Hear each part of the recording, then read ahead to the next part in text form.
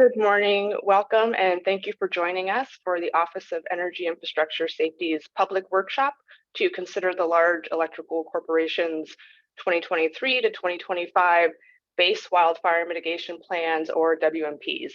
I'm Nicole Dunlap, supervisor in the Electric Safety Policy Division, and I will get us started with a few housekeeping items before turning over to the objectives for the day. Next slide, please. We'll open with a brief safety message. As this is a virtual meeting and everybody is participating remotely, please be aware of your surroundings and know the evacuation route out from your location. If you are alone in your space, please make sure someone is aware of your location in the event of an emergency. If you feel something, say something. The chat function is disabled for this meeting, but if you need immediate emergency assistance, you may use the Q&A function, which Energy Safety will be monitoring throughout the workshop. Finally, this is a two-day, all-day event, both today and tomorrow, and requires all of us to sit in front of a computer. Be mindful, stand up, move around throughout the day, and use the planned breaks as opportunities to step away from the screen. Next slide, please. This year in 2023, we're kicking off a new WMP cycle. Each cycle is 3 years long. The last cycle began in 2020 and concluded in 2022. This year, Energy Safety is evaluating electrical corporations' plans looking ahead in 2023 through 2025.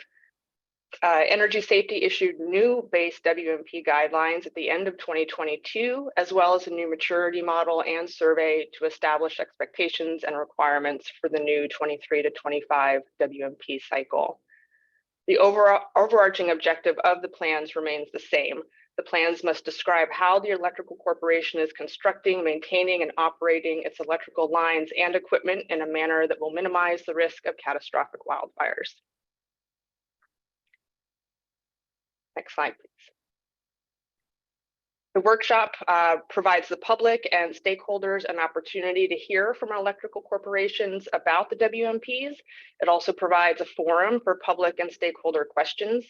Information shared and responses to the questions can help the public and stakeholders prepare and submit informed written comments on the WMPs. Written comments are due in about 1 month on May 26th. We will close out this workshop tomorrow with more information on next steps and how to provide written comments. Next slide, please. Over the next 2 days, we will hold 5 panels. Each panel will include brief presentations from the 3 utilities that highlight key areas of the WMPs. Expert panelists will have 45 minutes to ask questions of the utilities and of each other. An energy safety moderator is assigned to each panel. Following the panel discussion will be a short 10-minute break, followed by 45 minutes for public questions and answers. Next slide. Today, we have 3 panels to cover, 1 in the morning for vegetation management, and 2 in the afternoon, the first one on grid operations, design and maintenance, and 1 on emergency preparedness, community outreach, and public safety power shutoffs. Lunch will be from 11:30 to 12:30, and we'll have a full day adjourning around 5 p.m. Tomorrow, next slide, please. Tomorrow, we'll cover 2 panels, situational awareness and forecasting in the morning, and risk assessment and mitigation selection strategy in the afternoon. We'll have lunch from 12 to 1 and adjourn a little early around 3:30. Next slide, please. We look forward to hearing everybody's questions and comments during the Q&A segments. There'll be an open public Q&A segment per panel at the end of each panel, and then 1 open Q&A at the end of each day to catch any leftovers. To ensure we have an orderly discussion, we do have a few best practices to go over. Verbal questions will be prioritized. So during the designated Q&A segments, raise your hand on Zoom and wait to be called on. You will be unmuted to ask your question, and then you will be immediately muted again. To be unmuted to speak again, you'll need to raise your hand and wait in the queue. Energy Safety will also be monitoring the Zoom Q&A throughout the whole workshop. You can ask a question there at any time. We will respond in writing to procedural questions or IT questions, and we'll select questions to read out loud during the public Q&A segments. Not all written questions may be asked aloud depending on timing of the panel. All comments, verbal and written, will be recorded and evaluated for consideration. On that note, please be aware that today's workshop is being recorded and it will be posted to Energy Safety's website. Please keep questions on topic and within the active panel. Hold any questions on other topics for other appropriate panels or during the open Q&A at the end of each day. We have a lot of presenters and panelists joining us today. So to help us all understand names and representation, we have a complete list of utility presenters and panelists. We're going to share that, I believe, through the chat function, so you can reference those during the discussions. However, whether you're a utility presenter, panelist, or member of the public, please remember to introduce yourself and your role before speaking. Now I'll introduce our moderators for the day from Energy Safety. Today, we'll kick off with vegetation management, which Colin Lang from Energy Safety will be moderating. In the afternoon, Andy Biggs will moderate the panel covering grid operations, design, and maintenance. And then closing us out for today will be Jessica McHale, the moderator for the Emergency Preparedness, Community Outreach, and Public Safety Power Shutoffs, or PSPS panel. Next slide, we'll take a detailed look at the agenda for today, including panel timeframes and expected breaks. Energy Safety will be keeping time. We have Sarah Moore on the line helping by providing 1-minute warnings and noting when someone is at time. We will do our best to meet these panel timeframes. However, the breaks or timing of the segments within each panel may shift based on the discussion and the questions. For example, if we don't use the whole 45 minutes for public Q&A, we may end that panel early. Please bear in mind, the utilities have received panelist questions not even a full day prior to this workshop. So in some cases, they may not be able to fully respond to questions and will ask to follow up with its response after the workshop. We also have utility subject matter experts on the line to help answer panelists or public questions, depending on the technical nature of the question. Again, please remember to introduce yourself and your role before speaking. Now I'll pass it over to Nathan Poon, Energy Safety's workshop facilitator for the next 2 days, and he will introduce our first panel. Thanks, Nicole, and thank you everyone for joining us today. I'll try to keep us on track and getting us to all of our breaks and lunch on time. As Nicole mentioned, if you have any questions, please put them in the Q&A chat. I believe you're still able to chat me if you're having any problems, so please chat the panelists. I'll be taking a look and monitoring the chat, and you can also directly chat me through Zoom, or you can email me if you're having any issues. With that said, I'll hand it over to Colin to get our first panel of the day started. Great, thank you, Nathan. Good morning, everyone. My name is Colin Lang. I am a senior environmental scientist with Energy Safety. And as you already know, I will be moderating today's vegetation management panel. Vegetation management can reduce both wildfire ignition and consequence risk. It involves planning for both the canopy surrounding overhead lines and the understory in and around the right-of-way. Landscape structures modified by colonization and our changing climate have made vegetation management efforts challenging and require land managers and utilities to constantly adjust to the present and sometimes unprecedented conditions. Since the inception of the wildfire mitigation plans, utilities have increased the scale and scope of their vegetation management programs to address contact with vegetation, which is a significant driver of utility wildfire risk. They have worked to target hazard trees, improve record keeping, and study the effectiveness of enhanced clearances. We will first hear a presentation from Pacific Gas and Electric, PG&E, who is represented by Andy Branches. We will then hear from Southern California Edison, SCE, represented by Melanie Jocelyn. And finally, San Diego Gas and Electric, SDG&E, represented by Michael DeLeo. Without further ado, I will pass the mic off to Andy.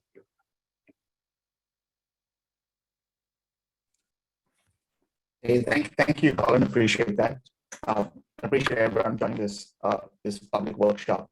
I'll start off with PGD's veg management efforts and what we've done to date and what our plans are for 2023 and beyond. If we can go to the next slide. Next.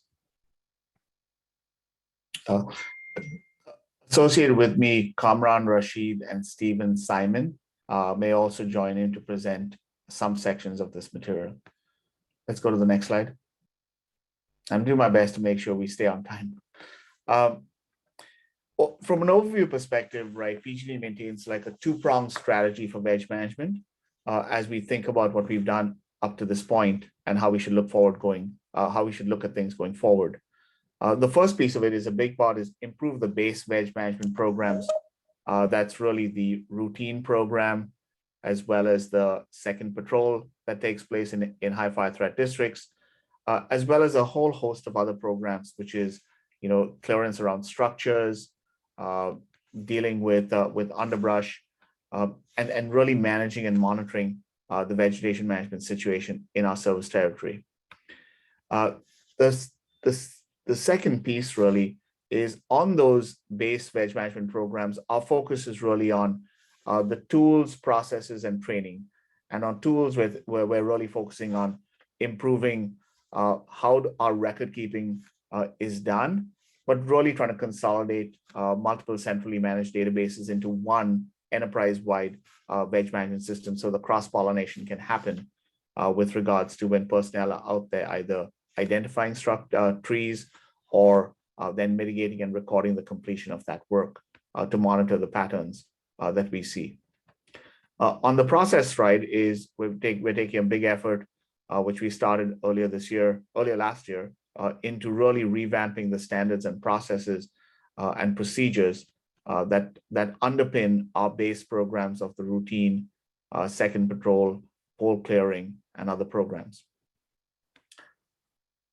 But then what are we doing beyond those base programs, which is the second approach? In the past, we had a program like what we called enhanced veg management, which was trying to do a very deep look at a section and try to address all the risk posed by vegetation in that section.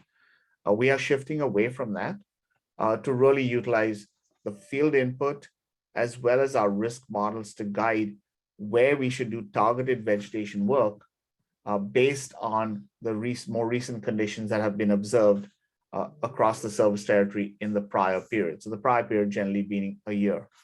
And towards that action, our plan focus will be on the focus tree inspection program for areas of concern. This is really trying to do a deep look at specific locations based on a multitude of factors. The second one is part of the shift away from enhanced veg management was because we put a new mitigation in place in late 2021, and then we honed that in 2022. This is enhanced power lines safety settings. And with the onset of that gave us a blanket protection across our system. And so what we're doing is that blanket protection did result in higher number of outages. And what we're doing is focusing the veg work to reduce the customer impact of those type of situations.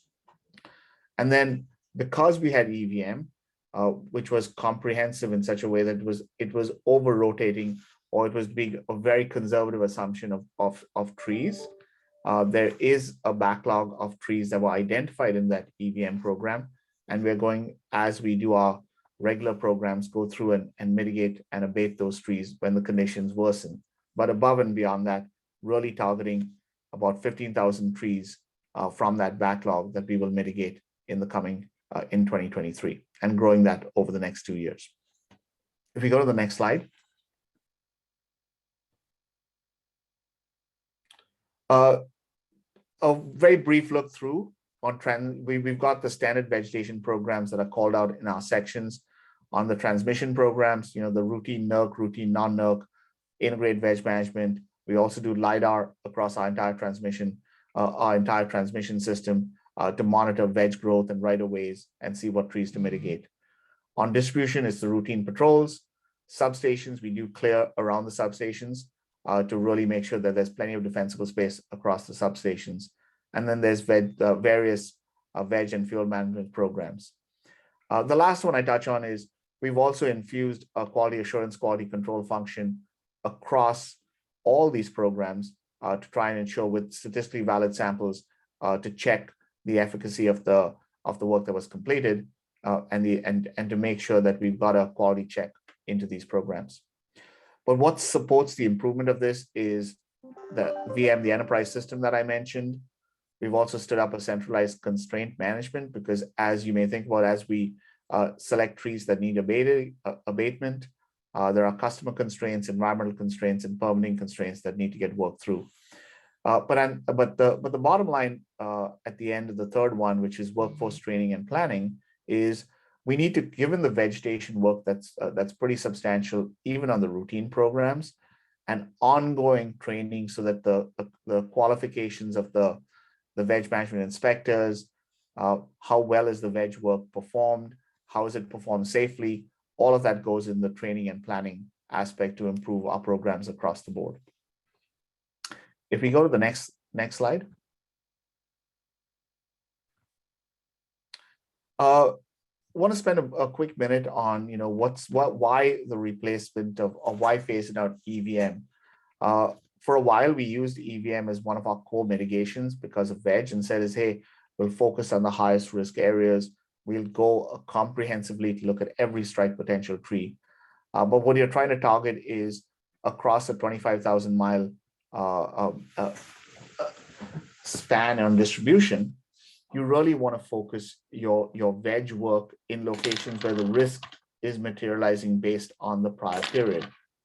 But the big reason is we now have a new mitigation.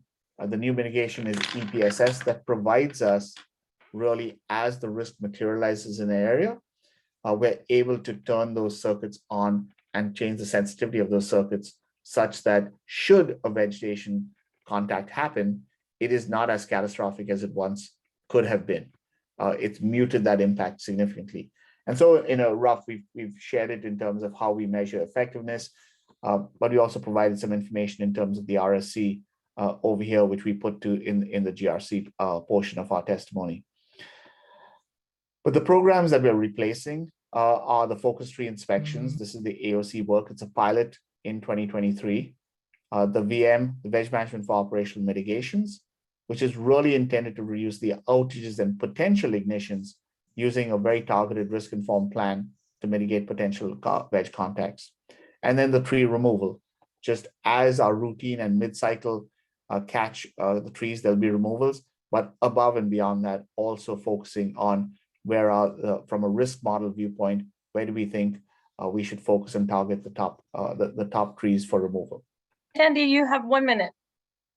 Thank you. I'll briefly go to the next, the last slide, then I'll skip the slide. This has details around so go back. This has details about our focus tree inspections. For some reason, I don't see on the purpose that section seems to be missing, but this really tells us how we used field input to get us to the locations, and then we use our risk model to focus. But the goal for 2023 is 300 overhead miles using certified arborists, track certified arborists to inspect that in a more comprehensive fashion, and then mitigate and then do the QC check. The next slide.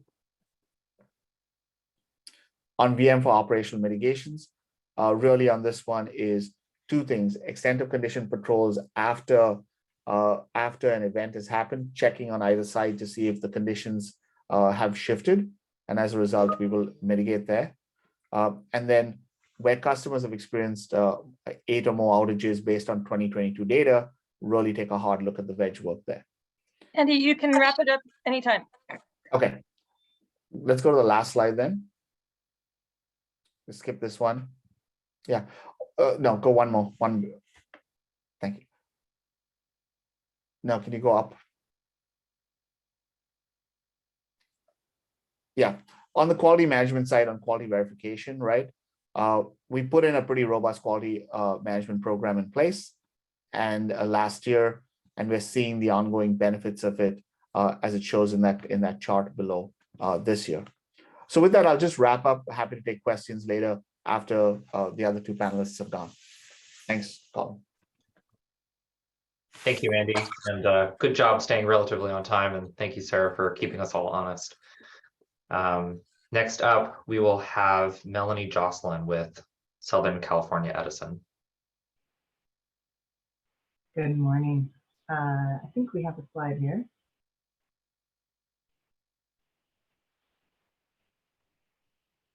I guess if you just go, there's a single slide.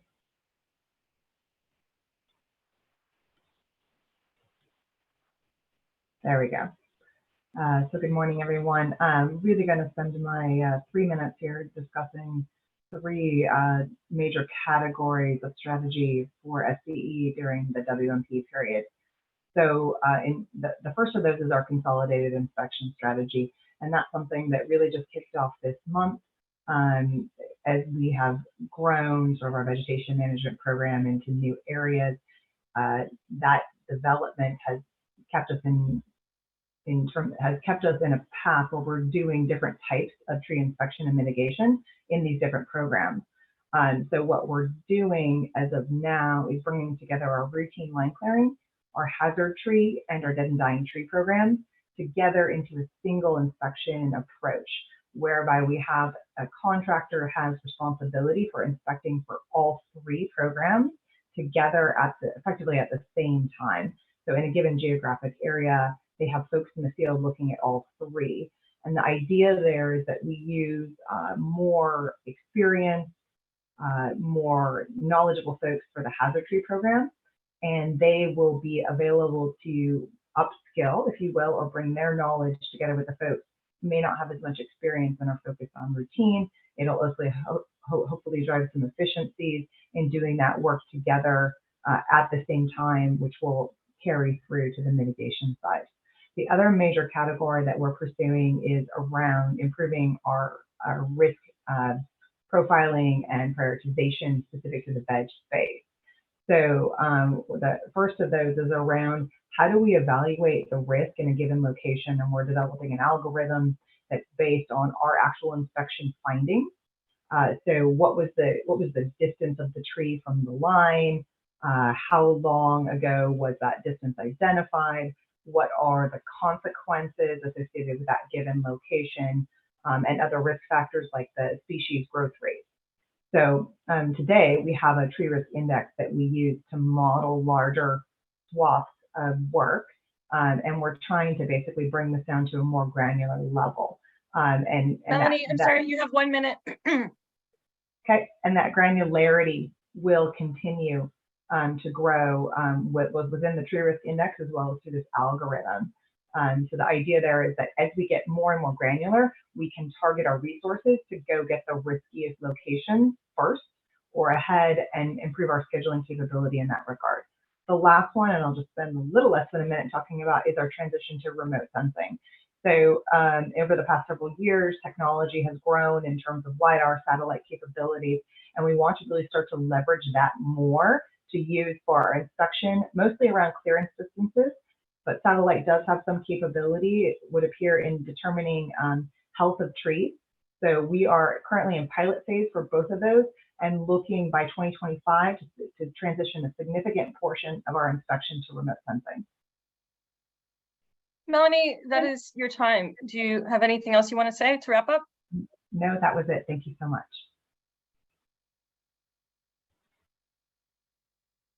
Thank you, Melanie. And last but not least, we'll have Michael DeLeo with San Diego Gas and Electric. Thank you, Colin, and good morning to everyone. My name is Michael DeLeo. I'm the WMP manager for vegetation management, and I know I have just a quick time frame here, so we'll go ahead and jump into the slides. Next slide, please. Next slide, please. So I think first it's constructive to look back, which could inform us on where we may need to go in the future. So just a couple quick safety points.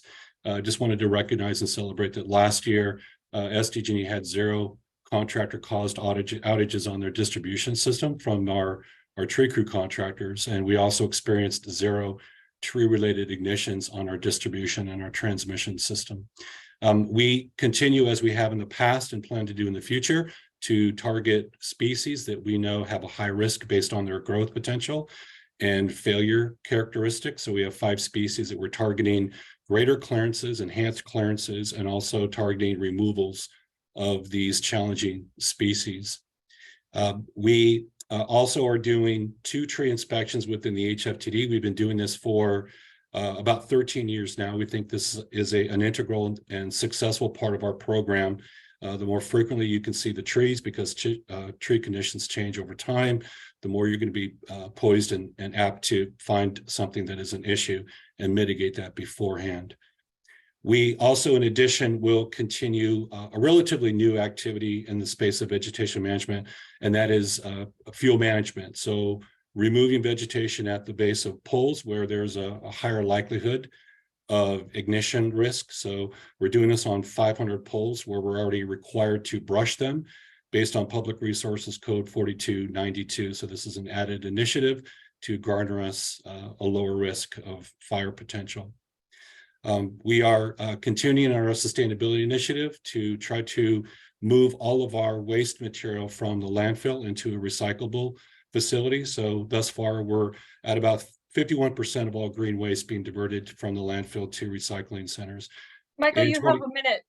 Thank you. In 2023, we continue to modify our inspection schedule to look at a more risk-based approach to it. So we're doing our riskiest VMAs, vegetation management areas, closer to peak fire season. Southern California, that's in the fall when the Santa Ana winds kick in.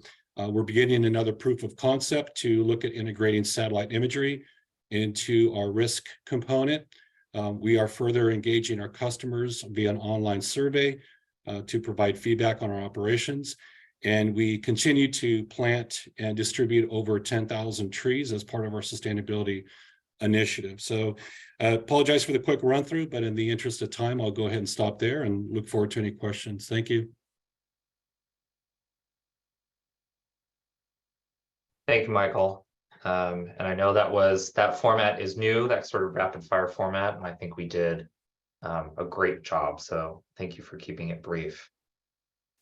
We will move directly into the panel discussion with our expert panelists. We have joining our utility representatives, we have Henry Sweat from the California Public Utility Commission Safety Policy Division. We have Greg Morris from the Green Power Institute, otherwise known as GPI, and Mike Esposito of Wildfire.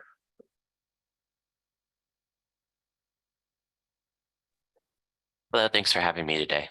Henry Sweat from the CPUC.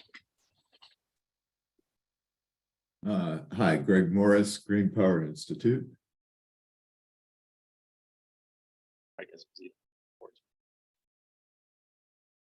Mike, can you speak again? You're a little soft. Just want to make sure that you're coming through okay.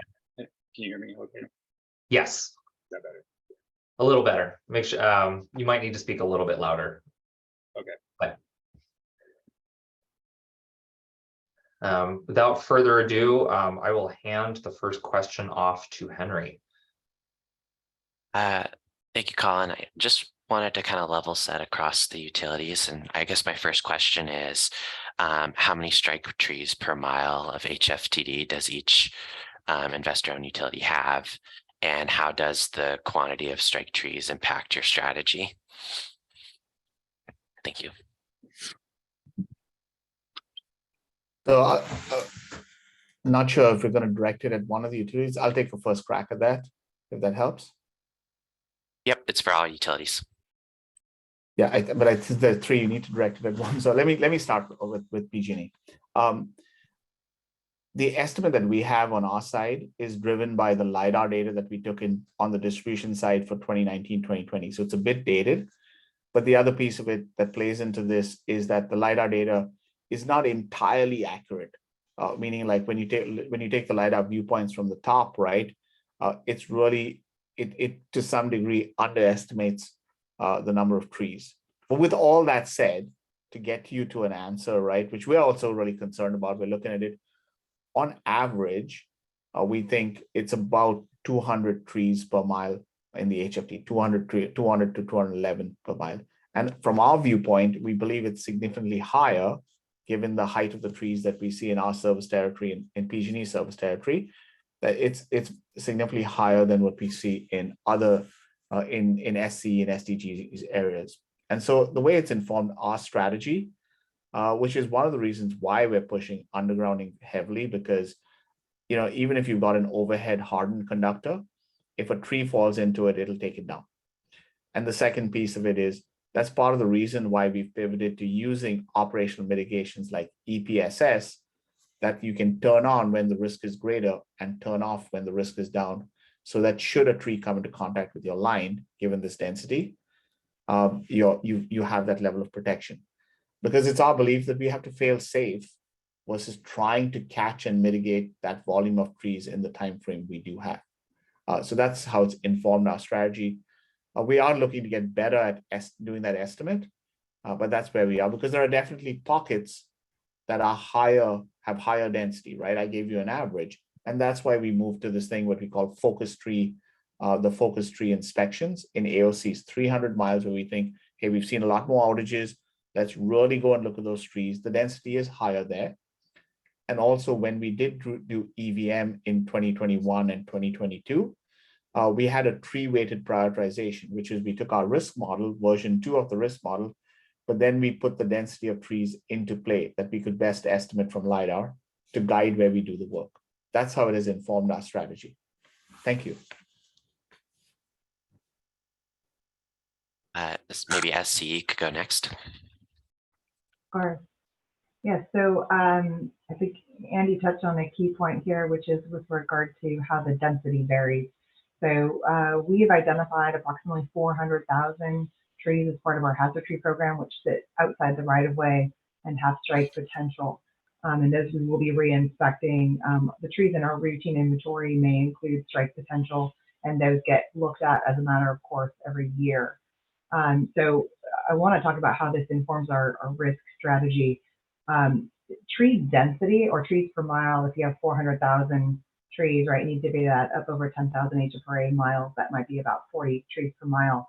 But it's really important to consider that forested areas simply have a lot more trees than desert areas. And so our tree risk index looks at tree density, proximity of the trees to the line, and certain information around species. And then it puts that together with a consequence associated with a strike in that area. And that drives us to a place where we can divvy up risk, sort of at A, B, C, or D category. And so we have our reinspection plan to be on a 3-year cycle, with the riskiest A locations will be on an annual basis. So hopefully that addresses your question. Thank you. Thanks, Melanie. Yeah, so for SDG&E, we're currently in a new proof of concept for looking at satellite imagery to get a more accurate assessment of the strike trees that we have per mile. We're looking at a risk basis, not just at the asset level, but also at the span level, so we can combine other data points to assess that risk. We have in our inventory about 500,000 trees. Those are part of our database that we track literally twice a year on every tree. So we capture multiple data points, including the tree height, but also the clearance during every single activity, during pre-inspection, auditing, and tree trimming. We have about 2 decades worth of data that we can use. We are now just starting to feed into developing these risk models utilizing both satellite and also LiDAR. So we began a proof of concept with LiDAR a couple years ago. One of those processes that we're looking at is to come up with true data on what our strike tree potential is. When you look at our total line miles, overhead line miles, which is about 8,000 total line miles, 6,000 distribution, 2,000 transmission, it equates to about 62 trees per mile. But as Melanie mentioned, there's, just like Southern California Edison, SDG&E has a very varied topography and landscape. So we tend to see pockets of trees that are sporadic. For example, we tend to see pockets of trees that are strike potential along our riparian corridors, where the trees have access to water and grow taller. and in some of our more mountainous regions where we have taller conifer trees and some of our oak species. Anytime we have an outage, we do a root cause analysis to determine, what was the mechanics that caused the outage. Again, we take all kinds of data on the tree that caused the outage, the height, the distance from the line, the clearance, the last time it was trimmed. So we're really now just sort of delving deeper into utilizing this rich data set based on our tree inventory, this enterprise tree inventory. As again, I mentioned that we've had for about 24 years now. So I'll stop there. Thank you.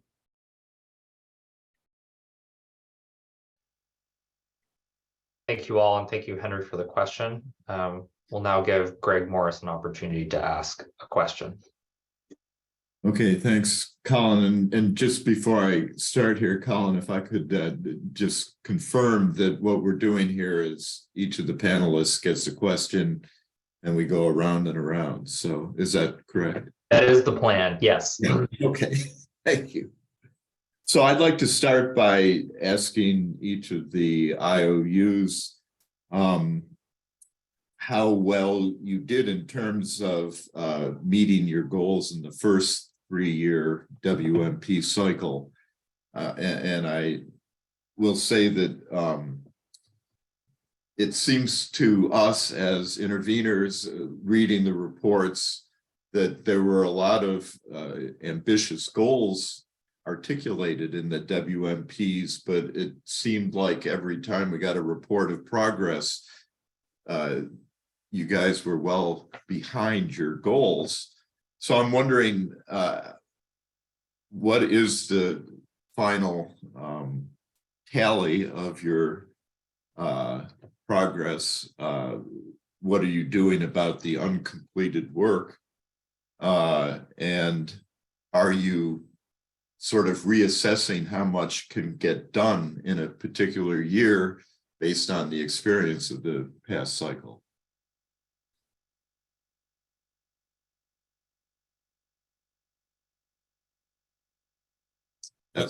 That's Colin, shall we just continue with our same order, north to south, or? If you want to start, we want to switch things up, Michael. Oh, sure. Yeah, I'll start. Yeah, thank you for the question. So when we think about our goals in vegetation management, they have been consistent year to year and trying to make incremental progress and trying to push that bar so we can lower the risk. So I'll talk about a couple key initiatives that we have had consistently that we will continue to build on. One is making sure that our situational awareness, that is the population of trees that we know that have strike potential or have history of needing to be trimmed near the power lines. For us, it's all predicated on knowing our trees. So our database, again, we have about 500,000 trees in our database. We inspect every tree every year, at least once. For our HFTD, we inspect every tree located in the HFTD twice.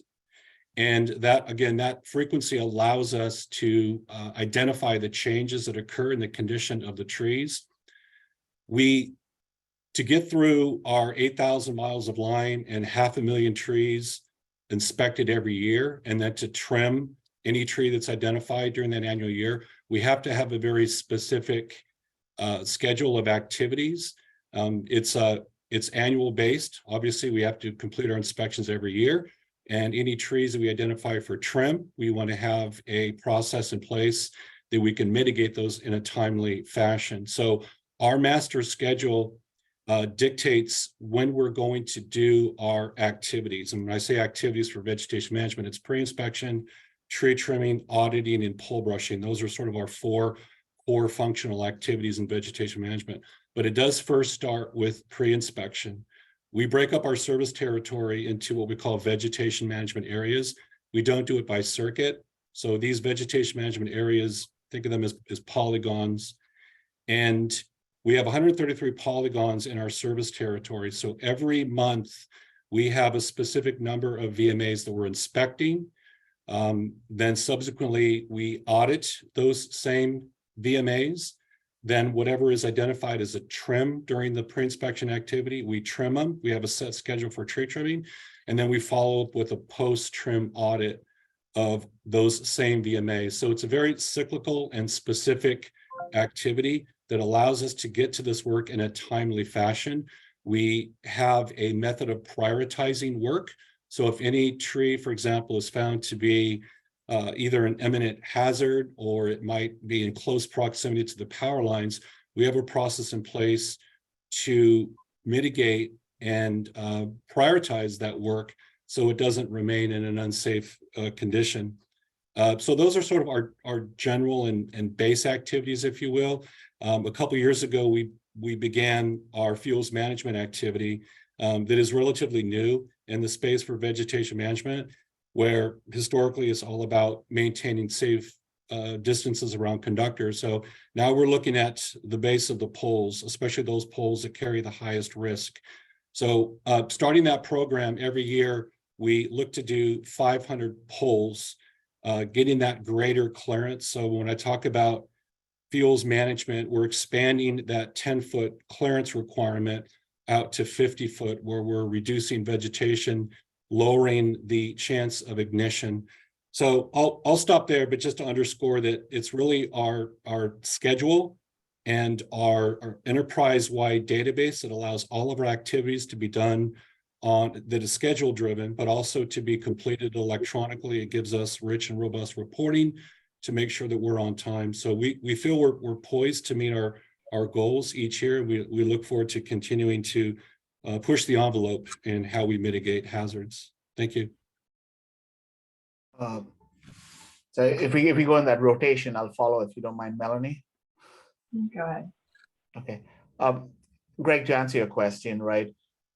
The way we look at our veg management success and the volume of work we do on veg management, similar to what Michael covered, we do the routine, which is for us patrolling the 25,000 miles in HFTD, actually the 80,000 miles across all HFTD, non-HFTD, the whole all veg on the distribution side and on the transmission side, actually. That's once a year, it's annual. And we've been successful in getting those done, as Michael articulated, because the volume is large. You've got to keep it on the annual cycle, and there are specific corridors in how you go about doing it. And that has continued and will continue. That's our base program. In high fire threat districts, similar to what Michael outlined as well, all three utilities, I believe, does a second patrol about 6 months away. And that has been successful over the past few years. It has not changed. And we've completed all those. We've not missed sections in prior years. So from any perspective, I believe we've stayed on path with that. And what that does is identify trees that need to be worked, whether the work is tree trimming to keep the clearance appropriate, or whether the work is hazard identification to mark the tree for abatement and do that. Now, beyond those programs, right, we do above and PG&E has done above and beyond compliance on those, and that's what the EVM program was about. Now, from an effectiveness perspective, how effective is the above and beyond compliance? That's where we take a hard look, and that's kind of caused us to make some shifts and changes. And so how do you measure effectiveness from our perspective is, hey, has the number of ignitions come down? Has the number of outages come down where you perform the work? You try to measure that to the best of your ability. And we've got some data that given us some guidance for the most part. Overall, across all our mitigations, we have seen ignitions come down. And for us at PG&E, the biggest change that we saw really came from the EPSS program as we expanded in 2022. But the mix, when you look at the mix of the cause of the ignition in our service territory at PG&E, vegetation is still, it ranges between 45 to 55% is where vegetation is the driver, even though the overall volume has come down. To put it in numbers, in prior periods, we would see about 150 ignitions in our service territory every year, right? It's small, it's random where it happens, driven by weather, driven by a lot of conditions. Last year, it was 87 on the distribution side, but the percentage mix is still in the 45 to 50% range on veg. And therefore, what we feel the targeted programs should get us a higher effectiveness, obviously measured by measured by ignition reduction as we're checking. We're also trying to obviously go after outages, because if you don't have outages, then you don't have shots on goal to produce an ignition, hence no catastrophic. So we believe our wedge programs have been effective, but need continued tweaking, and the situational awareness tools that Mike called upon are something we're also looking at very closely.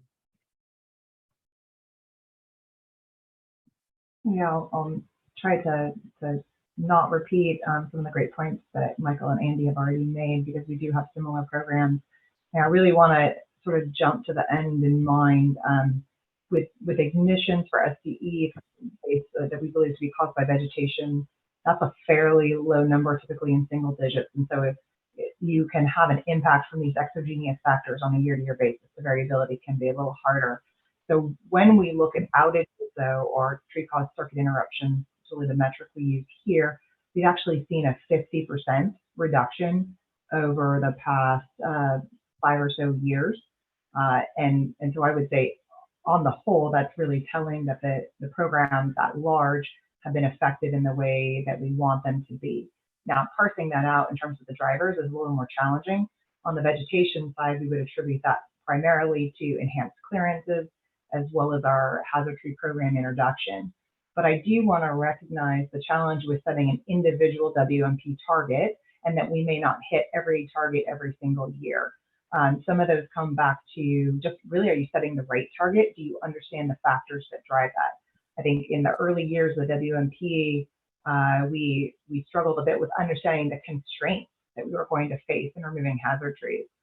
There's significant environmental regulations that we need to adhere to, and we can't simply go remove a tree without following the appropriate protocol under NEPA if need be, et cetera. Likewise, we may have these resource constraints with the increased focus on wildfire and vegetation in particular over the past several years. Resource constraints sort of pop up from time to time. And then you have factors like a first quarter of 2023, we had significant unexpected rain and snow, which limited our ability to complete inspections and mitigation. So we're a little behind there, but we do expect to catch up. So when we talk about individual metrics or targets and whether we're able to hit those, there can be a variety of factors that influence that. And so I think we're improving in our sophistication and understanding of really what is feasible and what is achievable. But I expect we will continue to have certain surprises in those types of categories as we move forward, and we'll continue to keep our eye on the prize with regard to reducing ignitions and outages.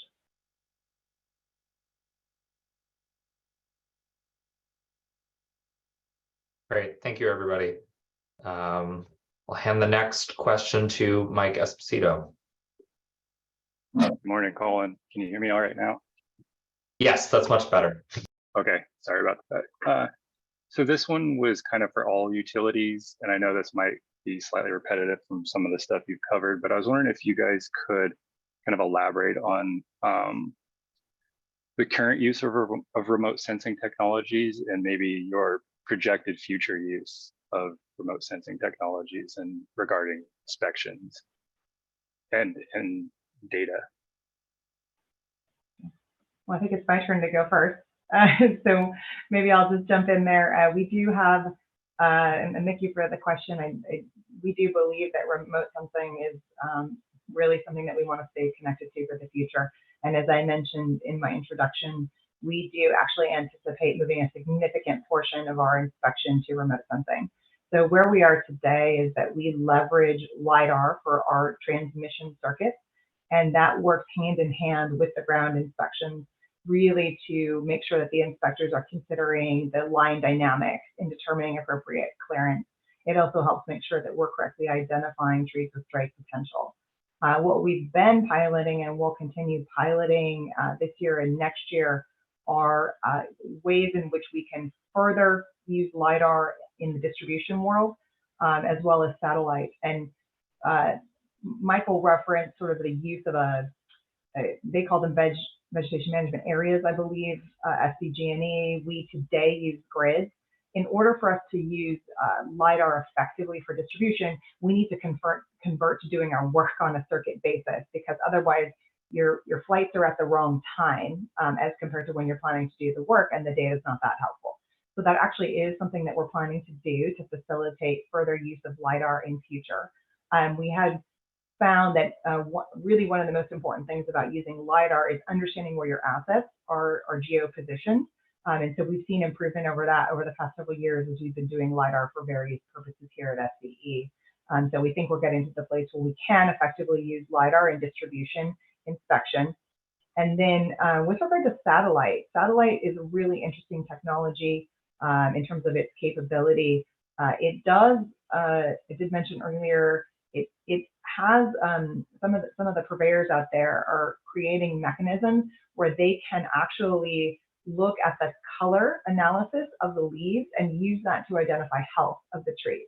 So we do dead and dying tree patrols right now. If we can start to do that using satellite technology, that would be amazing. And likewise, what we've piloted so far for satellite has been really interesting. It does produce results that are consistent with what we find in LiDAR, but the granularity is not quite there yet. The resolution is not exactly where we want it to be, where we feel like we could rely on it today. That said, my understanding is that there will be satellites available for commercial use by at least a year from now that will move to a 10-centimeter resolution, and that has amazing potential to get closer to LiDAR in terms of accuracy. So because of these things that we're still exploring, we believe it is feasible to transition our routine inspections to really be based on that technology. It's important to note, though, that remote sensing at this point, and I haven't heard yet of a potential for future to identify hazard trees where there's a structural integrity problem with the tree. You might be able to see things like if you have a known position for the tree trunk. I'll do a little finger motion here, and then you might be able to pick up if it's actually uplifting, right? That's the kind of thing you might be able to capture. But today, both tools are really identifying these points. And so one of the other things we'll have to do, and then I'll shut up and let other folks talk because I could go a little too far on this topic. But one of the things that's really important is we maintain our vegetation inventory. And so you also need some important database connections between the data that's produced, which may be light points or just these various points of potential encroachment. And you need to be able to identify that back to the individual trees, because that's what the tree trimmers actually go do. And so we need to make sure we have those controls in place, that we're maintaining the inventory. And I started to go down, I'll close out by saying we will still need ground inspections, potentially for locations where you aren't able to get perfect imagery because of overhangs, if those are still in place, or other constraints, as well as to identify structural defects at the base of the tree that the technology isn't able to do. Thank you. Yeah, this is Michael. I guess I'll switch up the rotation again. It's hard to add more than what Melanie said. She really hit on all the key points. Let me first start by saying that SDG&E is continuing to investigate the use of remote sensing technology, specifically LiDAR and satellite imagery, with regard to its integration in vegetation management. It can be a key component. I would advocate and argue, though, that it is an augmented tool. As Melanie mentioned, and I strongly advocate that we will never be able to replace dedicated, trained, certified arborists who know how to do hazard tree inspection on the ground to fully and completely assess hazard trees. So I really see multiple uses for, let's talk about LiDAR first. So we began a process of flying all of our distribution lines, especially in the HFTD a couple of years ago. We have all the data. We're still processing the data. That is one of the inherent limitations of LiDAR, is that it is, since it's a point cloud, you get, almost absolute readings, a high degree of accuracy, but it has a relative short shelf life, right? And in this day and age with vegetation management, because we have to be compliant year round, as Andrew mentioned, that usually necessitates multiple inspections. You're capturing clearances at multiple times throughout the year. So arguably, even LiDAR data it has a shelf life. So it has limited value as time goes on. The other disadvantage of LiDAR is the processing time. Now that is getting faster, but it's not just flying or conducting the LiDAR flights, but processing the data, doing it, actually getting that point cloud information such that it can be augmented, or it can increase the effectiveness or the efficiency of our vegetation management operation. So we're continuing to investigate LiDAR. What we're looking at doing first is, as Melanie mentioned, is to augment our vegetation data. So our vegetation database, again, we have copious amounts of information, 2 decades worth of data for our inventory trees. It is missing that component of the strike tree potential. So that is what we're focusing on right now with the use of LiDAR, is to identify where this larger population of trees are, such that we can ingest it into our models to use it as additional data points for identifying risk. With regard to satellite, the advantage of satellite over LiDAR is that you have a higher frequency of capture. As Melanie mentioned, we started this proof of concept. So we're initially looking at satellite imagery's capability of giving us a high degree of accuracy for tree height, because we can learn more about our tree strike potential with satellite imagery as well. Where you don't get the same degree of accuracy with LiDAR from satellite is with clearance. So right now, we learned that the best resolution for satellite is about 3 meters. So, in the world of compliances, where you have an 18-inch minimum compliance or a 4-foot minimum compliance, you can see where that information has less value. We can use our satellite data, as we're learning in our proof of concept, to give us a high degree of accuracy when it comes to looking at the composition or the percentage of ground vegetation. So we could take advantage of the satellite imagery with its high degree of capture to show us, for example, change management, where maybe we need to focus our fuels management activities. I will also underscore and agree with Melanie again that this does not replace this ground patrol. It has a time and space.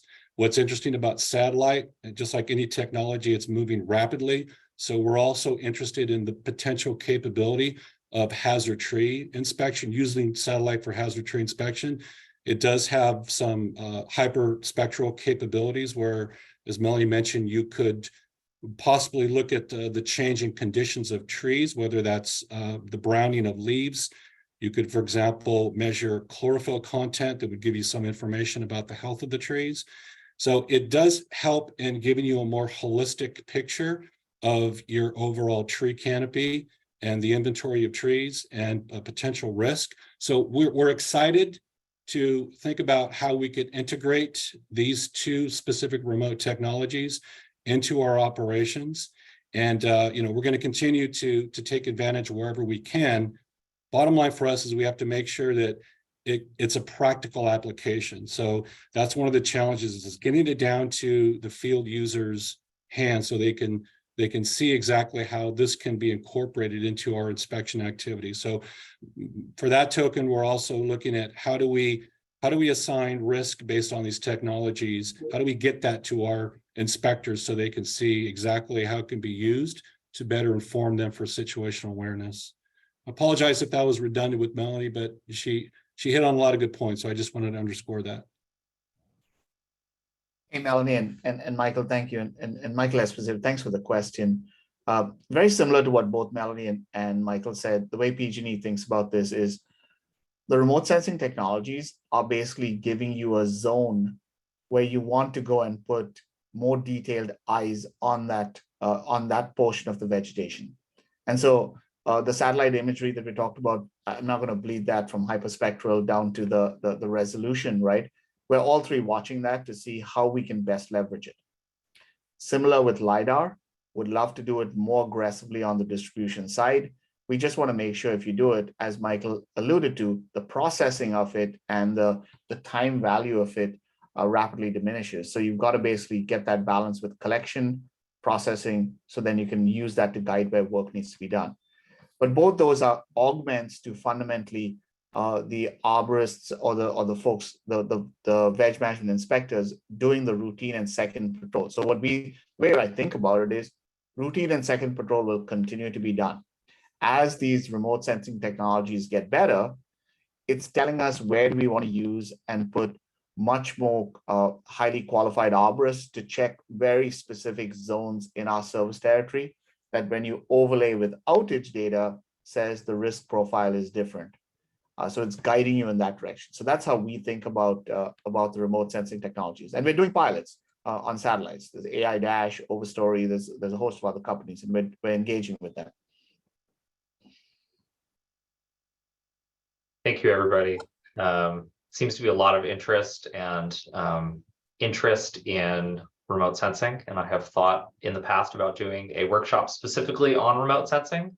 So maybe this discussion will spur me to open that box again, and we'll have one in the future. I'm hoping to get through one more round of questions through all three expert panelists. So if we can try to keep our answers brief, we have, I think, about 20 minutes left for this panel. So without further ado, Henry, do you have another question to ask?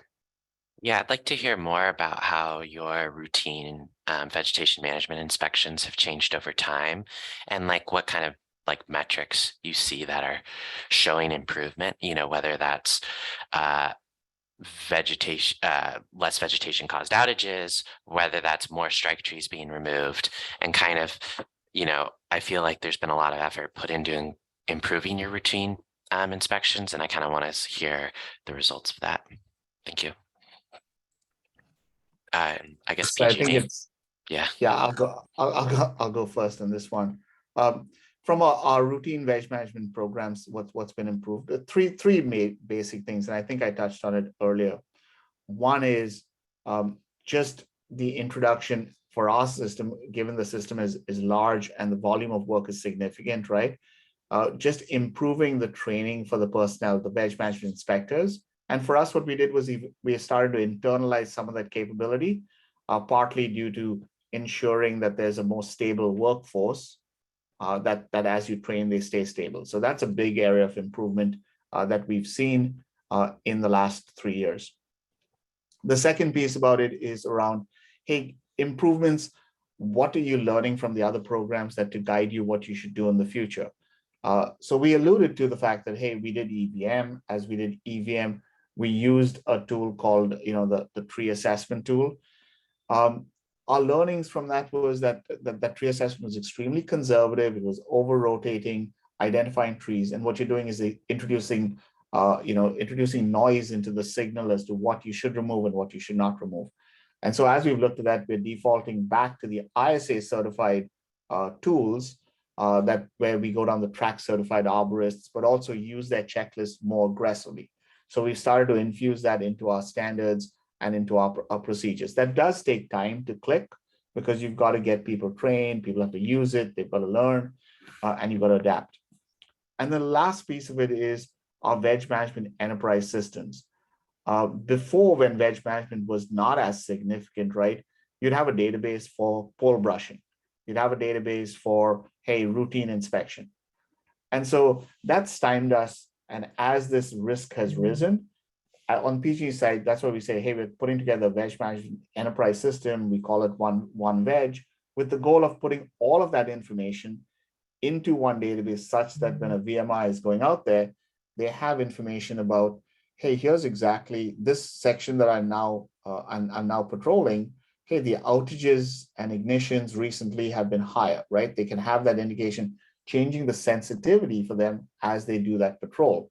Also, we talked about remote sensing just a minute ago, but when we get the remote sensing, you know, more mature, we would feed it into that enterprise system to get you that viewpoint for the ground folks to use more aggressively.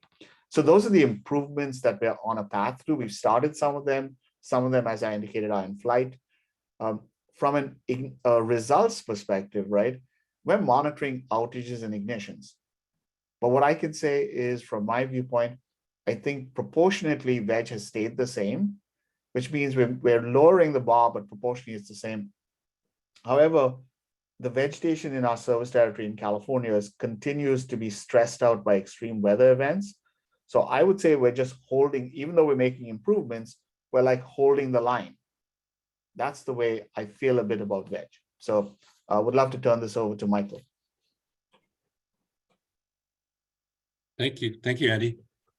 Yeah, I appreciate that. And that's a great question, by the way, from Mike. I'm sorry, from Henry. Thank you, Henry, for asking that. All great points by Andy. I guess I would just echo first and foremost that pre-inspection is really the core of vegetation management. It all starts and ends, if you will, with vegetation management. So you have to have a highly trained workforce. One of the ways that we've achieved that is to keep a consistent workforce. We've had the same pre-inspection contractor on property for a couple decades now. We've instilled specific training requirements to ensure that that workforce evolves and matures and is poised and ready to perform the activities, whether it's routine inspection and or our off-cycle patrols where it's more of an intense hazard tree inspection. Utilizing professional people, so requiring people in the right positions to be certified, which demonstrates that they have the training, the background, and the experience to make highly subjective judgment calls on hazard trees. Our second inspection activity that I mentioned earlier has been going on since 2010. We continue to evolve in that space by looking at not just doing them every year, but should we take a risk-based approach to the scheduling? That is to do that second patrol closer to our peak fire season so we can take advantage of the immediacy of the tree conditions. Our outage investigations, we've been consistent with that for, again, over 20 years, where we do a root cause analysis to look at every single time we have a vegetation outage. We do root cause analysis, determine what was the mechanic of the outage, not just to identify how it happened, but also how to mitigate or prevent it in the future. We used certified arborists to do that. We use our internal foresters to perform that work. So I think I'll just underscore again that the pre-inspection is critical. It has to be methodical. It has to be consistent. It has to be timely, and it has to continue to grow in the cadre of people that we have doing the program, making sure that our base of inspectors are highly trained, and we're also challenging them to follow procedures. We're challenging us to follow procedures, that if something can work better in our inspection activities, that we want to take advantage of that. So we believe we've been very successful with that, but obviously we need to continue to evolve. It's not just the frequency of the inspections, albeit there's a key advantage of that, but also, as both Andy and Melanie have mentioned, take a more risk-based approach to that. So everything we do is in the electronic environment. All of our work activities are off of the same vegetation management database platform. So any of our inspectors, tree trimmers, or auditors can see for all of our 500,000 trees, what is the activity history? That activity history can inform the inspector or the auditor on what actions they may have to take based on past practices or past conditions of the trees. I'll turn it over to Melanie. Thank you. Michael, just a quick follow-up. One thing that I think I've read you guys do, and I just want to make sure I understand it, is every single strike tree you have is assessed with a level 2 during the pre-inspection process, right? And that's kind of beyond what the other two utilities do. Is that generally correct? Yeah, I don't want to speak for the utility. So specifically what SDG&E does is we perform a second, what we call a level 2 inspection, which is essentially describes the extent with which you perform a hazard tree patrol. So that means within the HFTD, we do 2 separate inspections annually where we look at every tree that is within the utility strike zone that is tall enough to strike the lines if it were to fall from the ground level. So that level 2 inspection looks at 360-degree condition of the tree from the base of the tree to the upper canopy. Did that answer your question, Henry? Yeah, and you do that as it's a second pass through. Basically, you do your routine, then you come back and just zero in on the strike trees. Is that correct? Well, we, in addition to looking at the strike trees, we're also looking to see if any tree has the potential to encroach by growth within the minimum clearance requirement between Okay. that inspection date and the next scheduled inspection date. So it's holistic in nature, both of those inspections, but we are obviously primarily targeting the hazard trees during the off-cycle HFTD patrol. We don't usually find as many trees during the off-cycle patrol because it's already been inspected during the routine activity, and whatever needs to be trimmed, removed, or mitigated has already taken place. So it's an augmented activity. Thank you. Thank you. Yeah, I'll speak for SCE then, but I do want to acknowledge SCG&E has been ahead in this regard. They, from our past 2 years of discussions, I understand they have a significant number of certified arborists embedded in their routine inspection program. And so that's actually something that we're trying to actively work on, is improving the skill set of the pre-inspectors that we engage. And really making sure that our contractors are considering retention with regard to their employee base, so that knowledge is held and continued within the organization. So I'll maybe take a step back. So we instituted a formal quality control program back in 2019. And so we've been measuring the effectiveness of pre-inspection via that. What we do also do is use the trimmers as sort of a stopgap to identify if something's been missed. And so we've more recently introduced a more specific pre-inspection review in between those two steps of the process, so that we're getting a better picture of just how well the pre-inspectors are doing. And we have seen improvement in the prescriptions that are written as a result of that sort of insertion between the two steps in the process.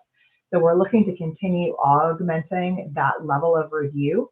And then I really want to talk about how those two pieces go together, right? Because as you're identifying opportunities to provide coaching and feedback to individual inspectors, it's important that they're retained and part of the workforce, because otherwise you're just going back and delivering the same message to new people, and it's not really as effective. So that's an important component.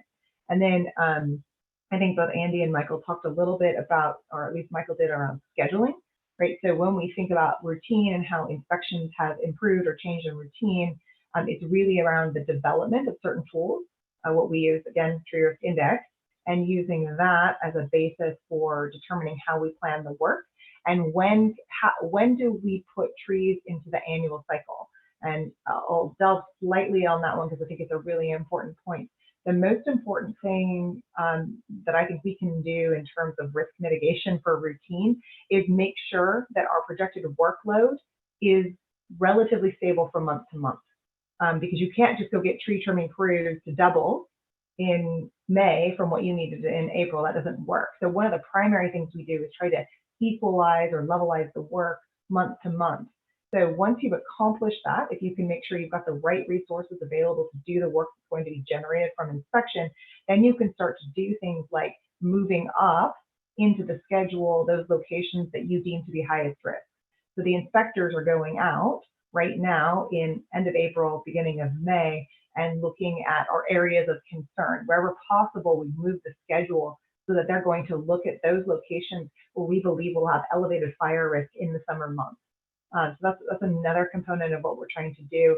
And I also would be remiss if I didn't address within the routine program the importance of enhanced clearances, right? So one of the things that a lot of attention gets paid to the inspection is that we're going to modify inspection, but I think modifying the actual clearance to maintain that clearance for the full cycle until the inspector gets back out there is a hugely important component.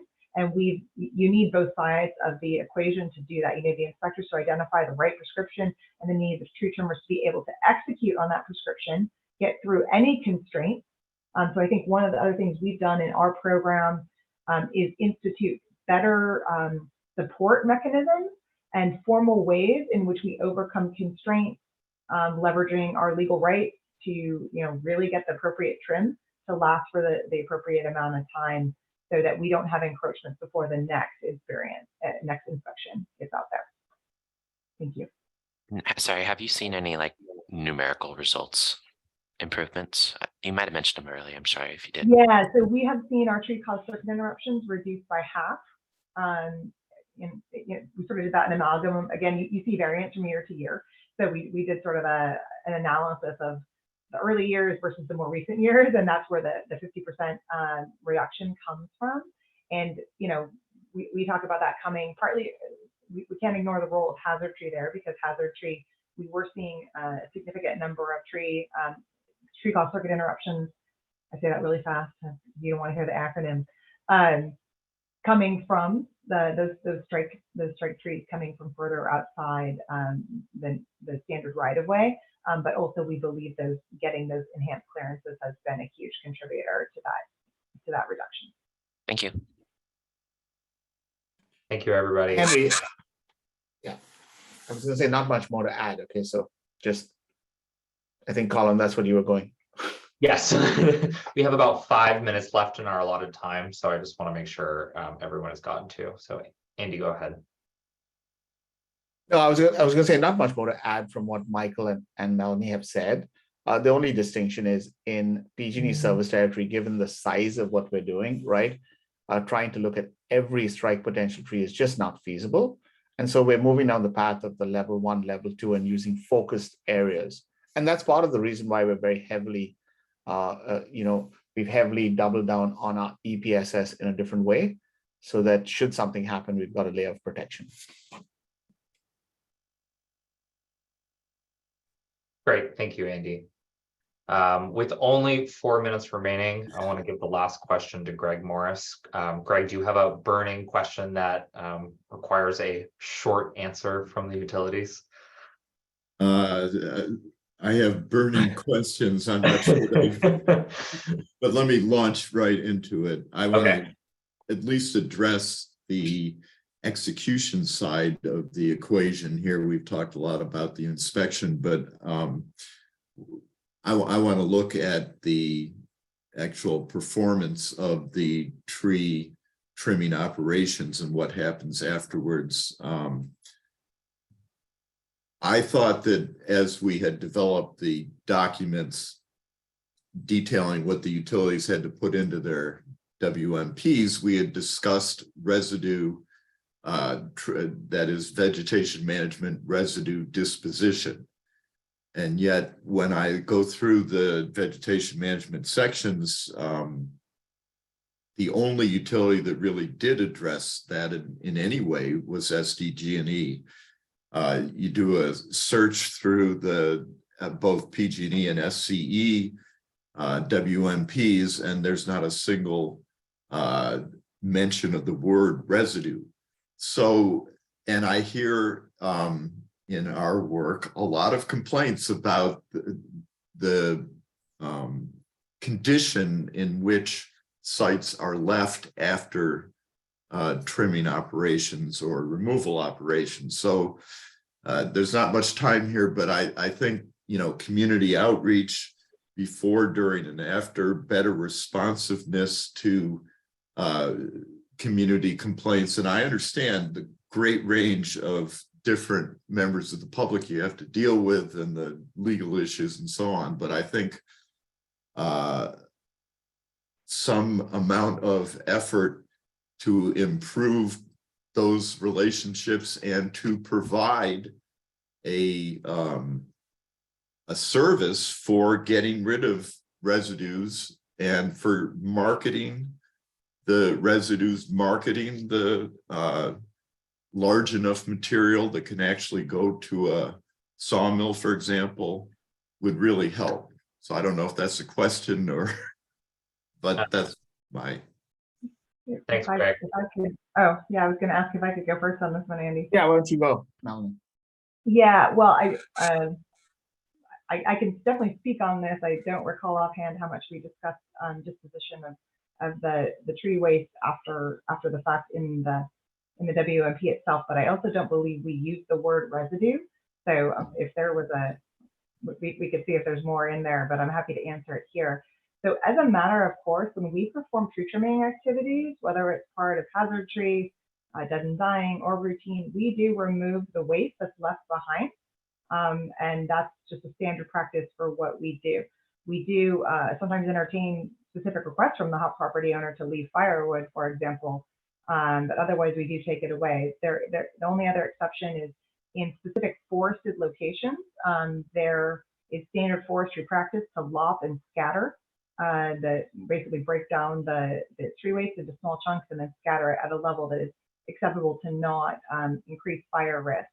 And that's also typically associated with the work occurring far away from roadways, where it would be an expensive operation to try to carry all that out. And then we do have that, typically our tree contractors dispose of those waste that they take away at the recycling facilities at the county level. So I'll just answer briefly there, and then we're short on time. Thanks, Melanie. Andy, you want to briefly address the questions? Yeah, we may not have called it out as residue, right? Basically, we started our wood management program in 2016, right, under the tree mortality program at the time, right? And we do chip and brush under all programs and lop and scatter. So we spread the vegetation residue, to your point, right, across, so that in the environment it has an ability to get absorbed for the most part. But like Melanie said, specifically, there are sections where homeowners, we want to make sure that we don't take property that's theirs, so we abide by those rules. And then in certain forested locations where they would prefer us, as we leave the tree where it's felled, to leave it in that location just because of their own requirements from an environmental perspective. But we'll pay attention to the fact that kind of how we call it out in our WMP in the future, where we quote, hey, the residue, taking the feedback, Greg, that you're providing. So appreciate that. Thank you. Thanks, Andy. I think because SDG&E very explicitly discusses this matter in their WMP, I think we will just move directly on to our break. I want to thank our expert panelists, and we will be back at 10:45 for the public question and answer session. And thank you all. Thank you.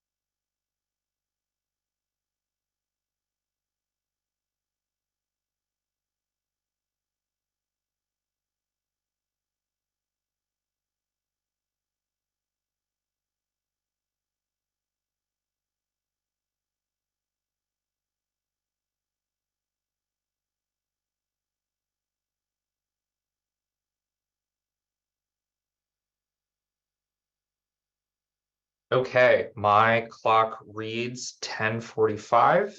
I just want a quick acknowledgement from our 3 utility representatives that they are back on the line. Yes. Yes, thank you, Michael.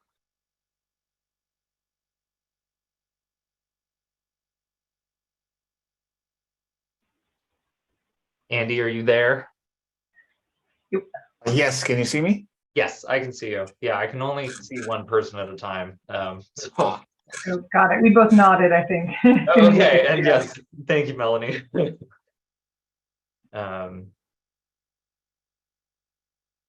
Okay, we will continue with our public Q&A.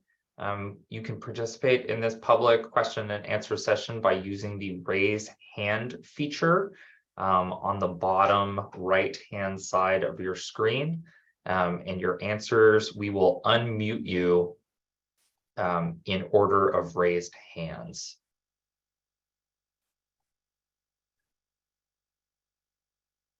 So if you do have a question, please raise your hand at this time. I see there is one raised hand from Nancy Macy.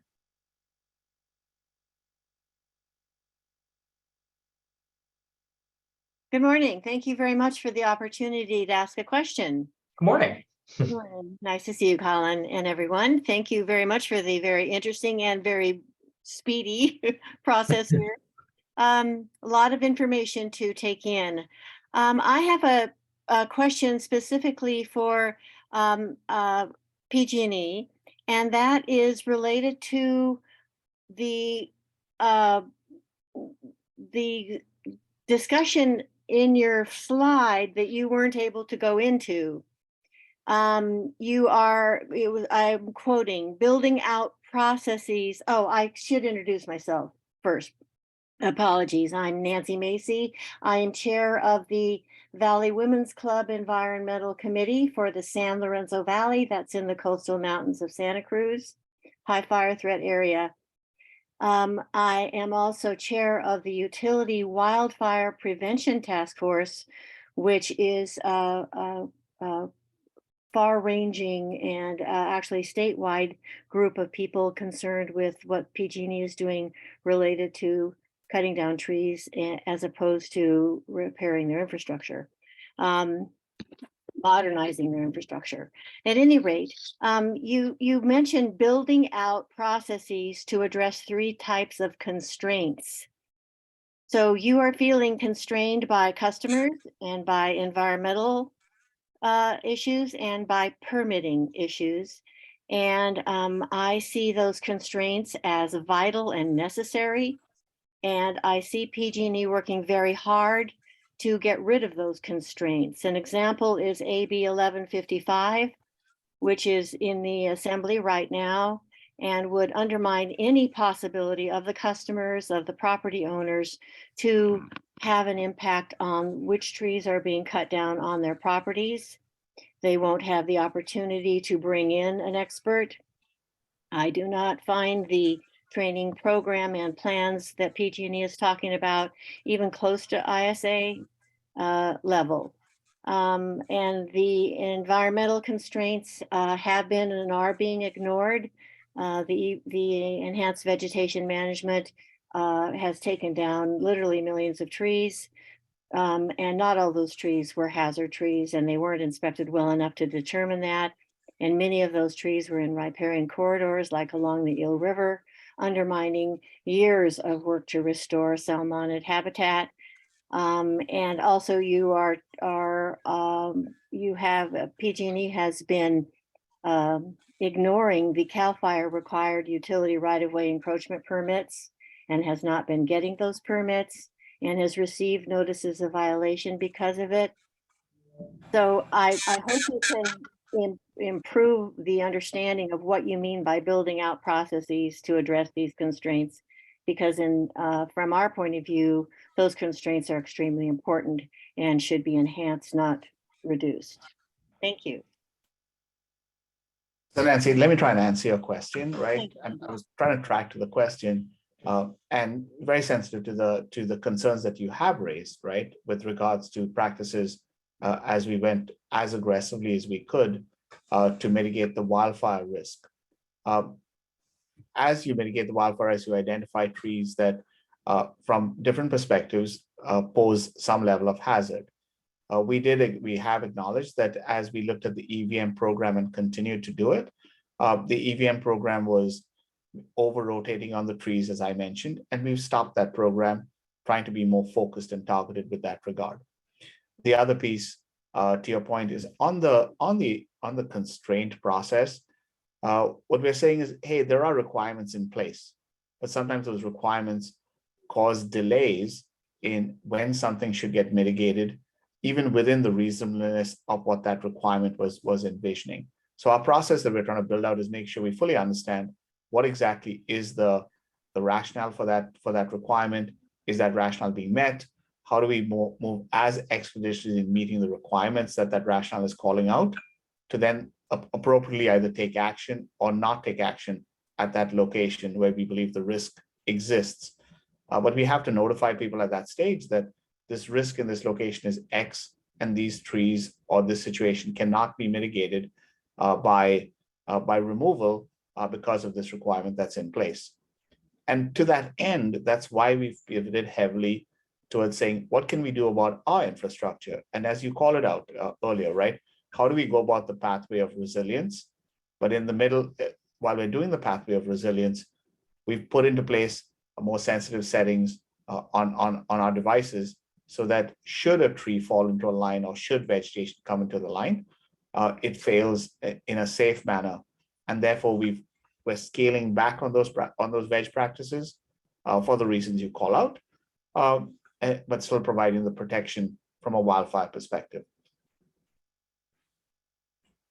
Okay, thank you for that information. I'd like to point out that one of the problems that PG&E does have, for example, here in the San Lorenzo Valley, we had quite a few power poles replaced, which was wonderful.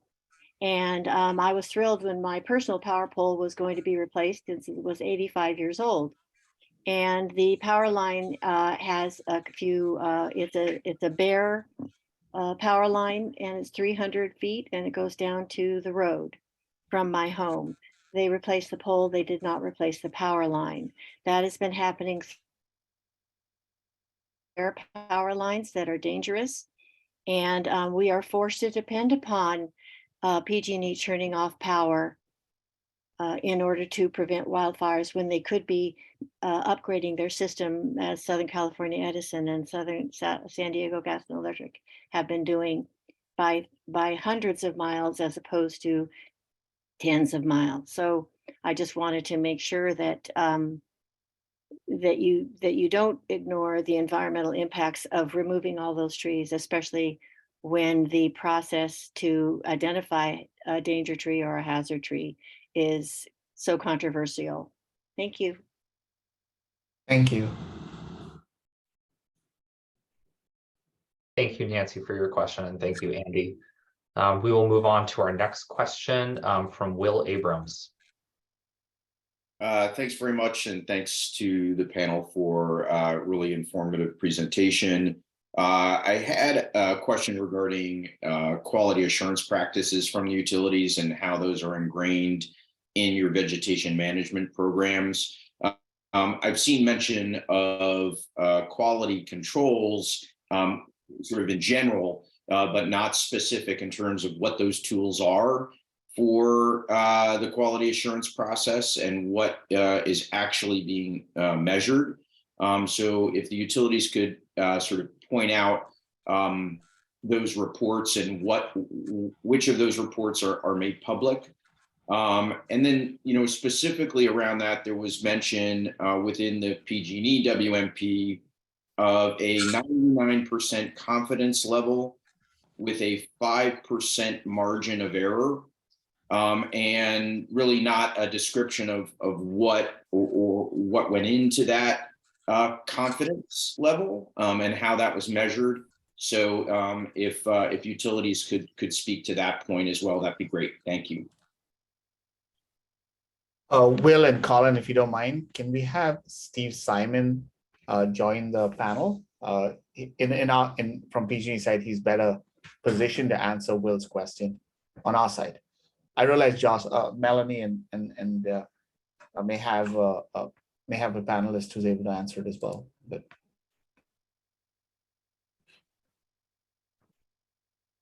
Andy, Yeah, this is Steve Simon. Can you hear me okay, Andy? Yes, we can hear you. Thanks, Steve. Okay, perfect. So I'll take the first part of the question first from PG&E's perspective.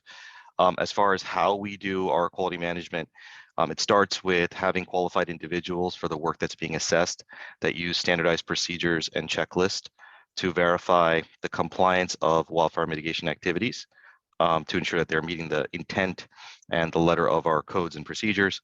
Any opportunities or deficiencies that we identify, we track and trend holistically across the system. And then we really look to identify the apparent causes upstream to put in corrective action so we can mitigate not just that instance-based compliance issue, but also implement corrective actions that prevent this from occurring again. The second part of the question was around statistical analysis. So what we have done is used a 95% confidence level with a 5% margin of error to size up the sample size that would be representative of the total population. And there's multiple different technical methods of calculation that we use from a statistics perspective to derive those samples within our QC and QA functions. And really the QC and QA is acting as a kind of that Swiss cheese model to provide layers of protection to ensure we don't have a breach through our layers of protection that would cause a safety concern, so cause a system issue and customer impact overall. So hopefully that addresses the question. If there's any follow-ups, I'm happy to take that for PG&E. Thanks for that. I guess just as a follow-up, just to clarify what you're saying. So the checklists that you described, are those public in terms of the aggregate result of those checklists? And then you mentioned that that you track and trend holistically. So I'm wondering if that's a particular report, and if that's a particular report, could you let me know what that is? And then I still am a little confused about this confidence interval here. You know, within your WMP, you stated 99% confidence, and I just heard sort of 95% confidence, you know, and I don't want to split hairs here, but just trying to really understand confidence in what? Is it confidence that, you know, of what measures are you confident in, right? So it just is this overarching confidence. And so trying to understand, you know, more specifically, what that's in relationship to. Got it. Yeah, so the second part I'll try once again. So the confidence level is, right now, I think we had it on the previous slides, but I think we're at like a 99% pass rate for one of our programs. And that's derived from a sample population taken from the total population of work done within a specific program. That gives us a 99% confidence, which is a sampling methodology we're using for QC, and 95% confidence we're using for QA. Respectively, that gives us that level of confidence that the total population is passing at that rate.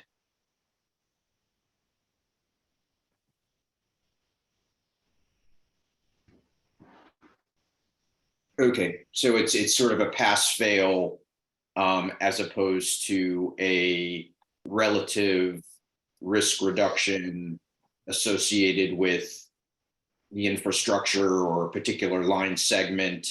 This isn't really a measure of risk reduction as much as it is just did the vegetation pass your standard or did it not? So it's sort of a binary pass-fail. It sounds like that's going into that confidence interval. And I guess just correct me if I'm wrong on that front. And then on the checklists and the reports, just trying to understand if those are made public or if those are internal, and what does, you know, what does the commission see? What do interveners see and the public see in terms of that quality management program? Yeah, so the first part, as far as binary pass rate and its correlation to risk reduction, we do believe there is a correlation there. We are measuring our adherence from a compliance perspective of every time we inspect a tree, did we actually inspect it correctly? Which again is inherently what informs whether we are able to maintain a safe system. And then as far as the reports being shared, we do have a lean operating model within the corporation. So this data is represented on all of our DOR boards or daily operating reviews, weekly operating reviews. This is data that we have shared with our external regulators, whether that's the monitorship that we're under across various entities and also OEI. So that is shared through those venues, but is really used internally to inform corrective actions that we take to improve. Okay, thank you. So I guess that is not public, is I guess what I'm gathering there, and it just if the other utilities can sort of answer similarly regarding their QA programs. Thank you. Colin, I can take this for Edison. That'd be great, Bill. Yes, good morning, everyone. My name is Bill Kodiakos. I'm the Senior Manager of Compliance for Vegetation Management at Edison. Will, thank you for the question. So I'll speak specifically to our routine vegetation management program. Really, the first level of QC that's performed is performed by our contractors themselves. So our pre-inspection contractors are required to perform their own quality control inspection, and they provide the results of their inspections to us on a monthly basis. Tree trimmers are also tree trimmers also perform their own QC inspection and provide us results of what they've done. Speaking specifically to our oversight practices, our QC, we have a 3-tiered defense in-depth strategy. Our first line of defense is performed by our senior specialists. These are Edison employees employed by Vegetation Management, and they are all ISA certified arborists. So we also inspect with confidence level, confidence intervals. I can't remember the actual CLCI, but we do about 88,000 post-work verifications a year. It's about just over 7,000 a month. And the senior specialists look for, it's about a 50% breakup. They look at about 50% of the pre-inspection work to make sure the prescriptions are correct. And they also look at about 50% of the post-work trimming to make sure that that trimming is performed correctly. We have the right clearances, the ANSI pruning standards were met. So those are pretty much, that first line of defense pretty much occurs very close to the date that the inspection was done or the trimming was done. And our senior specialists have the most impact on enabling change. They directly work with our contractors. They provide feedback and coaching to get the work better. What happens after that, about 60 days after the post-trimming work is performed, our independent QC occurs. We have about 35 inspectors. They're ISA certified, and our QC is risk stratified. We perform 100% inspection in our highest risk areas of our service territory. And what we have, our acceptable quality level, this is what we're trying to achieve, is 100%. So now we sample, our acceptable quality level is 100%, and we sample 100% in our highest risk areas. Currently, now the results of those get related as a conformance rate. Since we started our wildfire mitigation efforts in 2019 and implemented our formal QC program, I believe we started at about a mid or low 98 percentile conformance rate. We're now trending at about 99.8% conformance rate. So about 99.8% of the trees that we inspect conform to the requirements. And last year, I believe we inspected about 470,000 trees. Regarding the results of our inspections, we have a performance dashboard. The results of the inspections are feed into that dashboard. We look at clearance distance. We have multiple levels of clearance distance. We have what the regulator requires. We have our own internal standard to that, what the regulation requires. We look at percentage of missed trees, overlisted trees, debris left on the ground. So we have performance review meetings every month, internal to vegetation management. We have performance review meetings with supply chain and each individual contractor, where we provide those results directly back to the contractor on how they're performing. Our results are not made public. We do share the conformance rates annually as part of our WMP submissions. But I believe that's kind of hit at a high level, Will, the questions you asked. Thank you. Thank you. Thank you, Will, for the question.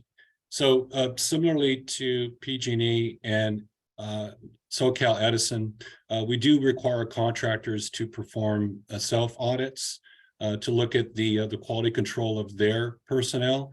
We use a third-party auditor to post audit all of our activities, specifically the pre-inspection, tree trimming, and pole brushing activities. We have a goal of auditing 15% of all completed work. We feel that that is a fair and reasonable representation of the population of work that is performed.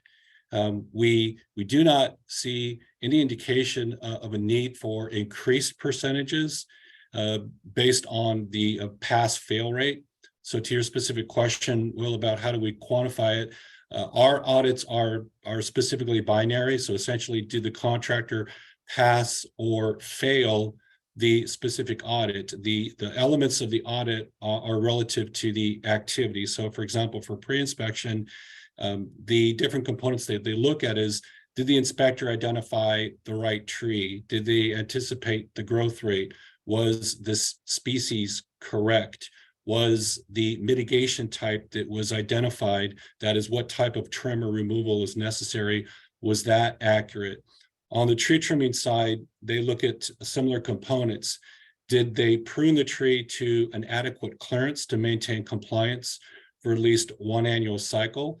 Are they performing sound pruning practices that not only ensure compliance for the annual cycle, but are appropriate for the health of the tree?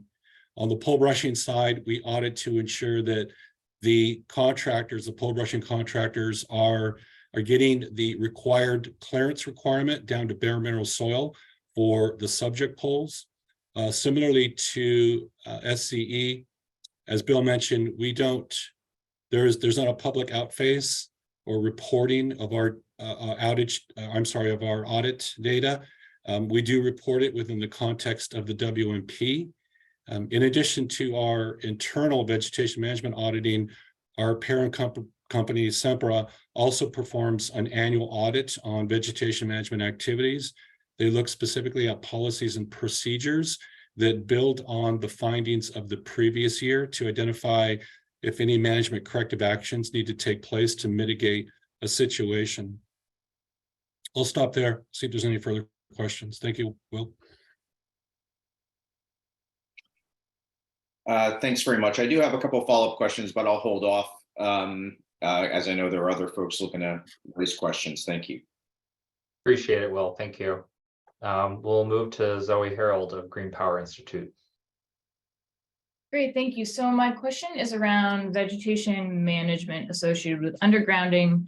So undergrounding is essentially increasingly embraced as a mitigation approach by the three utilities. However, it's my understanding that undergrounding a system doesn't necessarily mean that vegetation management along that line ceases. So I wanted to know a little bit about what the utilities are planning for vegetation management along their undergrounded systems.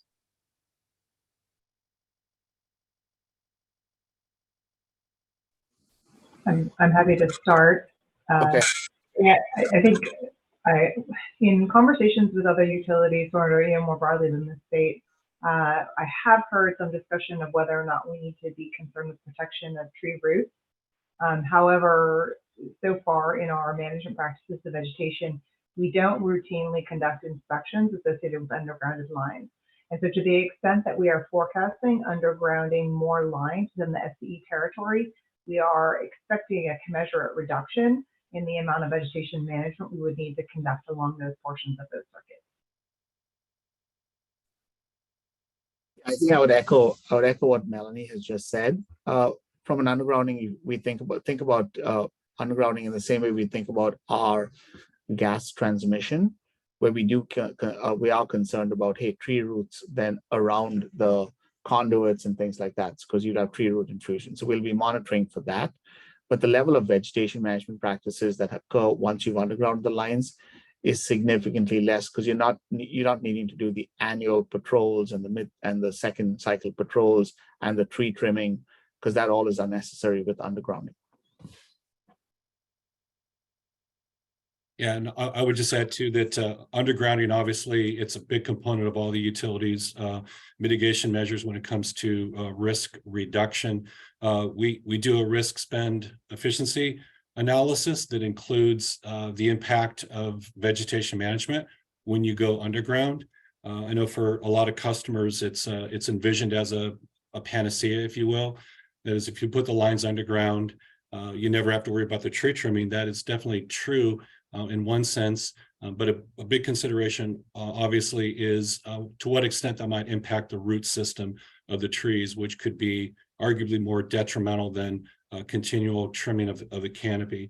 As Melanie mentioned, just generally any place where we put the lines underground, we're going to reduce the cost of inspection, relatively speaking. We would still have to perform inspections of the adjacent overhead facilities.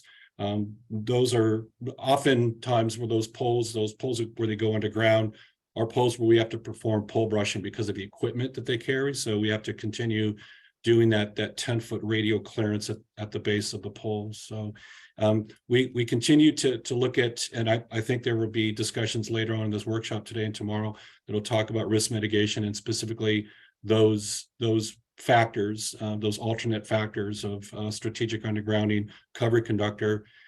So we can continue to look at the sort of hand and foot, if you will, when you think about other activities that are impacted by undergrounding activities. Great, thank you. And just a quick follow-up question is there assessment to essentially tree species and distance from an underground line to prevent root damage to that underground line, or if the right-of-way needs to, remain clear of trees to essentially prevent that damage process from happening? I would just state for SDG&E, the underground, let's call it the underground maintenance of roots, has not been a space that we have entered into thus far. I venture to say that as this initiative continues to expand, that might be a greater consideration for us. As an arborist, I can say that obviously it could be species dependent. Generally, the roots of most trees are in the top 3 to 5 feet of the soil.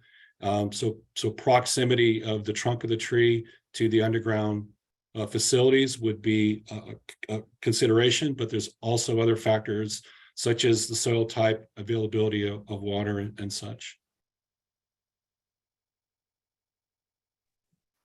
Yeah, really nothing more to add to what Michael has said. Thank you all. Thanks, Zoe. We will move to Walter Smith.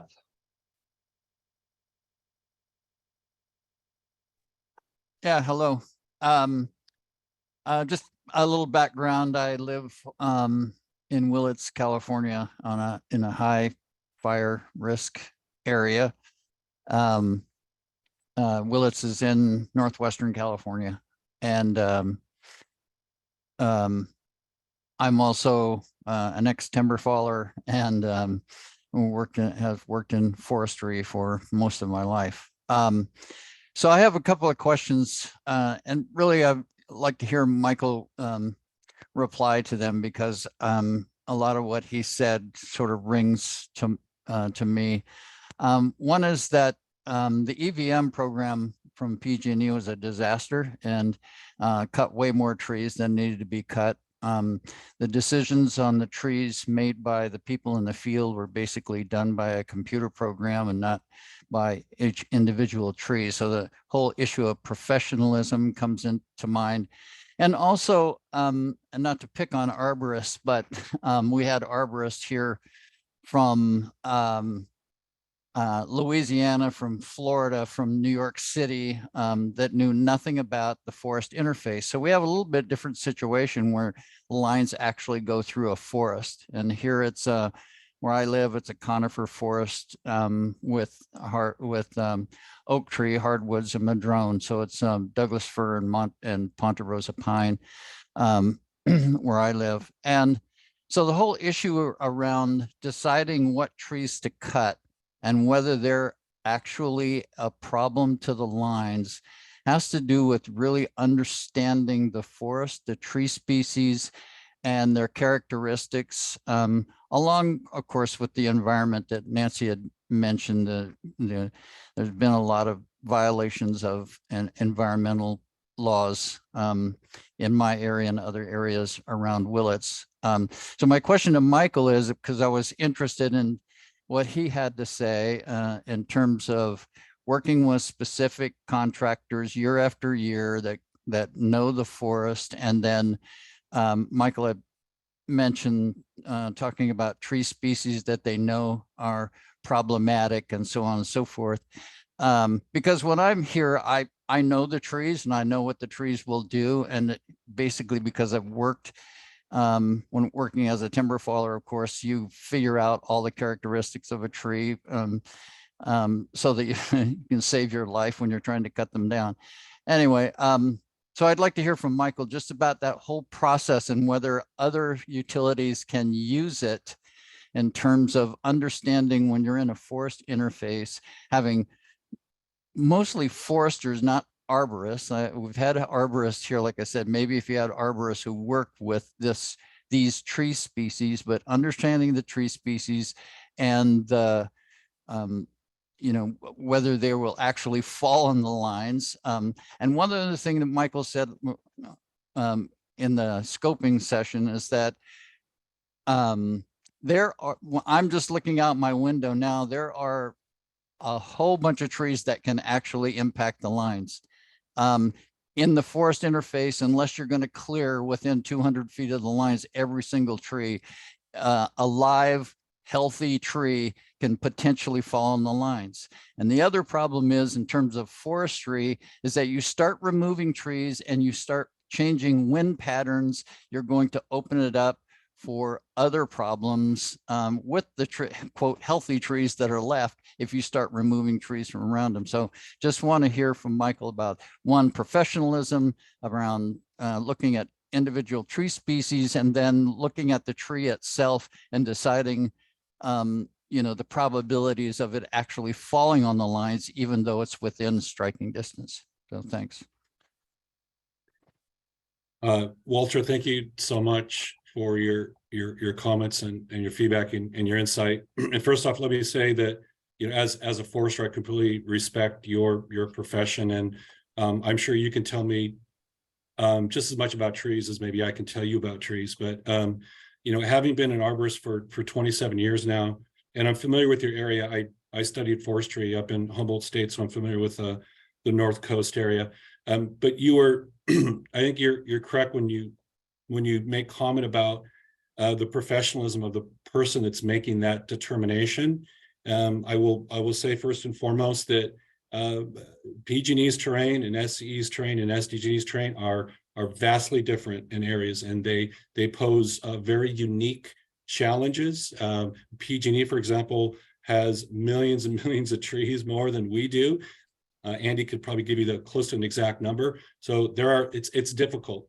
You're trying to manage a forest with a lot of diversity, complexity, and different, not only conditions across the landscape, but at the specific tree level and in the site level. So it is a challenge when we talk about hazard tree assessment for even an arborist to make that determination. So a certified arborist, that doesn't mean they're the expert or the end all in that determination. However, those individuals have had a level of experience, expertise. They've been tested on their ability regarding tree biology and tree health and tree assessment. It is a very specific and different discipline than forestry. And it is a holistic determination to decide whether or not a tree, one, poses a threat to the power lines. First, you have to have a target, obviously. So you have to have a tree that's tall enough to strike the power lines. Under worst case conditions, if it were to fail at the ground towards the power lines, could it even strike the tree? So that's the first determination. Secondly is, what are those hazards? It could be one obvious hazard, like a severe leaning tree, a dead or dying tree, that are rather obvious. Or it could be something that's more obscure, a green live tree that has a structural defect that really takes someone with a higher skill set, decision-making to determine not just whether the tree needs to be trimmed, but when should it be trimmed. So this gets into your comment about risk and likelihood, right? Which are statistic terms, but they have meaning when it comes to hazard tree assessment. There is no absolute decision and determination.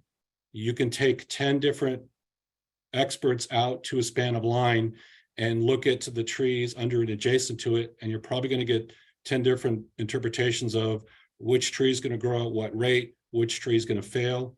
And I'd like to say that every tree that's standing today is going to be on the ground at some point. That could be tonight, it could be tomorrow, it could be 50 years from now. So you really have to discern in hazard tree assessment, again, not just the hazard, whether it's one or multiple, but what is the likelihood that it's going to fail? And this really is the key to proper pre-inspection and proper hazard tree assessment. So yes, you do want to have a workforce that, especially in those most risky areas of your service territory, i.e. the high fire threat district, that they're trained, that they are experienced, and they're making sound decisions. I think you also made the point, and I think Nancy mentioned it too earlier, customer engagement is critical, right? Because the utilities are hiring people who are experts. They know what they're doing, but yet they are not always the absolute right answer. So we welcome the challenge. We welcome the engagement. We welcome that discussion about which tree needs to be mitigated. Mitigation can be, you take one branch off, or it could mean that because the defect is at the base of the tree, you may have to top half the tree or remove the tree completely. So all of that to say is that it really is sort of, there's a rich complexity when it comes to hazard tree assessment. Customer engagement is important. You know, we need to gain confidence with our customers.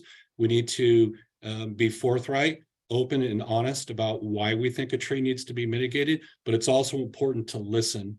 We're not out there just doing something without consideration of the customer's property, possible value to their property. We take all of this into consideration, and we don't take that lightly.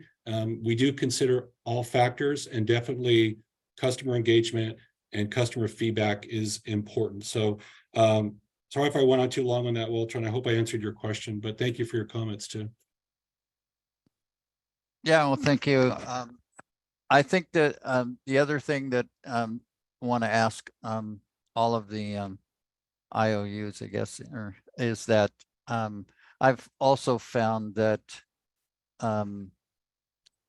that supervision of the contractors have been lacking, and I don't think, two things. One is I don't recall seeing a single PG&E truck come out when the cutting was going on in my neighborhood, and to tell you that they were here for 6 months to do 2 miles of line, and they cut just hundreds of trees that would never impact the lines. And then so there's one, supervision was one I found problem of coming and doing oversight. And the second thing is, I know Andy had talked about integrating their data and their, I don't know if it included communications, but when I talk to PG&E, different PG&E personnel, EVM managers or the regular veg management, they don't talk to each other. And they don't talk to the people who are coming in deal with the polls or anything like that. So there's a complete dysfunction of communication amongst all these. And I've really gotten into it because of what's gone on here. So I've been in communication with lots of PG&E people, and I find that they just don't know what another part of the organization is doing.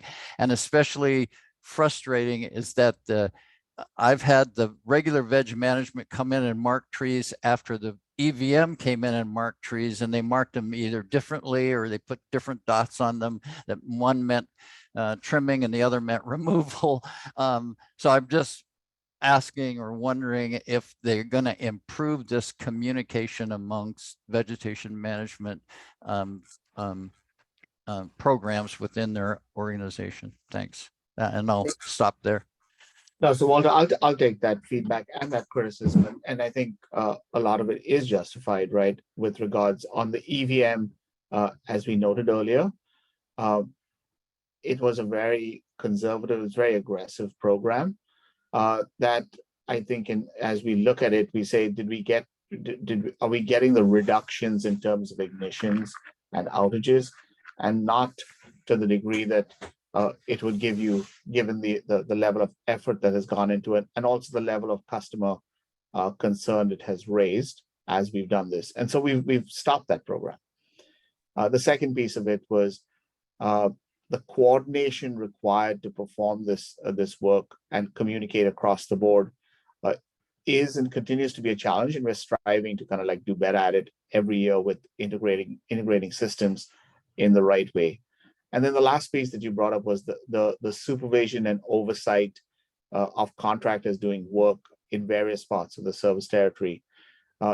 In that regard, right, I think our strategy has changed so that we focus very much so on the routine part of the work, the routine and the second patrol.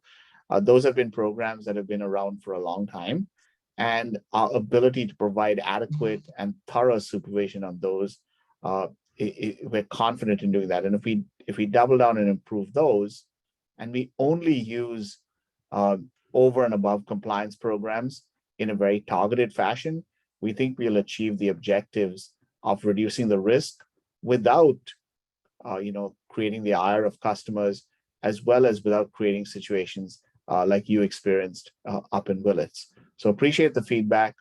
We have heard it, and we're striving to do better as we go. This wildfire effort is a massive effort, and so appreciate your ongoing engagement in giving us this criticism and feedback. Okay, I honestly thank you for it. It's not easy to hear, but it's the right thing for you to tell us.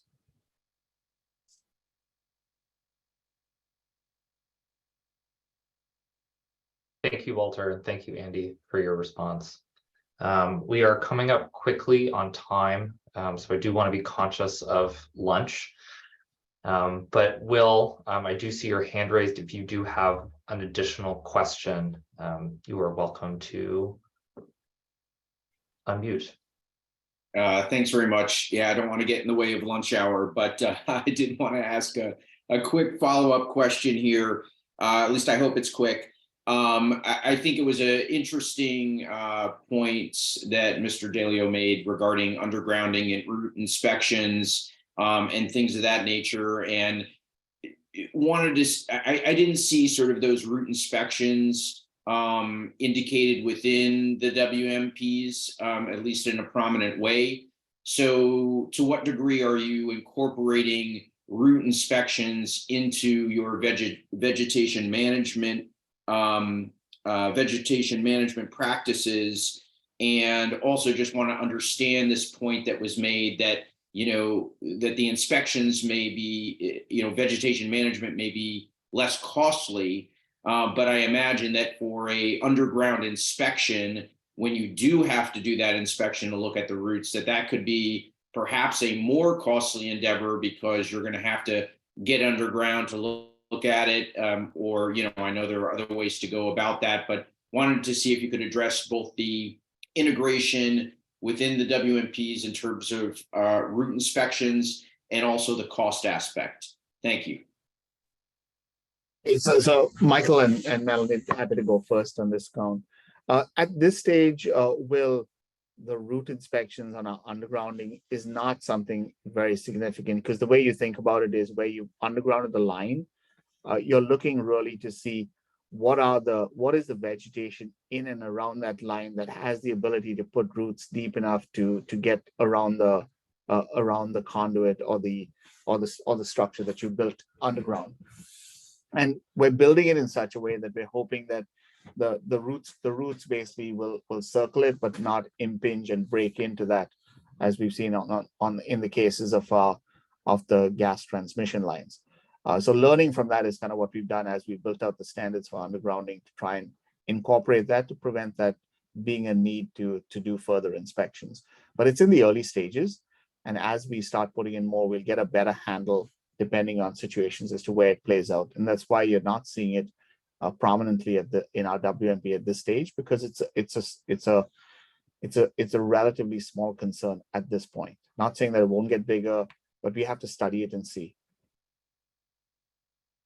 Thank you. Yeah, I think my response would be similar. Well,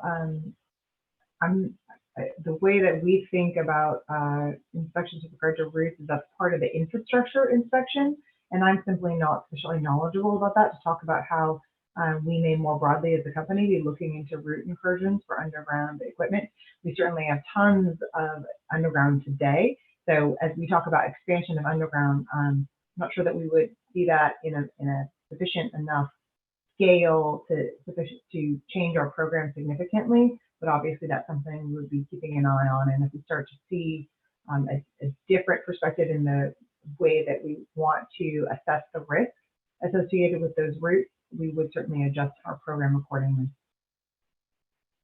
And we'll similarly for SDG&E, we do not have an integrated route inspection activity for our underground power lines. Part of that is it's just a function of the relative low number of line miles we've built over time. But as that continues to increase, the need for a more dedicated or concerted or even a scheduled approach to our inspection of those underground lines may become a component of vegetation management. Thank you. With that brings us to time. Thank you, Will. Thank you, panelists. Thank you all question askers. We are going to move to lunch shortly. I want to acknowledge that there are outstanding questions in the Q&A function. Panelists, as you have the time, I would greatly appreciate if you could answer those questions that you could. No pressure. And I will also try to address some of them as well. There will be an opportunity towards the end of the day from 4:30 to 5 to answer any sort of lingering questions folks might have. But for now, that concludes the vegetation management portion of today's workshop. And we will reconvene after lunch at 12:30 for grid operations, design, and maintenance. Thank you. Thank you.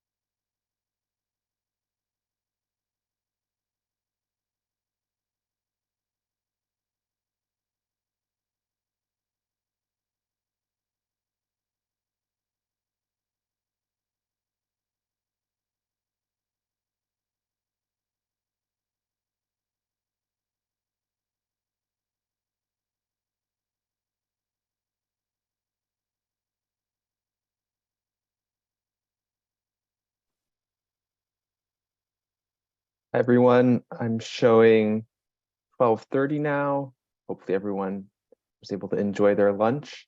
While we kind of wait for everyone to settle back in, I want to remind panelists to update your name to show your utility or affiliation to help keep the discussion organized. You can do that by going to the participants list, finding your name, and using the more options 3-dot menu. You can rename yourself. I also want to remind those who are joining us by call-in through phone that you can raise your hand during the public Q&A session by pressing #2. With that, I'll hand it over to Andy Biggs, Utilities Engineer with our Electric Safety Policy Division, to get us started with the second session of the day, covering grid operations, design, and maintenance. Hi, yeah, good afternoon. Thanks, Nathan. My name is Andy Biggs. I'm a utilities engineer with Energy Safety, and I'll be moderating this grid operation, design, and maintenance panel today. First off, this section covers the grid hardening mitigations used by utilities to reduce wildfire risk, including undergrounding and cover conductor installation, as well as a plethora of various new technologies being piloted and deployed. These mitigations are the utilities' main venue for permanent solutions to reduce or eliminate wildfire risk, and utilities should be demonstrating deployment of these mitigations in the areas of highest risk, ensuring that mitigations are tailored to the ignition risks present in a given area. This section also covers how utilities maintain their assets, consisting of various wildfire risk-specific inspections they perform. Asset management is vital for utilities to understand and maintain their equipment health, and therefore reduce the risk of equipment failure. Through these processes, utilities' maintenance systems should accurately track the millions of structures and assets under their control and inform their understandings of risk across their systems. Lastly, this section covers the utilities' various protective equipment device settings, which encompasses fast curve settings, enhanced power line safety settings or EPSS, and sensitive relay profile or SRP. These settings allow utilities to quickly deploy measures to reduce ignition risk while planning more permanent hardening solutions for the future. Given the more extensive scope of the use of these settings in more recent years, utilities also need to be demonstrating an understanding of the effectiveness of implementing more sensitive settings, particularly when analyzing the balance between safety and reliability risks. With that, I'll now turn it over to Ray Fugere with SEE to present, followed by SDG&E, then PG&E. Awesome, thank you. So if we could go to the next slide, please. As mentioned, my name is Ray Fugere. I'm the Director of Wildfire Safety for Southern California Edison. So I'll be kicking off the discussion about grid operations, design, and maintenance. So if we could go to the next slide. So before we dive into all the grid hardening activities, I just want to give a quick overview of SCE's service territory. As you can see, it's about 50,000 square miles, and it crosses 14 counties. In our high fire area, it's about 14,000 square miles. And in those 14,000 square miles, there's approximately 4 million residents that reside and are served by our high fire circuits. And our high fire circuits are about 14,000 overhead miles of distribution and transmission lines, and they're supported by about 300,000 plus structures. And it crosses 11 different counties. This gives us a very diverse wildfire topography that we have to manage and mitigate to. And also with it being in 11 different counties, there's a lot of different governmental agencies and permits that we have to work with to be able to execute that work, which can create challenges, but we are actively working on mitigating all those challenges. So I just want to level set on everybody about our service territory. So if we could go to the next slide. So as mentioned, grid hardening. So we'll start with there. There's two main grid hardening activities, cover conductor and targeted underground. And we believe that those two measures, when used strategically together, will reduce our wildfire and our PSPS risk in Southern California, and also for the other utilities in the state. Before we go on about how we select, let's look at, if people could draw their attention to the map of California on the left. This map shows the vegetation type throughout the state. And what you can see in Southern California, there's a very large area of chaparral, right? So that's why we really focused on cover conductor when we started, because heavy trees, could fall into conductors, but chaparral, it's going to be below there. So you've mitigated the risk of potential fall-ins in those areas. So cover conductor will be effective. But that doesn't mean it's the only mitigation we're going to use. So you'll see the unique factors on the right side. And when certain conditions are met of these factors, where there's high burn frequency, limited egress, and what this is what we call an egress constraint area, where there's limited roads for people to get out if a fire occurred in that area. So you need the conflation of those two to happen for us to flag it as egress. We're looking to undergrounding because we want to protect safety and life, and we're focused on that with our activities. So it's kind of, I just wanted to help use that to level set. But then we also looked at some other things when we were deciding between undergrounding and cover conductor, and that's speed of execution and also costs. So we had to balance these two of ultimately how much risk reduction could we get and how quickly could we do it. And by focusing a lot of our attention on cover conductors start, we were able to get a very quick risk buy down in a very targeted methodology. And so that's why we win, because you can see the differences. It's about half the time to deploy a cover conductor mile compared to an undergrounding mile when you look at the high end of 24 versus 48 months. So that's kind of what helped level set our program. And then obviously there's a cost differential. There's a lot of miles and there's a lot of dollars being spent on wildfire mitigation. So we want to do what we thought was prudent also on the cost standpoint, which is why we did focus a lot of our work on cover conductor. And you can see that difference there, about $700,000 a mile to about $2.9 to $4.5 million a mile currently. So when balancing all that, we really developed our plan to focus based upon the risks and the drivers that the areas would see. So that's kind of the foundation of our plan. And tomorrow we'll go into more detail where we'll describe in the risk section our integrated wildfire mitigation strategy. But if there's questions later, I'll be happy to answer them about that today. If we could go to the next slide, please.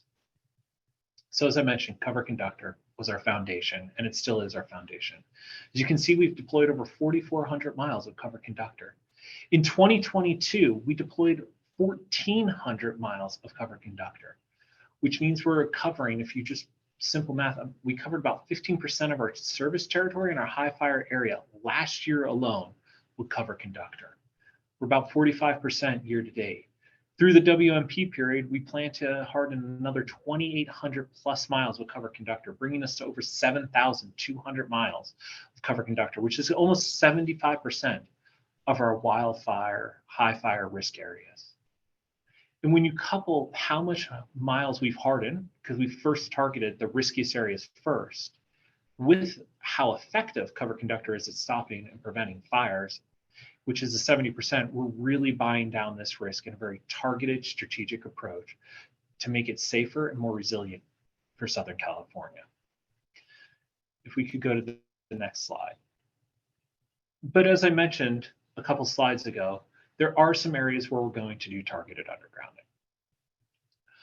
Right now, we've hardened approximately 20 miles through targeted undergrounding, and through our WMP period, we plan to harden another 75 miles of targeted undergrounding. What targeted undergrounding means is we will remove the overhead lines and bury them. It's a very simple approach. When we talk about the miles right now, we are talking about the miles removed of overhead. And the reason I want to say the miles removed of overhead is because sometimes you can go up a very steep hill with a conductor. But if you have to underground, you may have to do what's called switchbacking, which will mean you'll be undergrounding potentially 3 miles of underground to the 1 mile of overhead. It's just an example. It won't always be that drastic. But there is also something else very unique about SCE right now. We have already in our high fire areas, you can see on the slide, 7,200 miles currently undergrounded in our high fire area. So when you couple our undergrounding, miles already undergrounded, and miles that we have already covered, that's over 11,500 miles in our high fire area have already been hardened in some way, either through our proactive cover conductor program, or were just naturally undergrounded as they were built. So we have a large percentage of our high fire area are currently hardened. But I just want to point out, we're not stopping here. The saying that I always think about when I think about how far we are, we didn't come this far to only come this far. There's still more work to be done. And that's why we will continue to execute on our wildfire mitigation plan. If we could go to the next slide, please. As mentioned, that's how we're going to try to prevent a fault from occurring. Cover conductor and undergrounding try to prevent a fault from occurring, and that fault could lead to ignition. But that only gets us so far. So to help reduce the risk even more, we've been installing protected device and settings, and I'll walk through a couple of those. As you can see, we have fast acting fuses, and we also have faster grid protection settings.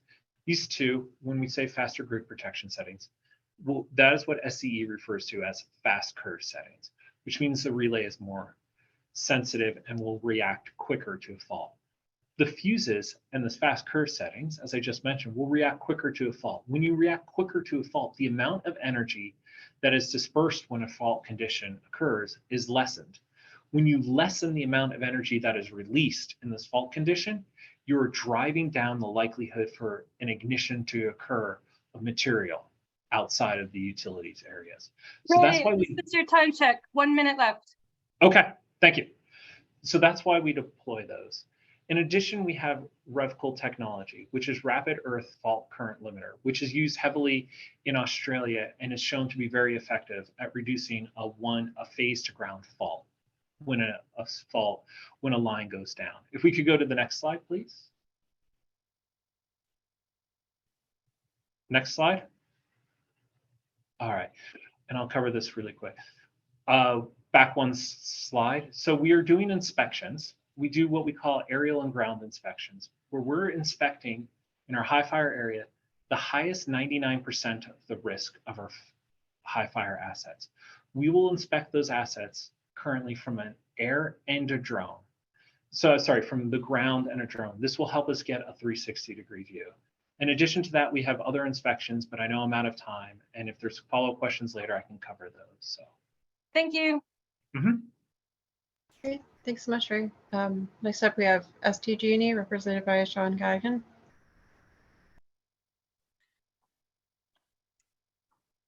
Thank you. Good afternoon, everyone. My name is Sean Gehagen. I'm the Wildfire Mitigation Programs Manager for San Diego Gas and Electric. And if you could go to our first slide, please. One more, please.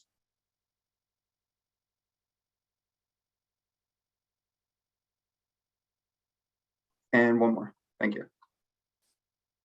So our largest system hardening programs include our transmission system hardening program, where we hardened 93 miles over the previous WMP plan period and plan to complete another 45 miles over this upcoming period. Currently, our Tier 3 area is over 99% hardened in the transmission system, with plans to complete Tier 2 by the end of 2026. The efficacy studies we've performed have shown that hardening of our transmission system has reduced faults that could lead to ignitions by 84%. Next, we have our strategic undergrounding program. We completed 125 miles over the previous WMP period, with plans to do another 359 miles over this current period.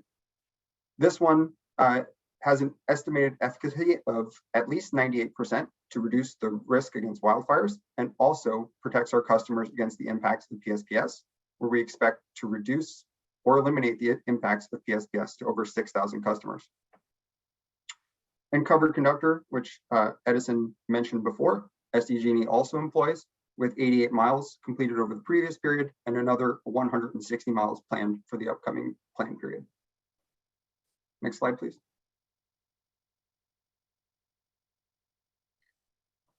Many of our inspection programs remain the same, but one change I wanted to note for the upcoming WMP plan period is the use of our risk-informed drone inspections. SDG&E completed inspections of every overhead structure within the HFTD over the past 3 years, and now takes that program and merges it with some of the additional HFTD Tier 3 inspections it was doing to create a risk-informed drone inspection program that is beginning this year. This is your 1 minute. Thank you, Sarah. This will allow us to complete our drone inspections more efficiently and target the areas of highest risk. And we've deployed this year and plan to complete approximately 15,000 drone inspections this year on the highest risk assets in the HFTD. And with that, I will pass it over to PG&E. Great, thank you, Sean. And last we move to PG&E, represented by Jim Gill.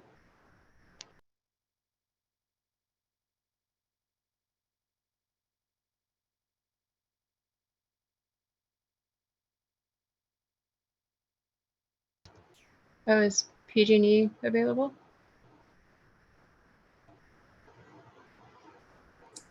Yeah, Jim is just coming on. Okay, great.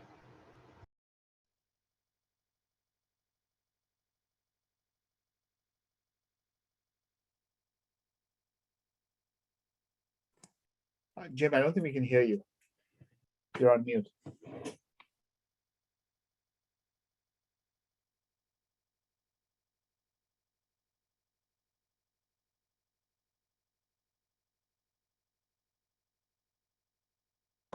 Hello, can you guys hear me now? Yes, we can hear you. Okay, thank you. sorry about that microphone mix up. So can we go to the next slide, please? Since I ate up a minute of my time trying to get off mute.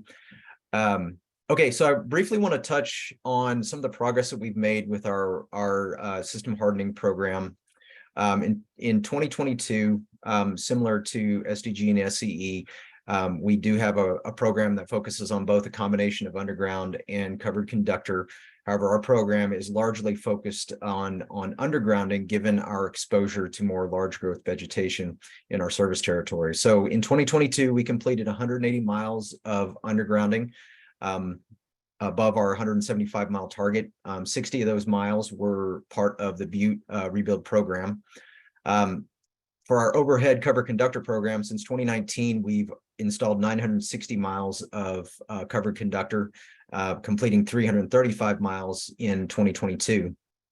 One of the more significant accomplishments last year was in our EPSS program, where we installed EPSS, or enhanced power line safety settings, fast trip settings, on 4,830 distribution protective devices, which has added enhanced protection on over 44,000 miles of distribution overhead conductor. This has resulted in a 68% reduction in CPUC reportable ignitions in our HFTD service territory when we have EPSS enabled. We've also expanded that to portions of our transmission line as well. So I now really quickly want to talk about where our program is headed over the next 3 years. As I mentioned before, given our exposure to more large growth vegetation in our service territory, overhead cover conductor doesn't fully remediate all of the risks associated with what we're exposed to. So our program is going to be largely focused over the next 3 years, expanding our underground program. We've set a target to underground 2,100 miles of distribution conductor over the next 3 years, with targeted covered conductor installations in locations where our undergrounding is not feasible, either due to the geography and terrain or other cultural or environmental factors. So we'll have our targeted program there. We're also going to continue. Jim, you've got 1 minute. Thank you. We're going to continue to expand our EPSS program by the installation of what we call down conductor detection on 500 distribution devices, which will add high impedance fault detection on those distribution devices. So I will now turn it back over. Thank you. Great, thank you so much, Jim, and also thank you to the other utility presenters as well. I know it's a broad category and a lot to present on, so appreciate the brevity. Now we're going to open it up to the panelist Q&A, and we have Holly Werman with Cal Advocates, Wendy Almcdod with the CPUC Safety Policy Division, and Thomas Long with the Utility Reform Network return. And we'll hand the floor over to Holly first. Thank you. So, hi, my name is Holly Werman. I'm with the Cal Advocates in the Wildfire Safety section. One question that we have that we've been digging into, and I don't think was discussed, is the differences in reliability between overhead and underground lines. In other presentations, we've seen claims that undergrounding will improve reliability, but we haven't seen data to necessarily back that up. And it's I would expect to see fewer momentary faults on underground lines, the time to locate, repair, relocate and repair a line should logically be much longer. So I'd like you to discuss a little bit the reliability impacts of this switch in direction towards undergrounding that all three of the utilities are doing, but especially PG&E. Thank you. Well, I can go first since we seem to have the largest scope. So, and I also want to call out, we've got a panel of experts here from PG&E as well to assist on some of the more detailed questions. But I'll say, you know, over many years of analysis, we have an outage review team that has an entire process that's been stood up and has evaluated this over a number of years. But the big difference in underground versus overhead when it comes to reliability is that we have found that our underground cables frequency of interruption or our safety metrics are significantly lower. So the frequency of outages that occur on our underground are substantially lower than on our overhead. Now, while it is true that an outage that's caused in the underground may take more time to restore and locate, given the significantly lower frequency of interruption in the underground, the overall reliability is much better and much higher.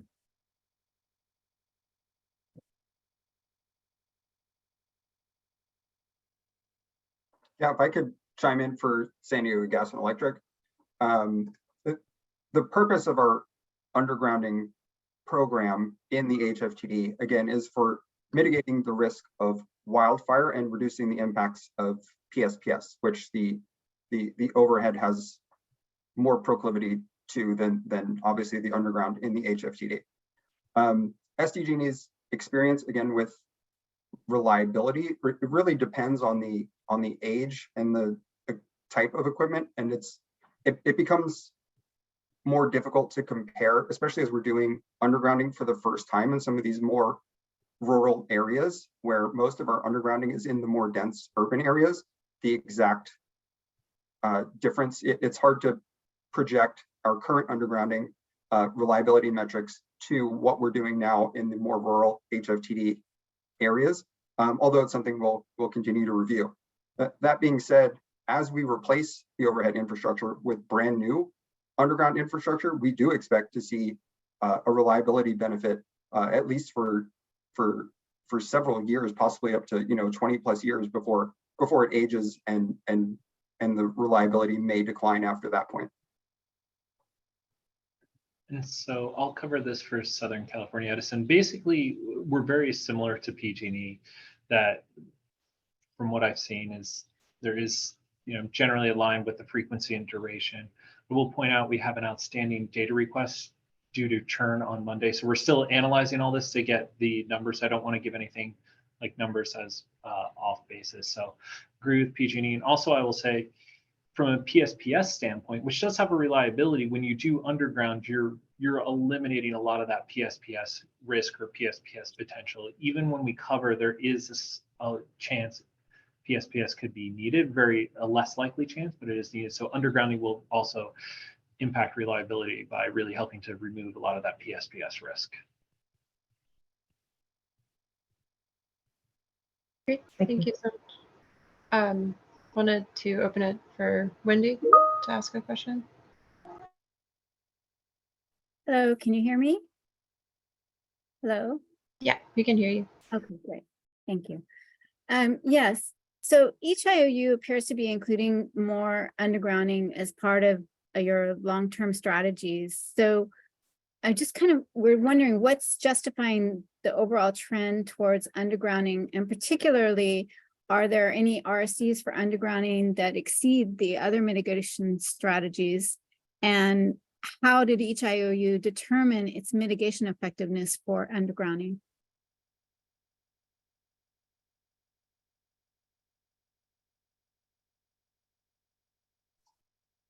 I can start for SDG&E.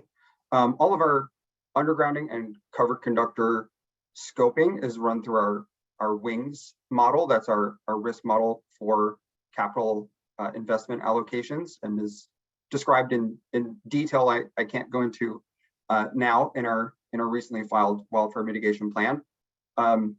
Overall, the undergrounding has kind of increased over our previous plans because the costs of undergrounding have come down.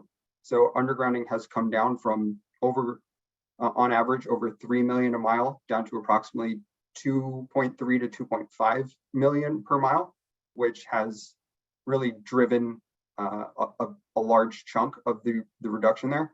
The other reason for more undergrounding is to eliminate the impacts of PSPS. And by executing on our plan, again, I mentioned in our slide before, we'll be removing the impact of PSPS to over 6,000 of our customers. And these typically are the customers that see more frequent de-energizations or have been part of our frequently de-energized circuits that we also discuss in our wildfire mitigation plan. So it has a lot to do with the costs coming down and hopefully continuing to come down, as well as the PSPS impact reduction. So I'll go next. So for Southern California Edison, if you look at our WMP, and not the 2023, but in the 2022 one, we talked about something now that we recalled it. It was originally our integrated grid hardening strategy. We now call our integrated wildfire mitigation strategy. And that looked at a bunch of different risk factors, some that were previously examined. And this, as I mentioned, includes egress. It includes the likelihood that an event could exceed the PSPS threshold for cover conductor. It will look at very high techno-silva burn areas exceeding 10,000 acres in 8 hours. And looking at these factors, we realized there's drivers behind here that could, if we don't mitigate fires in those areas, could lead to devastating impacts for our residents. And we wanted to take the time, and we thought it was prudent to mitigate this as much as we can. And undergrounding seemed to be the appropriate choice for very limited areas for us, where we could have a fire that, traps a town, or areas are getting chronically having PSPS concerns. So we really looked for those drivers that I had on the second slide, and that's what we're doing. And we call them as our severe risk areas, where these are the riskiest areas for the public in Southern California. We want to mitigate it. And we thought undergrounding was the best to use for those areas. Yes, and for PG&E, I think, to add to what Sean and Ray have said, for us as a company, we made a stand that catastrophic wildfires are going to stop. And for us, undergrounding was the most effective way to reduce all of the residual risks that, given our exposure, cover conductor and other alternatives don't fully mitigate. And so, it's not, RSE is a factor, but it wasn't the only factor in determining our decision to choose undergrounding as the primary method.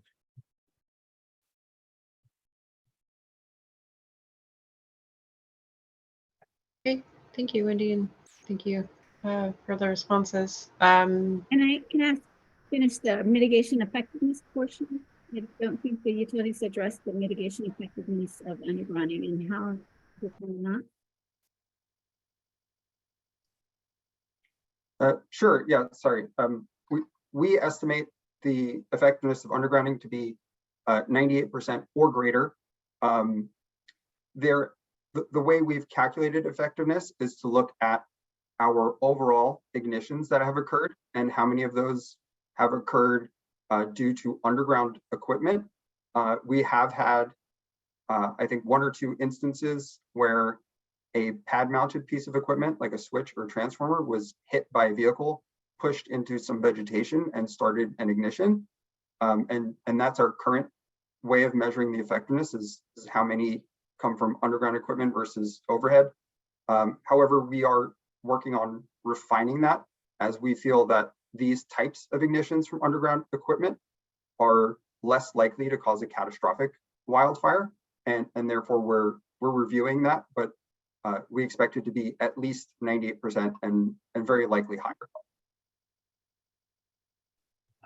I can go next. So our mitigation effectiveness, first for targeted undergrounding, was based on subject matter expertise of people who are very knowledgeable about electrical design and engineering and how failures on underground systems could occur. However, after we originally came out with that, we did use, very similar to SDG&E, our ignition data, and there are occasionally pad mounts or some other structures that have had fires. And so looking at it, when you normalize it to a per mile basis of overhead to underground, we're getting around the same percentage, in that 98% at least. So it was originally subject matter expert to answer the point, but we did validate it with data after the fact. And similarly for PG&E, I mean, if you look at, we took a look at historic 2015 to 2021 CPC reportable ignitions.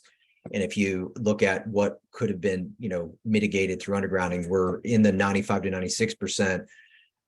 But if you take even a closer look at any CPC reportable ignitions that resulted in a fire greater than 10 acres, we didn't have any of fire ignitions that of that scale that could not have been mitigated by undergrounding. So that's what's led us to our 99% risk reduction for underground.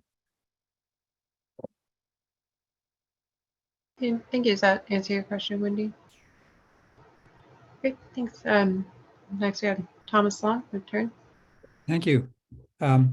My question goes to the process the utilities use to decide that undergrounding is the best choice for a given high-risk location. And I just want to preface it by sharing Turn's perspective on this undergrounding. We see undergrounding as advantageous in certain situations, but it's a very high cost mitigation that needs to be used, in our view, very judiciously.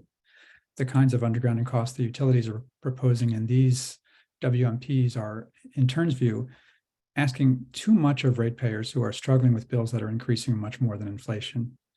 Adding so much to electricity rates also runs counter to the centerpiece of California's greenhouse gas reduction strategy of moving away from fossil fuels to electricity to power our vehicles and heat our homes.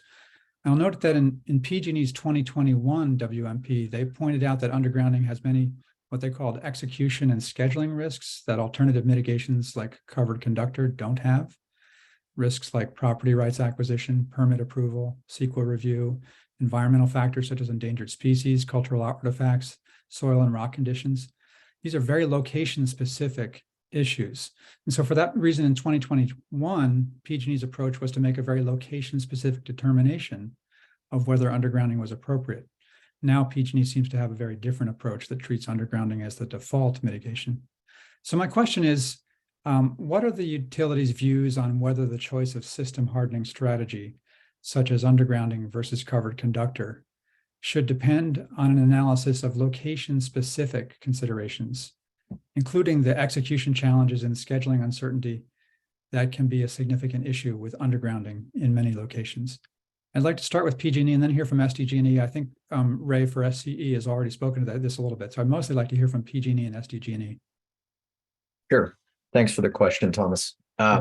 So we do, as we go into the scoping process of each location, we do take a look at location-specific constraints, and we will evaluate and work with our project management and execution partners to determine, what are some of the constraints associated with everything from the design to the permitting and access and easement issues that we may encounter as we go through this. And circuit segment by circuit segment, we may make decisions to do something other than underground, which could include line removal, installation of remote grid, or in some cases, hardened covered conductor in locations where because of those other factors, that solution is the best solution in those locations. So we do take a location by location approach. It's not just a blanket. When we select something, it's going to be underground for the entire circuit.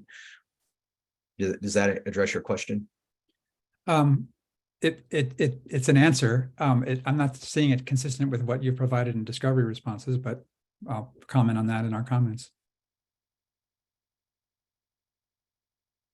Yeah, for SDG&E, again, our review of the HFTD circuit segments that are going to be mitigated by one of our grid hardening strategies is done on a circuit segment basis. So each circuit is broken up into segments that are being able to be isolated by a SCADA-enabled device. And we look at the segment by segment analysis and use that as part of the decision making.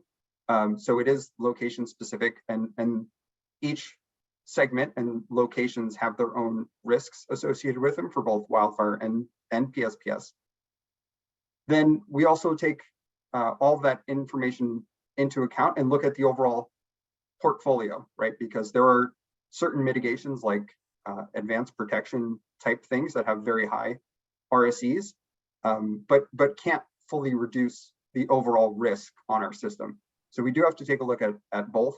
And then very similar to PG&E, after the recommendation is made by our risk modeling, it does go through a feasibility review by our system hardening team to make sure that performing that mitigation at that specific location is able to be completed for multiple scenarios, some of which you mentioned: subsurface conditions, customers, easement access, etc. Making sure that it's feasible and can be done. So that's our process. And this is Ray. I know I answered a lot with our targeted and our integrated wildfire mitigation strategy, but I do want to just point out one detail very similar to SDG&E. Once our model determines a location to be potentially scope for undergrounding, we have engineers review each of those segments with a team of our fire science experts and other people to make sure that undergrounding is the appropriate mitigation. And so we're doing this to make sure we are being prudent as we deploy the mitigation, and also to make sure it's feasible. So we're doing it for twofold. One, to make sure, it has drivers that we need to have undergrounding mitigate against, and also to make sure it is feasible. So we do this kind of in the pre-IPSEC is what we call it, so before we initiate it, so we're not spending money and having it get rejected during the design. We have a pre-evaluation process to make sure it can get executed when we do decide to underground it.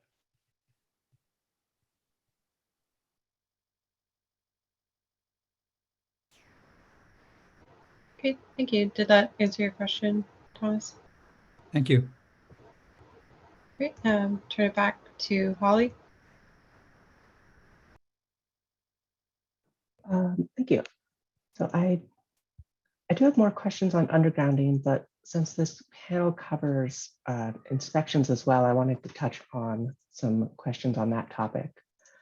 So this is a question for all the utilities regarding the backlog of maintenance that we've noticed.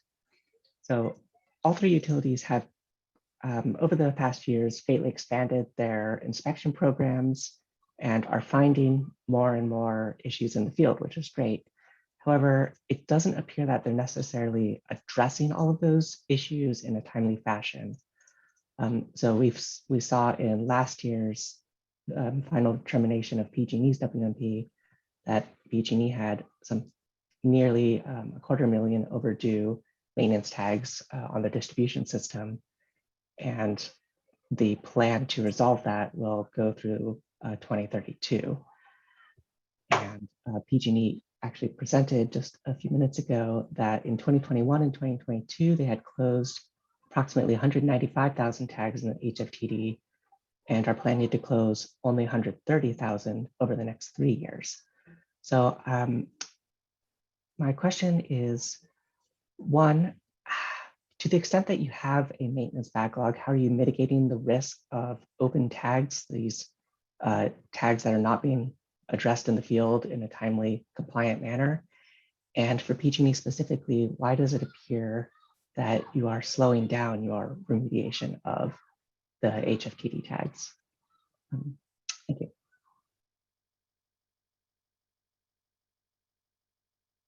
I guess I can go first. So some of the ways that we're mitigating the risk associated with our backlog of maintenance tags are, we are increasing our rate of inspections. So we are also conducting what we call field safety reassessments of all structures that have open notifications on them to ensure that those existing notifications have not degraded over time and require to be escalated to a higher priority.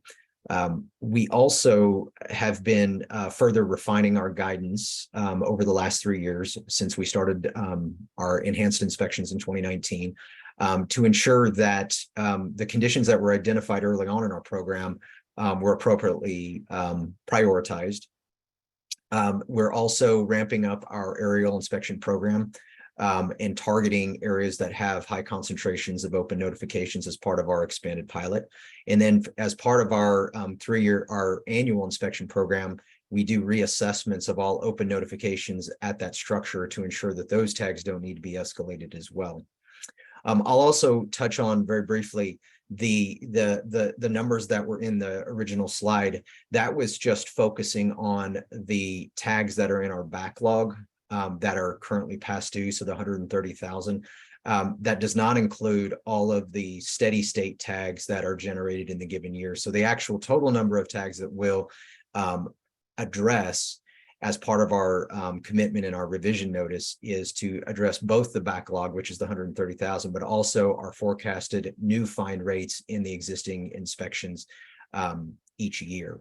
So, and we've made that commitment that we're going to, not let any new notifications go past due and continue to work down our backlog.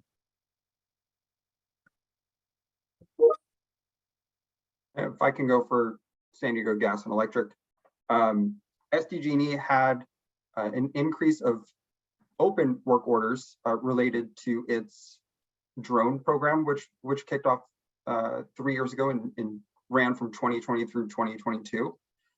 What I'd like to note about that is we had more open work orders, but all of those are prioritized by criticality. And so all of the emergency items have been closed and corrected.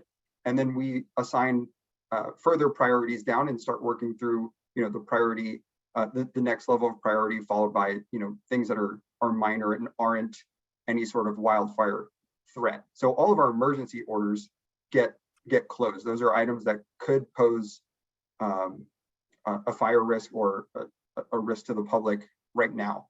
So all of those get closed. And then in addition, any open work orders that are past due can continue to get reviewed and checked on to make sure that the condition hasn't deteriorated, and to make sure that it remains safe to be deferred, especially within the HFTD. So all those are reviewed. And then as of the filing of our WMP, I believe in distribution, there were no open past due work orders in our tier 3 area and 12 in our HFTD tier 2 area. So a very small number that we're able to keep a handle on. Okay, so I'll go for SCE. So as you mentioned something that kind of led off, and I want to circle back.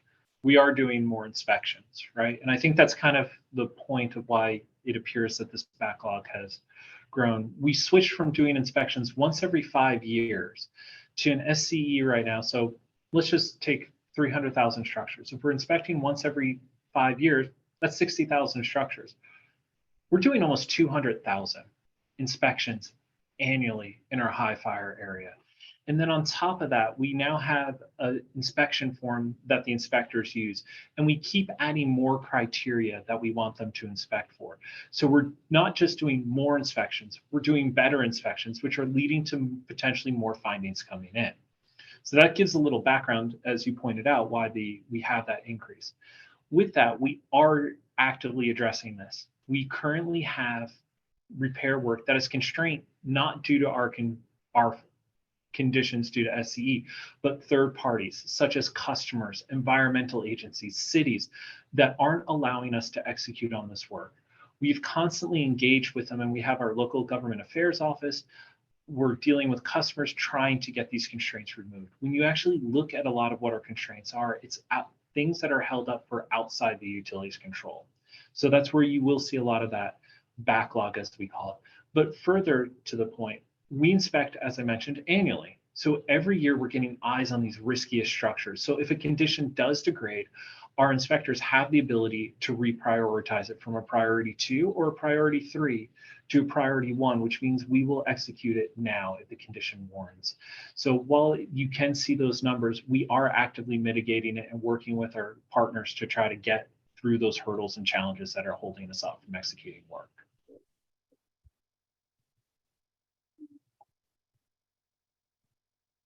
Thank you so much for that. Answer your question, Holly. Yes, thank you. Thanks. Wendy, did you have more questions? Sure. I have a follow-up for PG&E, if that's okay. Specifically about the undergrounding and the conversion factor used. How confident is PG&E in the 1.25 conversion factor of overhead to underground that's used? And what happens if the conversion factor is much higher? How will you ensure that the number of miles, I think it's about 1,600 miles for the 2,100 miles of overhead, that how will you ensure the same number of miles are risk reduction is achieved? Sure, right. So thanks for the question. We're fairly confident in that conversion factor. Our actual scoping and installation of underground thus far has been trending right around 1.25 to 1.3. So we're fairly confident, and that seems to be tracking. There are going to be cases where we have to do more of the targeted overhead where the underground is not feasible, so that can adjust that target. And then I'm gonna phone a friend here to add to this response. I don't know if Matt Pender or Brad Colling are on and want to add anything additional to that. No, Jim, this is Matt. I think you covered it. It's what we're seeing so far. It's what we estimated based on designs of replacing overhead circuits with underground. So we're going to continue to monitor it and incorporate it into our planning going forward. So that's it.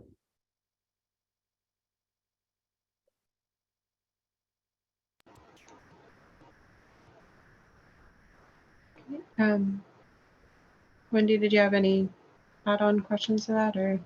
That's okay. You can go to Thomas, did you have additional questions? I do, thanks. Yeah, I wanted to ask about for the undergrounding programs, what are the different utilities policies for undergrounding secondary lines and services?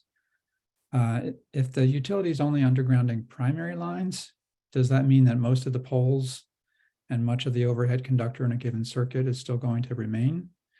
And if so, what are the implications for the effectiveness of undergrounding in mitigating wildfire risks, such as ingress and egress, PSPS, and other wildfire-related risks? So that's for all three utilities. Sure, I can start for SDG&E. It's SDG&E's policy to underground everything up to the customer meter whenever possible. There are times where it's either not feasible to go all the way to the customer meter, either because the customer does not want the underground equipment on their property or because of other considerations. And when that happens, we will underground as far as possible and install a breakaway type connection to help further reduce the risk of the overhead equipment being there, meaning if anything puts pressure on that secondary service wire, it will break away and de-energize, remove itself from the source. And so we are accounting for that and undergrounding as much as possible to get, again, as much risk reduction as possible, including from secondaries and services. Oh, Jim, you can go. Oh, okay. Thanks. So, Thomas, thanks for the question. So for PG&E, I kind of want to separate out the pole question around whether the pole is going to stay from the secondaries and services. Whether the poles remain is not dependent on exclusively on whether we underground or keep the secondary and service overhead. In many cases, particularly in joint poles, if the joint pole like the telecoms refuse to come into the trench, then the poles will likely remain with the communication line still there. As it relates to the secondary and services, secondary, open wire secondary, if it is parallel with the distribution, it will be undergrounded as part of the primary. Services, we are not intending to underground the services. We plan to replace all of the gray services, and similar to SGG&E, we're going to use the service breakaway disconnect to de-energize the service drop should it come down due to tree strike or another third-party condition, to eliminate the potential ignition risk associated with that. For those service drops in those locations, you wouldn't be necessarily dealing with a primary pole, but rather an appropriately sized service pole for the service drop itself. But that's our current strategy at PG&E. Yes, and so just to build off of what PG&E said, a lot I agree with. The poles remaining a lot will not depend on the electric company. For us, it will depend on if the communication companies want to come along and underground as well. So if they don't, poles in those areas will still be left. Very similar to PG&E, we're going to be installing the secondaries when they are co-located with the primary to really get that risk reduction, remove the wires out of the sky that have the higher potential to cause fires. Also very similar to the other utilities, we will be using the breakaways as well, because we may not underground every service drop. Our preference right now is to leave many of the service drops up unless the risk warrants it. So if it's a very risky area, heavily forested vegetation, or just based upon the risk conditions, we think we should underground it, we'll underground those secondaries. But a lot of secondaries may not be undergrounded. When they're not, we're going to use this breakaway. We're also going to do what we call taping of all the connectors to reduce the likelihood of an object coming into where the connectors are and you're stripping the wire. So we're going to take other mitigation measures to reduce the risks associated with the service drops, just like our partner utilities. Can I ask a follow-up on that? Yeah, that's okay. Thanks. So it sounds like a lot of poles are going to be remaining, even for where primary lines are being undergrounded because of the communications providers needing those poles. So it's, and then there'll be poles for secondary lines and services as well. So it sounds like even where we're undergrounding, we're going to see a lot of poles. What are the implications for ingress and egress? Poles are a big issue in ingress and egress, poles falling or poles blocking exit routes. Doesn't that sort of limit the effectiveness of undergrounding as a mitigation to deal with that issue?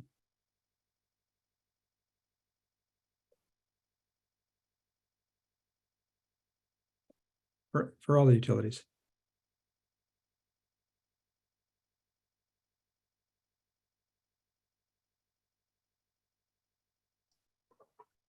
Yeah, I guess I can start there with that issue. The ingress egress is something we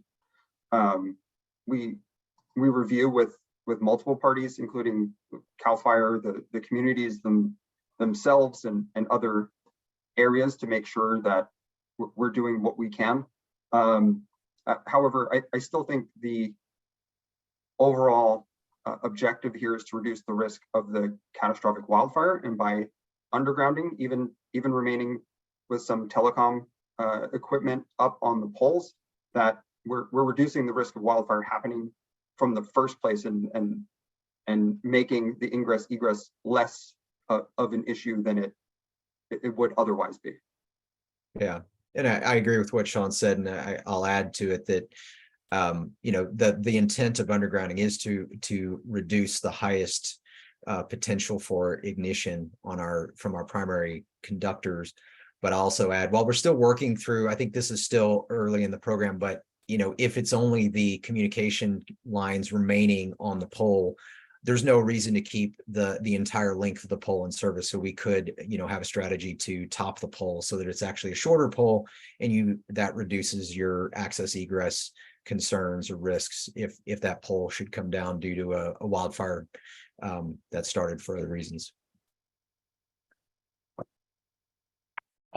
Yeah, I agree with what the others have said, and just really add on, when we looked for SCE at egress, we were looking at road availability versus fire frequency and fire starting from our facilities and trying to mitigate that. That's what we could control. And so that's how we focused our targeted undergrounding, to reduce the likelihood of a fire from our facilities burning into a town and trapping that town. So not necessarily from the poles falling over, while that is a risk if a fire, but we want to look at the risks we could really control in that situation.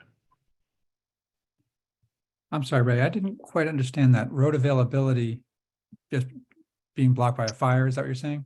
When we looked at, so when we developed our egress model, we looked at road availability, which takes the roads in an area versus the number of people that live in that area. And we came up with, using that and getting a ratio, it looks at how many roads are available if people need to leave a given area. And so that's kind of what we looked at when I mean road availability. It's a ratio of roads to people. More roads, better road availability, or less people, better road availability. It's that ratio. Okay, I understand what you're saying now. Thank you. Mm-hmm. Okay, thanks so much. We've got about 10 minutes left, so I think we can do a round of quick questions. Holly, did you have any more to ask? Yes, I'll ask. Hopefully this is quicker. So we've talked a little bit about the effectiveness of undergrounding, and I think in your presentations you all said that covered conductor was in the 60 to 70% effectiveness. In the joint covered conductor report that all three utilities provided with their WMPs, SoCal Edison included a study of the effectiveness of covered conductor combined with vegetation management and asset inspections. I haven't seen any similar studies for the combination of covered conductor and more advanced technologies such as down conductor detection or REFCO. Have you done studies of this combined effectiveness of covered conductor with these newer, more advanced technologies? And if so, what are you seeing? And if not, why not?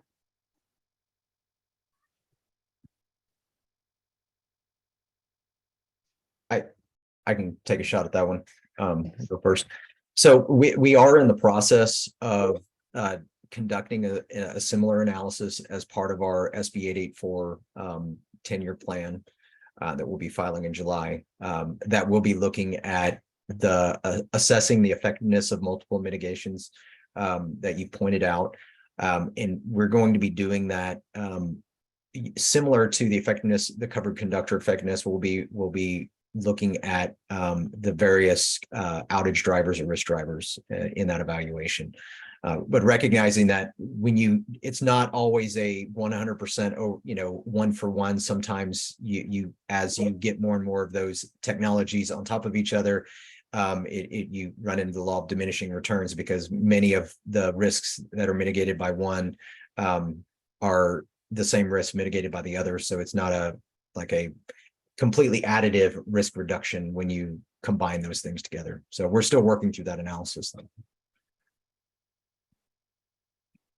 Yeah, to tack on to that, as part of the continuing joint IOU covered conductor effectiveness working group, we're continuing to work on this.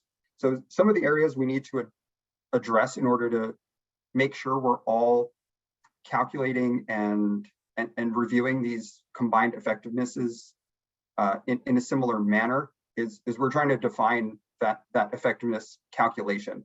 So there's different utilities have had different programs in place for varying periods of time.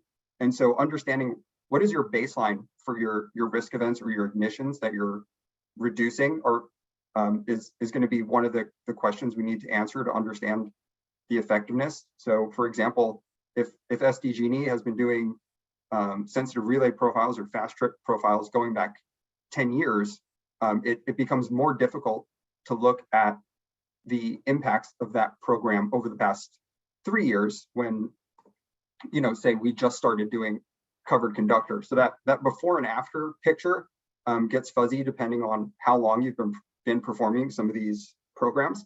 Also, some of these programs have, again, addressed different risk drivers. And so making sure we understand not only the time frame that we're looking at for the before and after effectiveness, but what risk drivers are we addressing. And then there's some challenges with some of these programs that are not always active, right? Like sensitive relay profiles. For SDG&E, our sensitive relay profiles are enabled approximately on average 4 days a year. So it becomes hard to calculate a combined effectiveness for something like undergrounding that's just there 365 days a year versus something like some of the protection, which is only activated during certain elevated times of risk. So we are continuing to develop that framework and get a common understanding of how we're going to define and calculate these combined effectiveness values. And we, as you mentioned, we did it for vegetation management, cover conductor, and inspections, but we've also done cover conductor and Revcal because they partner really well together. There is some overlap on their mitigation effectiveness, but cover conductor is really great at face-to-face faults when we think about it, and Revcal is really good at that face-to-ground. So we have looked at the partnering of those two in particular of our protections, because we have those other issues that Sean mentioned. Fast curves not on all the time. Some of those others are more of a transient nature, as I think of the mitigations, where cover conductor and undergrounding are there all the time. Same with Revcal. So, but we are actively looking at the combined mitigation effectiveness values. Thank you. Okay, thanks so much. Wendy, did you have any additional questions? Sure.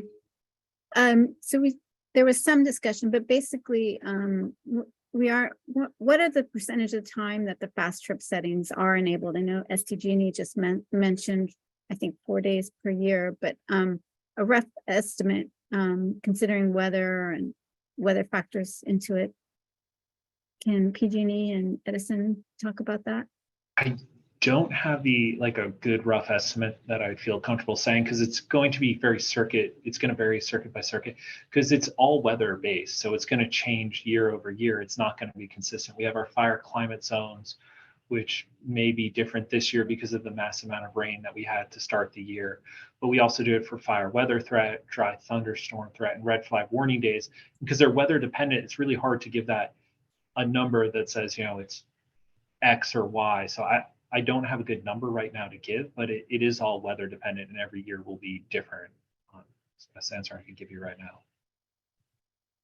And I'm going to ask if Dave Canny can chime in and speak to your question for PG&E. Sure thing. Thanks, Jim, and thanks for the question. My name is Dave Canny. I lead the EPSS program for PG&E. With the caveat that it is all weather dependent, so it's an important caveat provided there just previously. Using a backcast and our current criteria, we estimate during the wildfire season, characterizing that as May to November, that approximately 40 to 60% of circuit days we would have EPSS enabled.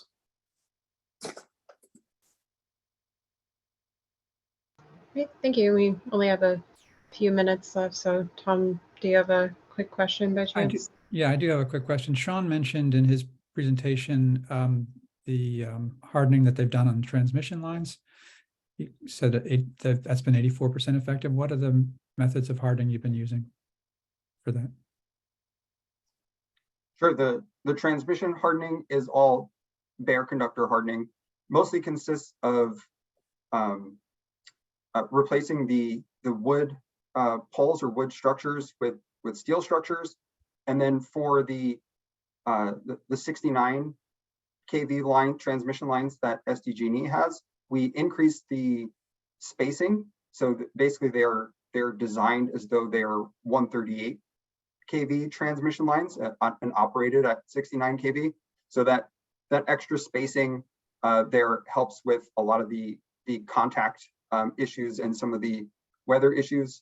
Additionally, all of the equipment that's being hardened is designed and reviewed for its known local conditions. So if that area has seen winds in excess of, say, 80 miles an hour, it's designed to withstand wind speeds even higher than that, up to 111 miles per hour.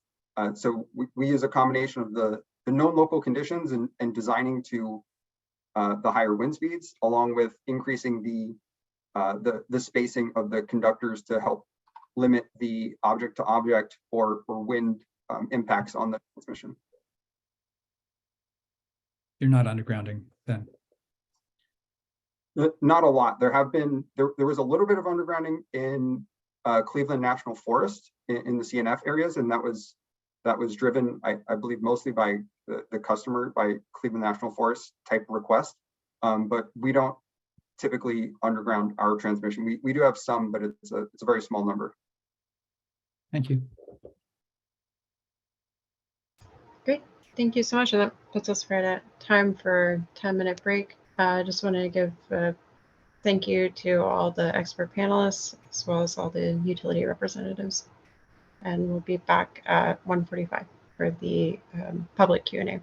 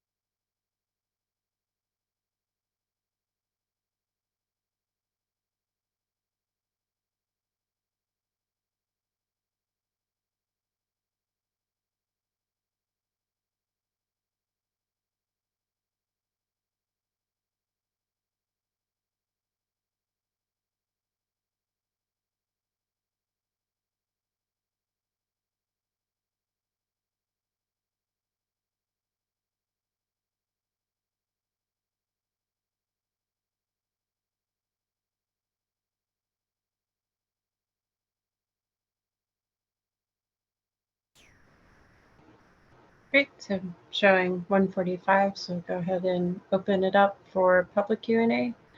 As a reminder, please try to keep it on topic, being grid operation, design, and maintenance. You're welcome to either use the raise hand function or the written Q&A function.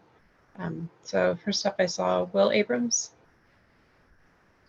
Thanks, and thanks very much for the panel. I really appreciate this format with the diversity of opinions, and so thank you, OEIS, for pulling that off. I had a question around some of the discussion around undergrounding. You know, after the fires in 2017, PG&E sent on to me sort of a undergrounding fact sheet and other materials that sort of discouraged undergrounding at the time, with sort of a 10x number in terms of cost. And so, you know, I was very enthusiastic then about undergrounding and just trying to understand sort of the change in perspective here. Mr. Gill mentioned that undergrounding outages are lower and that there was some analysis done for that. My understanding is that undergrounding, at least to date, has mostly been done for aesthetic purposes in sort of areas where you wouldn't expect outages, or more urban areas and things of that nature. So I just want to know sort of how they accounted for that change. And also I just want to sort of point back to some of the discussion in the prior panel around vegetation management practices and how undergrounding and sort of root management sort of wasn't calculated in to the wildfire mitigation plans, and wanted to understand if utilities and other panelists feel that we're perhaps putting a little cart before the horse here in terms of trying to figure out what the undergrounding, what the vegetation management strategy is going to be for underground lines, and sort of getting a handle on that before making a commitment to a particular area of undergrounding. And lastly, I just wanted to ask another sort of clarifying point. Does undergrounding lines make it harder to turn to microgrids? So once they're underground, if you have requests for microgrids, does that make that transition harder and therefore sort of discourage that type of approach? So there's a few parts there, but hopefully that made sense. I can try and start for SDG&E. So the parts I managed to capture here were first of all looking at the undergrounding and the veg management piece of that. So obviously the veg management costs and requirements go down with the underground equipment. Really the only veg management issue with underground equipment is ease of access and working space around some of the pad mounted equipment for the associated with the underground cable. So where you have the overhead, you need to trim or manage the vegetation along the entire corridor. With underground, you're just looking at the pad mounted equipment and making sure you have the right working space and clearance around some of that equipment. And on the microgrids part, I think the underground isn't going to hurt the microgrid area. If anything, I think it would be beneficial. And my reasoning for that is that regardless, if you have a community type microgrid serving multiple customers, you know, the wildfire risk comes from having energized overhead bare conductor lines in the area. And regardless if that line is energized by, you know, SDG&E's substations and its transmission network, or if it's energized by a microgrid, the risk is the same, right? The risk is there by having overhead bare energized lines. And so having the undergrounding there means you could, you know, utilize the microgrid even during, you know, the high PSPS type times. So my view, there is some synergy between the two. Hey, Will, this is Matt Pender from PG&E with the undergrounding program. Nice to see you again. So I want to follow on what SDG&E mentioned, which I agree with, and then go from there into some of the things you commented on about what PG&E had articulated in the past. So a couple things. Agree that from a vegetation management perspective, we obviously have a number of assets underground already with electric lines and gas distribution lines, and in general haven't had significant issues with roots or other things that would cause us pause in terms of moving forward with our undergrounding program. And then on the microgrids, agreed that undergrounding actually enhances our ability potentially to do microgrids because they'll be fire safe in that all the assets will be underground. We're also, evaluating these areas where we're looking to do undergrounding for remote grid possibilities. So small bundles of customers or even individual customers where a remote grid might be an even better choice than undergrounding for that particular community or customer. So we see them as complementary as well. So returning to your initial comments or where you started your question about we had previously articulated the undergrounding cost was significantly higher, things like that. As you articulated in part of your question, most of PG&E's experience with undergrounding in the past, with replacing overhead with undergrounding, had been in more urban areas. And as a result, the costs were different, in some cases higher, and just the complications were different. As mentioned here, there's more vegetation in these high fire threat areas where we're looking to underground now, but less roads and urban potential conflicts and things like that. So we have been working for the last couple of years to really reassess our undergrounding approach for rural and high fire threat areas, and thinking differently about things that we did in the past as standard practice, like throwing in an extra conduit for future capacity concerns. That may not be as appropriate in high fire threat areas where the population density is much lower. Having standardized trench depths and layouts may not be necessary in high fire threat areas. And those tools may allow us to be more flexible in how we underground in these areas to maximize our wildfire risk mitigation for the investment we're making, which, while still considerable, we see that unit cost going down over the near future, and is already we forecast to be able to achieve our unit cost targets this year, which are lower than what we'd seen in the past. So I'd say one of the main things that changed in our thinking and calculus is our ability to do this work at scale and for a better unit cost than what we'd done in the past when the work was more urban. So those are some high-level perspectives from PG&E. I won't add much more. With your question concerning microgrids and undergrounding, the direct answer is, undergrounding is not going to make microgrid less possible. So in some ways, as mentioned earlier, it could make it a little better option, because obviously the electric lines would be underground. And so if you could, power the underground lines, it's not going to inhibit the two from coexisting. And very similar to PG&E, we're doing studies on remote grids to see if there's areas where we could put a remote grid instead of having to underground or cover conductor or so. If we can find those areas, we're studying those right now to be very diligent on reducing that risk for our customers. Thank you.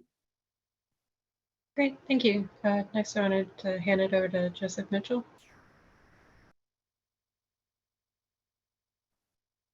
Hi, Joseph Mitchell, Muskeg Grade Road Alliance. Secondly, pull up my question. All three major utilities, SDG&E, PG&E, and SCE, have enabled fast curve or EPSS settings, and these significantly reduce the energy released by faults during elevated wildfire weather conditions and reduce wildfire ignition rates. However, only PG&E's EPSS program seems to have significantly affected reliability. So what is the difference between these programs that would account for the difference between PG&E and the other two utilities? Hi, thanks for the question. This is Dave Canny with PG&E. I can certainly start. I think it primarily ties to the criteria with which we enable EPSS. The other utilities have a tendency to enable their settings, and I'll let them speak to kind of their criteria and the degree to which, but I think we heard from them earlier, 4 days a year, versus for us during the wildfire season, at least for the 1 year that we've run the program, somewhere on the order of 40 to 60%.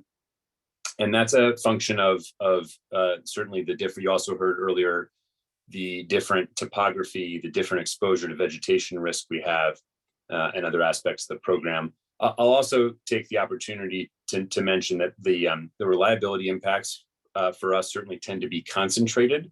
The good news around that is that allows us to target our reliability mitigations in concentrated areas.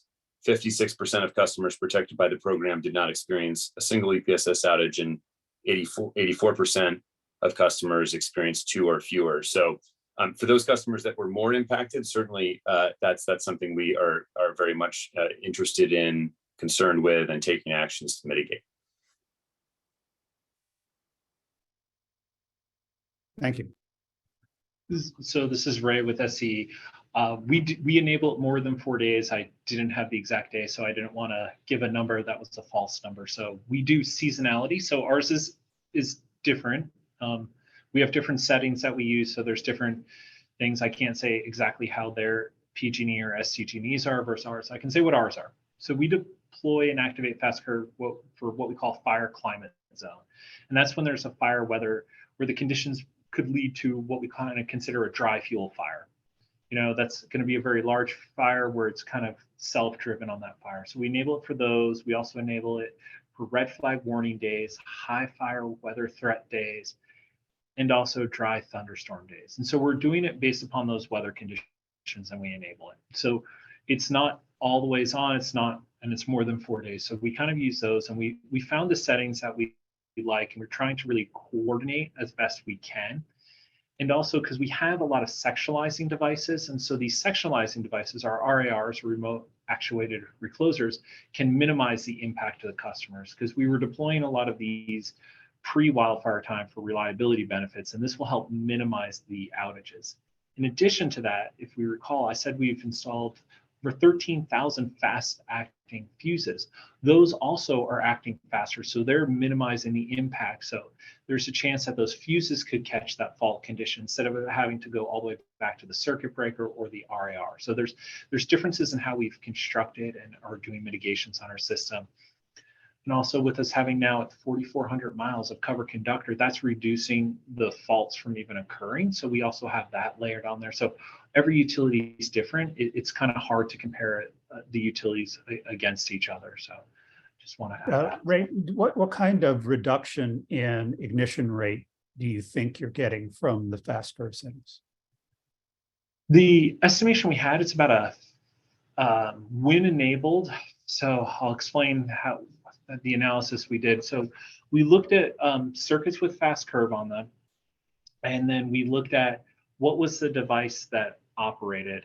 So whether it was a circuit breaker or an RAR, and did it have fast curve enabled? And then we compared it to circuits without fast curve over the same time period. And when we did that analysis, it was about a 40 to 50% reduction in faults to fires. So that's about the reduction that we've seen.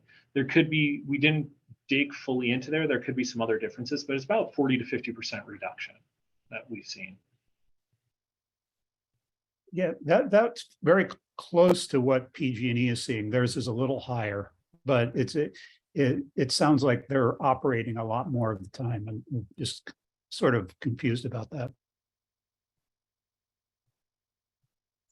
For SDG&E, just to close the loop, I did mention on average that it's about 4 days per year where we've had what we call sensitive relay profile, or SRP. That's our name for our fast trip program.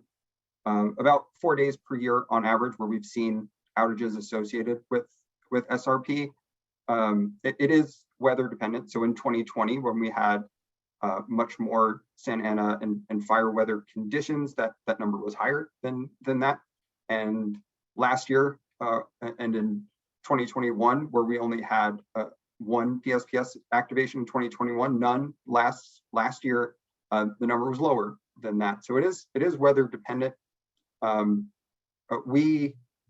try and limit the usage of SRP, our activation criteria is either our fire potential index is extreme, and in the areas where it's extreme, then the circuits are enabled with the SRP. Or if the FPI is elevated and we are initiating PSPS, then we will again enable SRP on the circuits in those areas with the elevated FPI and PSPS forecasted. So we try to be as targeted as we can. Again, SDG&E has had its sensor relay profile program in place since approximately 2011, and has gone through a lot of iterations and annual review of its sensor relay profile settings, which have enabled us to get to this point. Thank you. Great, thank you. I wanted to open it to Herman Eng for questions.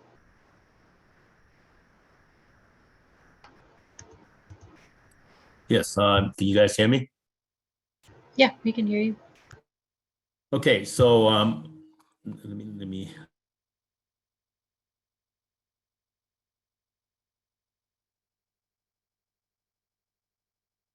I think you're muted now. Okay. Oh, there we go. Yeah, so as you replace the overhead underground in high-risk fire area, you are eliminating the number of ignition events and reducing the number of overhead-related outages, such as flying debris, trees, and animals. However, you are also adding more underground equipment, such as J-boxes, vaults, subsurface transformers, cables, and scaled underground switching, etc. Now, these new underground equipment will compromise the restoration effort when there's a fault. And also, as you're removing overhead equipment, such as switches, tie switches, or sectionalizing switches, are you able to maintain the same operational flexibility when you convert to the underground? Meaning that if you replace, let's say you remove 5 overhead related switches, are you able to replace it with 5 underground switches as well?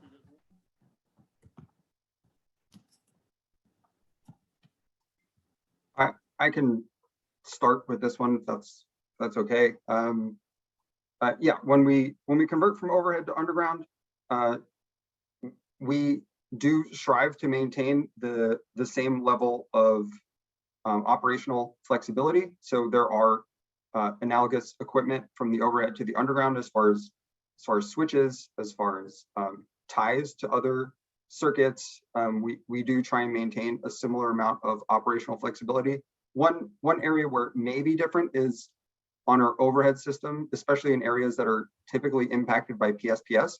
We have installed a lot more sectionalizing specifically for PSPS purposes. And so we may not need that same level of sectionalization across the underground circuits. So in general, I think we strive to maintain the same level of operational flexibility. I can't say that it will always be a 1-for-1 because each circuit is different and the design criteria may change from location to location.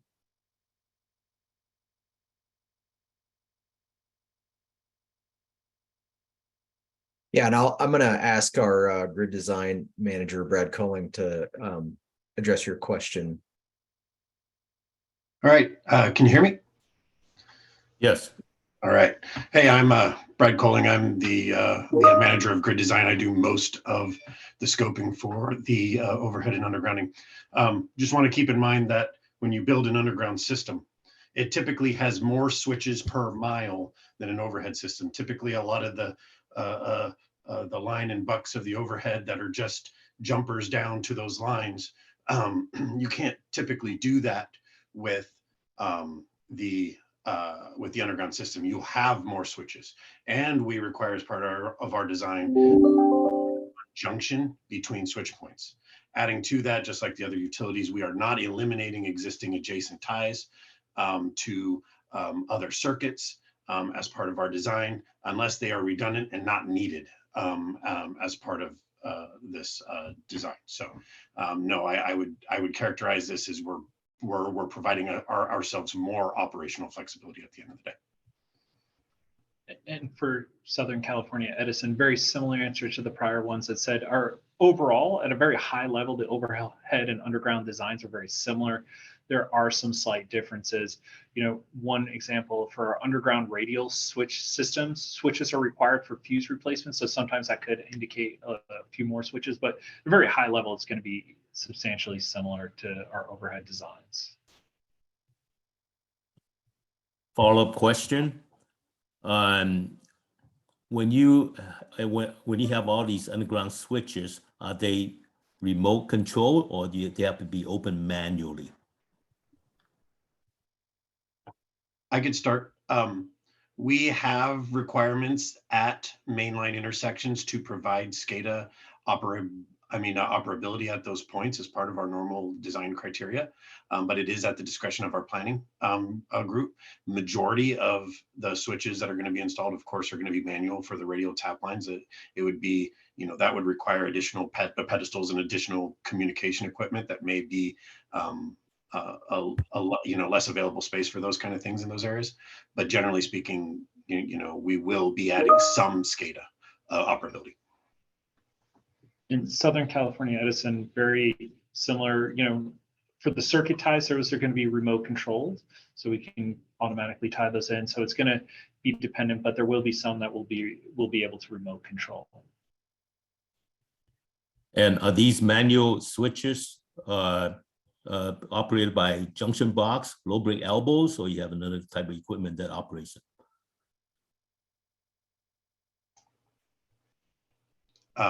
So for SCADA switches, they would all be switches, not junctions. In our 200 amp systems, our standard is to use load break elbows, and those can be used to separate and de-energize a line, putting on an isolated standoff when needed in order to clear downstream locations.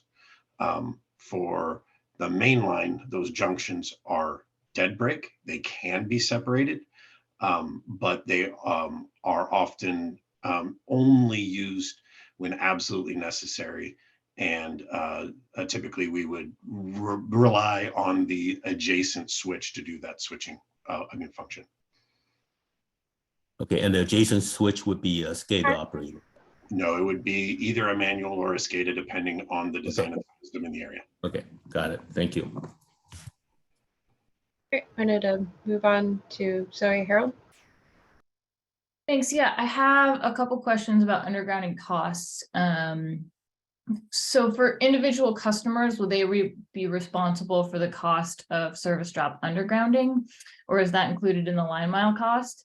And then my other question is, when there are new interconnection requests to undergrounding lines, essentially in WUI and as need for distribution system grows, will that take more time and cost more money to those requesting customers to implement?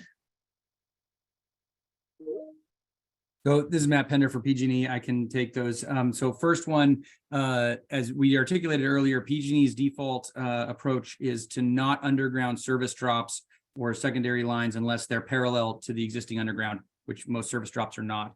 And so there'd be no customer cost associated with our work, no direct, customer fee or anything for converting their panel or anything like that. So that question is a no for PG&E based on the way we are approaching our undergrounding of the electric distribution primary in particular. On the second question of a line extension request, like for an interconnection, if it was at the distribution level, because our undergrounding program is targeted at distribution, nominally undergrounding would be more expensive than overhead. So probably yes. There are, of course, a million detailed factors about the conditions in that area. And if there's already construction underway, often construction of a power plant, for example, might involve cutting in a road to that facility. And if they're putting in a road, we may be able to put our underground lines in alignment with that, which could improve efficiency, that kind of thing. So I think that's what I think about that for PG&E. So I'll address for the services for Southern California Edison, because I said in some situations we will underground services if the risk is high enough. If we're going to underground those services, we are including those costs in our cost per mile because we've made that decision to do that. So not the customer, and so we would take those, but majority would not be undergrounded. We will continue, just to be very proactive and targeted. And so I'll just want to add that with service. On the other part, what Matt said about the undergrounding versus overhead line extension, very similar answer. Thanks. Yeah, and for SDG&E, yes, there's no customer costs associated with our strategic undergrounding program in the WMP, and so it is included in what you see in our costs for the cost per mile. And then as far as new connections or connecting to the existing, I think I would have a very similar answer to what PG&E and Edison already stated. Yes, in general, undergrounding is more expensive than overhead. So if someone new is extending that or tying into it and going underground, there's the potential where it could cost more. Thank you. Great, thank you. Next we have Nancy and Macy.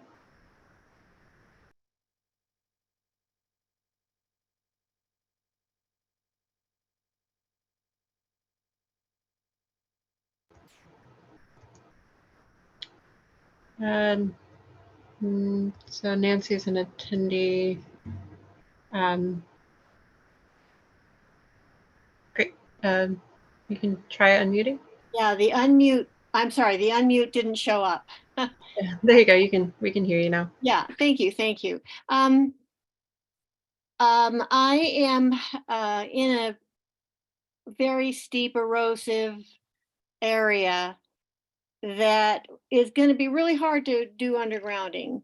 A few years ago, back when we were thinking undergrounding was the way to go, we supported our county in getting PG&E to move 3 miles of undergrounding from along the coast where it was an urban area, and they were doing it to make it look pretty.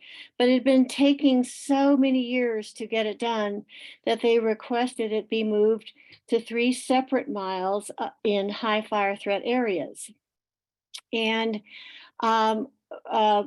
having learned the problems of undergrounding related to things like slope stability and erosion and access during rains and such, and watching one of the 1 mile stretches having 2 sections badly damaged by slides during these recent storms, we're seeing that there really is there are possible problems with undergrounding in our area. Our water district, after the CZU wildfires that we, lightning complex fires that we had here in 2020, they had a lot of above ground piping that they were going to have to replace. And they examined putting them underground, and they decided to go ahead, and even though the potential of burning would happen again, they're going to put it back above ground because undergrounding would destabilize their steep slopes where these water lines go. And we have the same situation here. So we're really worried about the effectiveness of undergrounding here. And we're worried that because PG&E is doing fewer and fewer miles of modernizing the above ground system, that it's going to be a long time that we'll be suffering from power outages, and whether planned or unplanned. And it'll be many years of continued threat because of the bare wires and the lack of doing what Southern California Edison has been doing, which is a major focus on modernizing their distribution lines, including new power poles and equipment and insulated, reinforced power lines. We'd really like to see a balanced approach where instead of focusing so much on undergrounding because of how limited it is, you can't do it in the Sierras where there's granite, you can't do it in wetlands. It's really hard to get it, and you have to combine above ground and below ground. So it becomes less effective in that way. We're learning a lot today, and it becomes very discouraging to see that PG&E is putting way too many eggs in the underground basket. It's going to be so expensive. We have a very large population of low-income people in Santa Cruz County. Those folks can't afford the current level of their PG&E bills, and by having them double or more in the coming years is just crazy. So you were talking about the cost of the customer. What about the cost of the taxpayer? What about the cost to the communities that can't afford power as it is? So I know there's no real answer to this, but I have to strongly voice our objection to putting so much power and money and efforts to control things by undergrounding. It's just crazy, and it's really not the right answer for our mountains or the Sierras.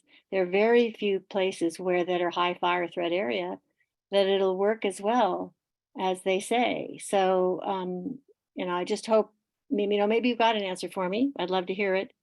But I sure like what I'm hearing from Southern California Edison and San Diego a whole lot better than what I'm hearing from PG&E today. Thank you. Well, Nancy, thank you for the questions. There were many there, and I appreciate the concern. I appreciate the observations of what it means in your community. Soil destabilization and land movement in the Santa Cruz Mountains has definitely been a major issue this winter in particular. And so I understand, I get it, and I agree with a number of your points, which is it is difficult in some of these areas.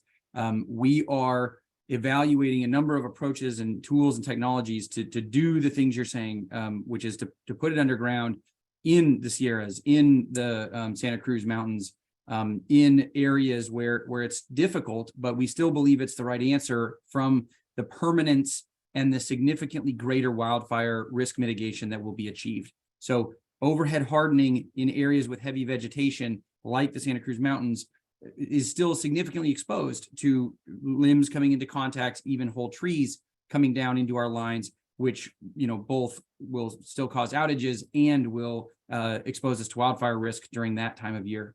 And so we are optimistic that evaluating a number of different tools and technologies, construction approaches, will allow us to safely underground in areas like yours to eliminate the wildfire risk, nearly eliminate the wildfire risk in a more permanent way than just overhead hardening would do.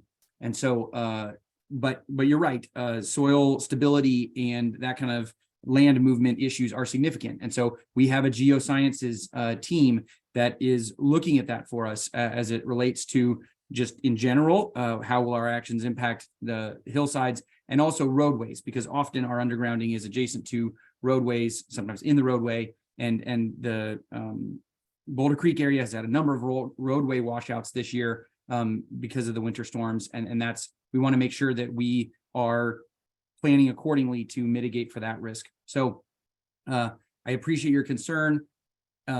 We are focused on those same issues to resolve them and still be able to efficiently underground and reduce the wildfire risk. So I think I am not as close to it as you are living in the community, but I understand and I think that we are approaching it from just a more optimistic perspective that we can solve those issues and still underground to get the wildfire risk benefits of doing the undergrounding instead of overhead hardening in these high fire threat areas like your own. That's good news, Matt. The bad news is that we're also very worried about losing a lot more trees.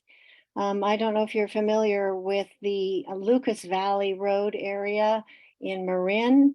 It's where the Skywalker Ranch is located. Very beautiful area. People love driving up through there just to take the drive.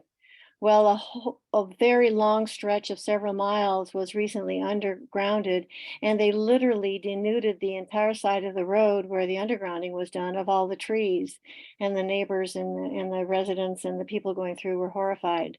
So, you know, you've got a couple of other things to worry about besides the slope stability, and one of them is the importance of the trees, and not taking out more trees than you're already doing. So thanks though for paying attention. I hope everybody at PG&E is paying attention, because so far we don't think they are. Understood. I agree. Vegetation is also a concern and a challenge. I appreciate the concern. I'm not intimately familiar with the Lucas Valley that you mentioned, but I understand that concept, and I understand areas where that has been necessary for us to remove some number of trees, maybe even a lot, to allow the line to be put underground. And then we have the longer term risk mitigation and less vegetation management on an ongoing basis. But you're right, there are a number of challenges, and we are trying to work through them effectively, efficiently, and hopefully in partnership with our communities. But I'm sure we can improve in a number of ways there. Great, thank you. And we're a little under 5 minutes, so I just want to take our last question from Walter Smith.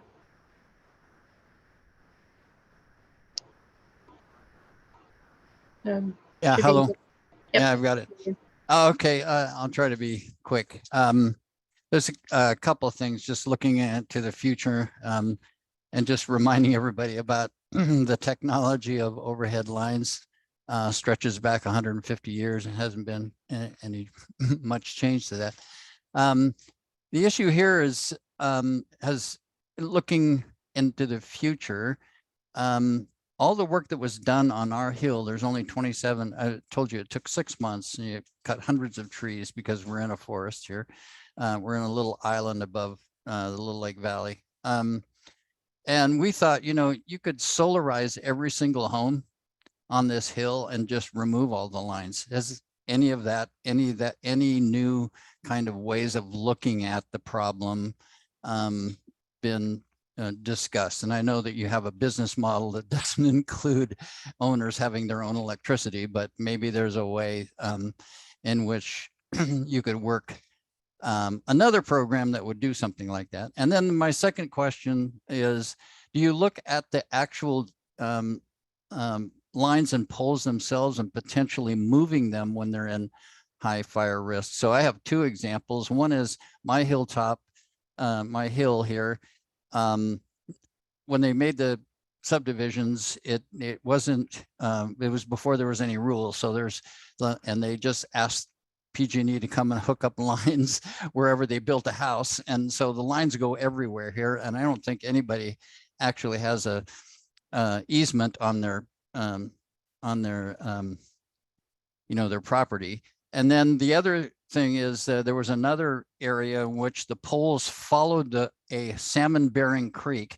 And of course the EVM dumped stuff into the creek, cut trees that were supposed to be shading the creek, and which they could move the lines like over to the county road. And even here you could move the lines to the county road, which would then relieve landowners from having PG&E arrive on their property, and they could work with the county. So I just want to know, is moving the lines where it's feasible and where it would be in a more open area. And I understand the whole issue of having to get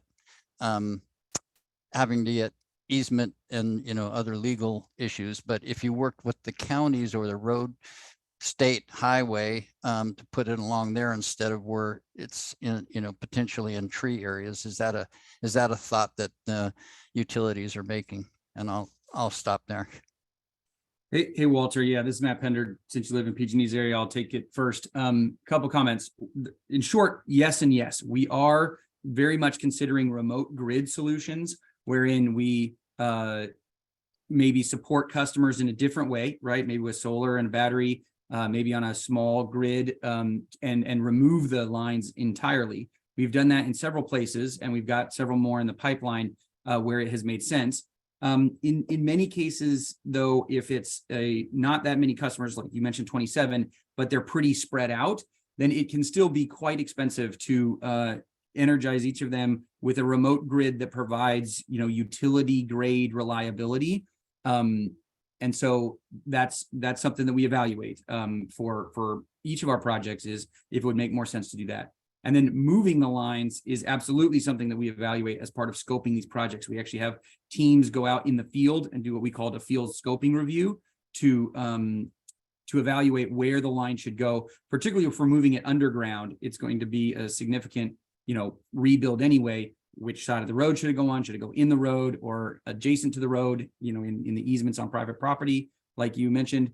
So we very much consider that, looking at issues like constructability, grades, and things like that. So the considerations you mentioned in terms of environmental impacts, in terms of relocating, instead of just following the existing path, and exploring alternate solutions like remote grids, are all things that we consider. They don't always end up being feasible in every location, but we do a project-specific, circuit-specific analysis before we launch the project we're going to launch, in many cases an undergrounding project.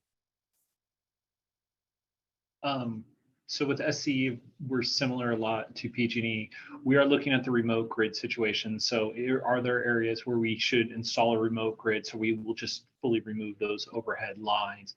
So that's kind of what we're looking at as well. We're doing a lot of studies this year to find those areas where potentially remote grid instead of undergrounding, or instead of installing covered conductor. So we are running that analysis as we speak. About relocating or moving lines, right now, I don't have that information if that's part of our detailed scoping when we're doing our cover conductor programs or our other programs. So I can't answer that question, unfortunately, but sorry about that. We can definitely follow up if needed on that question. And to close the loop for SDG&E, as far as alternatives, SDG&E does have several alternatives it looks at. We do have some microgrids. We have looked at some off-grid power solutions when there are customers who are far enough away. We had an example. There was about a mile of overhead infrastructure that was feeding just one customer. It turned out it was more cost effective to provide this one customer with an off-grid solution and remove that mile of overhead instead of hardening that mile of overhead. So we do review these types of options. And then on the moving infrastructure, if we are hardening the line, whether it's traditional overhead hardening or covered conductor, as part of the review process, they will look at the routing of the line, and if there are better ways to route the line, that again, where we can obtain easements and we can do it safely, we will look at rerouting the lines to more appropriate areas when possible.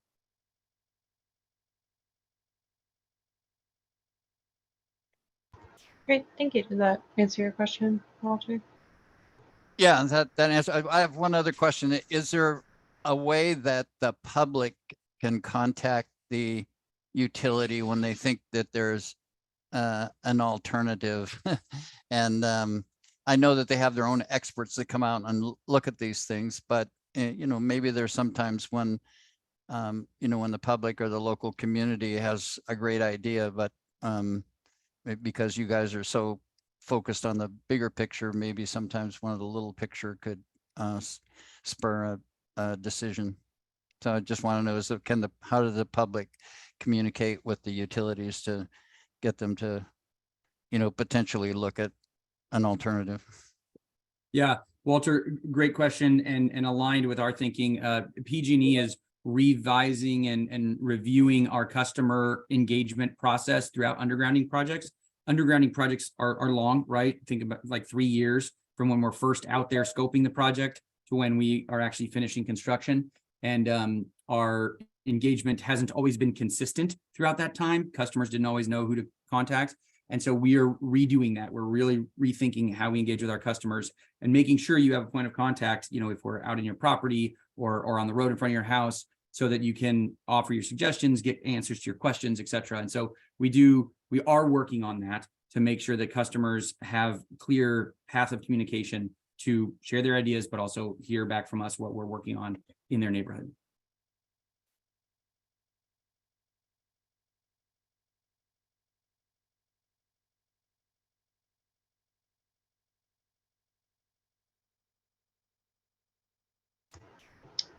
Great. I don't know if SDG or SE, if you want to quickly provide responses. Sure. For SDG&E, there are opportunities. We have wildfire safety fairs. We have meetings with our community outreach program to different community-based organizations where we can certainly take that input. And we do reach out to these communities that are most impacted by wildfire risk and PSPS risk regularly. Yeah, for SC, very similar to SDG&E, there is community outreach. Also, customers can contact us. You know, we have channels that customers can contact us. We're going to soon unveil our targeted undergrounding page, which will have more information for customers. And I believe there is on that page some ways that they can contact us if they have questions. Not 100% sure on that, but we do have ways that customers can contact us. Great, thank you so much. And I think that's also a good segue into our next section, which is on emergency preparedness, community outreach, and public safety power shutoffs with Jessica. And then for the remaining Q&A, I know there are a couple of typed ones. If utilities are able to, it'd be great if you could provide any responses to those. And also just wanted to remind participants that they can use the WMP discovery process for any remaining questions. And we also have additional 30 minutes at the end. So with that, I'll hand it over to Jessica.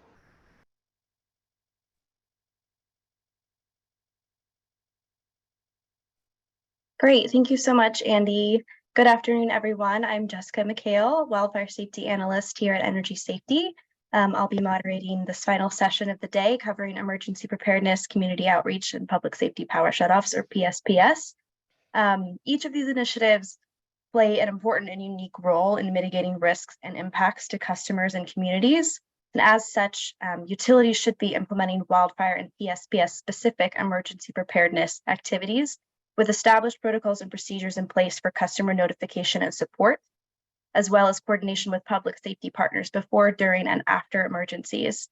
While PSPS can be a means to mitigate an ignition risk, it does pose its own unique risks and challenges associated with safety and reliability impacts to customers and communities. Utilities should be striving to reduce the scale, scope, and frequency of PSPS and working toward a reduction in reliance on PSPS as a wildfire mitigation measure. In this effort, utilities should be identifying frequently de-energized circuits and prioritizing measures to address the need for and impact of future PSPS implementation. Utilities should also have established public outreach and education programs related to both wildfire and PSPS, as well as other outages from protective equipment and device settings such as EPSS, as well as vegetation management activities. Public engagement within the WMP decision-making process is also key, as is collaboration with public safety partners, local governments, and tribal communities. Utilities should be taking steps to identify and ensure engagement with the most at-risk populations within their service territories, including those with access and functional needs. Throughout this process, utilities should also be sharing best practices with other utilities to gain further insight into community outreach strategies related to wildfire and PSPS events. With that, I will now introduce and then turn it over to the utility representatives to discuss their plans for these three mitigation areas. We will first be hearing from Mona Friels, who is the Emergency Services Manager at San Diego Gas and Electric. This will be followed by a presentation from Angie Gibson, who is the Vice President of Emergency Preparedness and Response at PG&E. And last but not least, we will be hearing from Tom Brady, who is the Principal Manager at Southern California Edison. With that, I will now hand it over to Mona for the first presentation.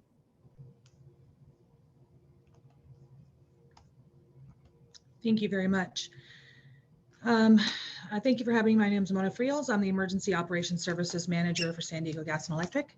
And our team oversees emergency planning, preparedness, response, recovery, regulatory compliance, and legislative review, and all things Emergency Operations Center. Next slide, please.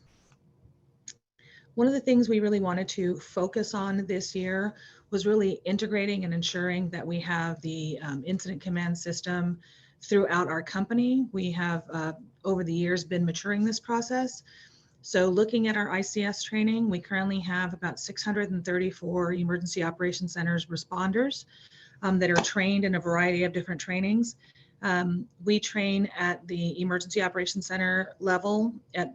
We also include training for our field responders. We have utility field commanders, field safety officers, and then we also have a group of people that are in a previous life cycle. They were fire chiefs or law enforcement, and so they go into the field and mentor. Additionally, we have a group of personnel who train our local law and fire on how to be safe in and around gas and electric. And then we've been tracking our training statistics to ensure that our EOC responders are trained in the basic ICS structure. And so one of the things that we're constantly looking at, it's a continual cycle. We have about a 40% attrition rate in EOC responders as people move throughout the company into different positions. So it's a consistent training and exercise program that we have. Next slide, please. Just like we are concentrating on internally ensuring that our staff is prepared and trained, we want to ensure also that we have our engagement with our public safety partners. So we have developed, we're on our third iteration now of our public safety partner portal. So we started off with the portal that was web-based. We have now, through the request of our public safety partner focus group, moved that to a mobile application platform as well. So we have the web-based version and now we have the mobile application. And that mobile application includes things like providing information by device. Our partners can choose to follow which communities they want to see access to. They can access our entire service territory or just those areas that are important to them. They can customize their push notifications so they can see all notifications that are pushed directly to their mobile device, or they can just receive those ones that are important to them. Additionally, it has a map at the front that has all of the different polygons and areas depending on whether or not they're impacted or potentially impacted or restored, as well as a link to our ArcGIS Esri mapping system as well. We also provide resources like social media kits to ensure that our partners are providing the same talking points and speaking with one voice. We have links to our external resources like 211 San Diego, and we also provide 24/7 contacts into the EOC for all of our public safety partners. Next slide, please. And then also wanted to talk about how we're leveraging some of the technology and enhancements to ensure that our some of the tools that we're using for decision making really are optimized to their best of their ability. So we have partnered with a group who has helped us with human factor engineering to ensure that our dashboards provide from a first visual glance the information that we need very clearly. So on the left, you see the dashboards and kind of what they used to look like. And on the right, we have the dashboards that have gone through the human factor engineering process. And you can see clearly where the red dots or the yellow dots are, that's where your eye goes to. And it really helps in terms of decision making, ensuring that our officers in charge are looking at the information that's important at the time. So going through and leveraging that technology and ensuring that we're always using the most advanced technology possible. Next slide, please. At this point, I'm going to turn it over to Rob Henderson, and he'll talk about our community outreach.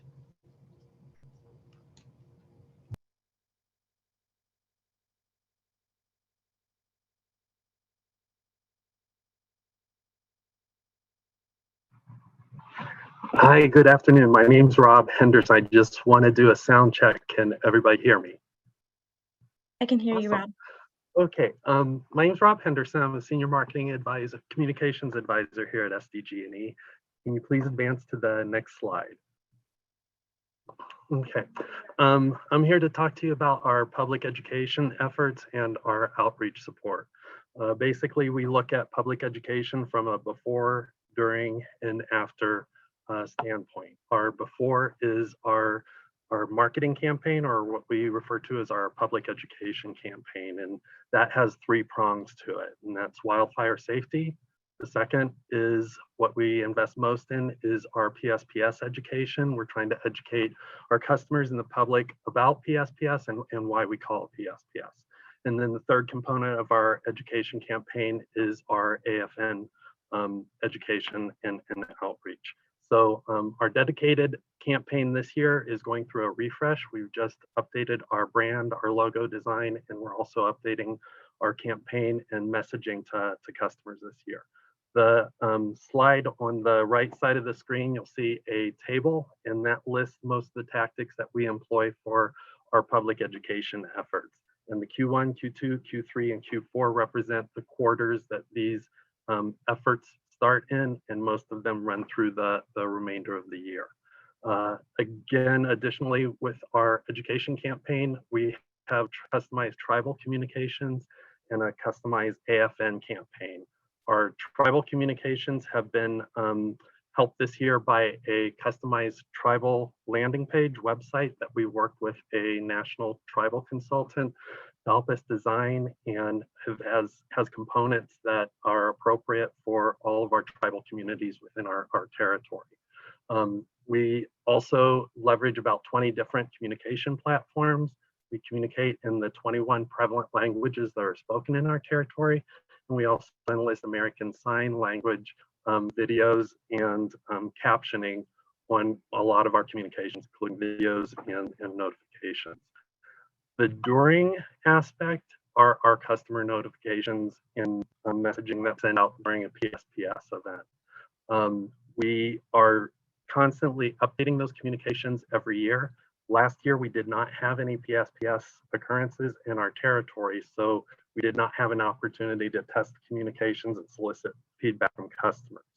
We're planning to do a live notification exercise with customers this year. That's going to be new, and that's going to be a new opportunity for us to test communications with customers and possibly solicit feedback.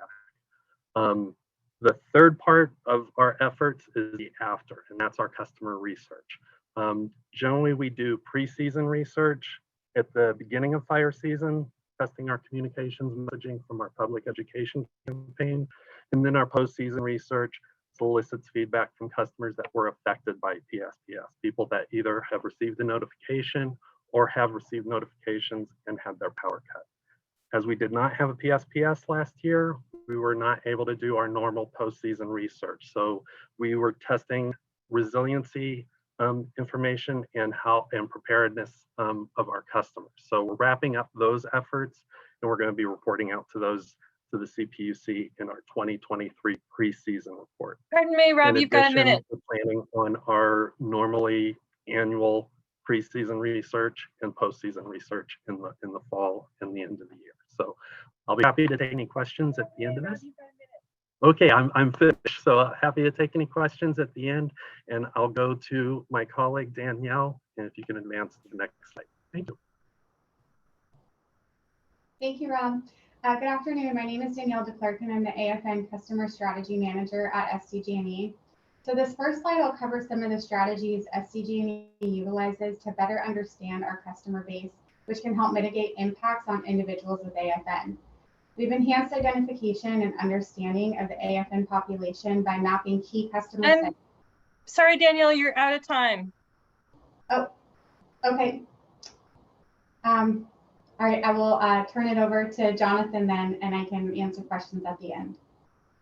Sarah, is SDG&E out of time altogether? It was a 9-minute stint you had, and you're 9 minutes into your 9 minutes. I'm sorry. Well, yeah, we'll give up our time to the next. There's going to be more time at the end. I think that they'll, we have an open Q&A at the end. So if there's topics that you need to talk about, that consider having that you're allowed to ask your own questions during that open Q&A. Thank you. Great. Thanks, Sarah, and thank you, Mona, Rob, and Jonathan, and Danielle for your presentation so far. Appreciate everyone trying to stick to the tight time with all 3 of these sections. So I will now hand it over to Angie for the PG&E presentation. Yeah, good afternoon, everybody. Angie Gibson. I'm the Vice President of Emergency Preparedness and Response, and very honored to be here to share with you how PG&E is approaching emergency management, customer communications, and PSPS. So if you could advance to the next slide, please. There's a lot of information on this slide, and what I'd like to highlight is that emergency management and PSPS processes have continued to mature over the years that we've been performing this activity, and PSPS is only used when necessary.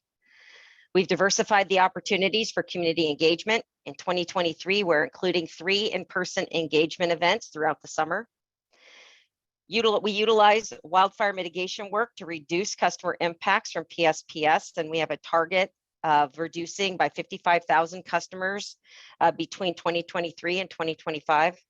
And then finally, we continue to engage with our vulnerable customers and support agencies to provide batteries and support opportunities for these vulnerable populations. And we'll be prepared to support additional Q&A at the end of the discussion. And I'll hand it back to you, Jessica.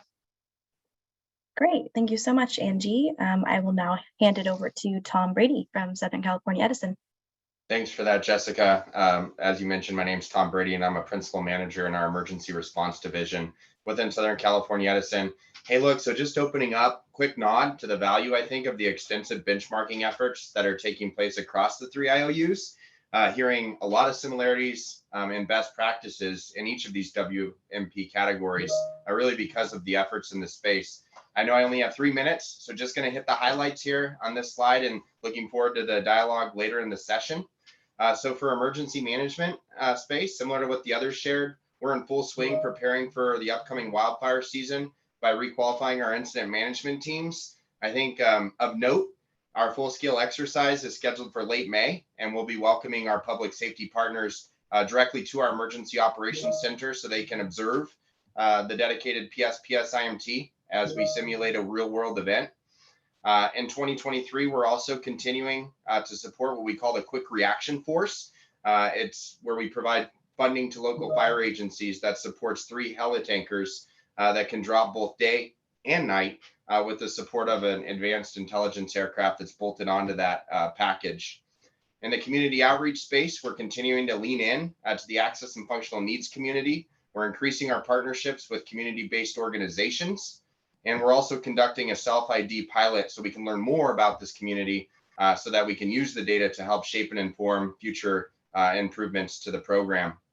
For PSPS, continuing to look to reduce the frequency, we've replaced over 4,000 circuit miles of bare conductor that's susceptible to failure during windy conditions with vegetation and debris potentially flying into them. For perspective, to kind of give an analogy, that's the distance from LA to Washington, DC and back, and covers over 30% of our distribution lines that are in high fire risk areas. We're continuing to lean into automation to transform how we manage and respond to events, looking to improve the timing and accuracy of our notifications. And in closing, just quickly, wanting to nod to what you'll hear tomorrow in our forecasting space, doing a lot of work with machine learning models to improve the accuracy of our forecasts.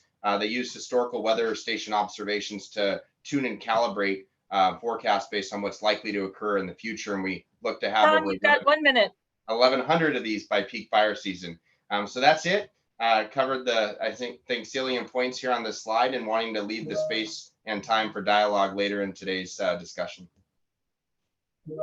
Great. Thank you so much, Tom. And thank you everyone for those presentations. I know it was a lot to cover in a short amount of time, so thank you all for keeping things concise.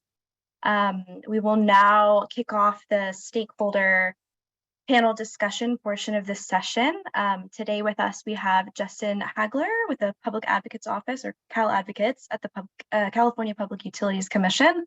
We also have Will Abrams. He's a dedicated and longtime stakeholder in the utility wildfire mitigation realm. And then we also have Megan Somoyi from the local governments, or who is a local governments representative. We'll kick it off with you, Justin, for first question. All right, thanks much. As said, I'm a senior regulatory analyst at Cal Advocates. I've been working on PSPS issues since about 2019. The first question I have for this is to all the utilities. How has customer impact analysis evolved in the past few years?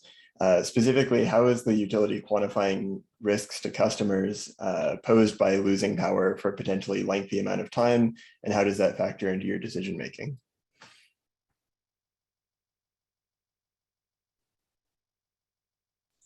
This is Tom from SE. I'll go first and just provide a quick high-level summary, and then we can get into more details as needed. So we've implemented what we call our in-event risk calculator, and it does exactly that.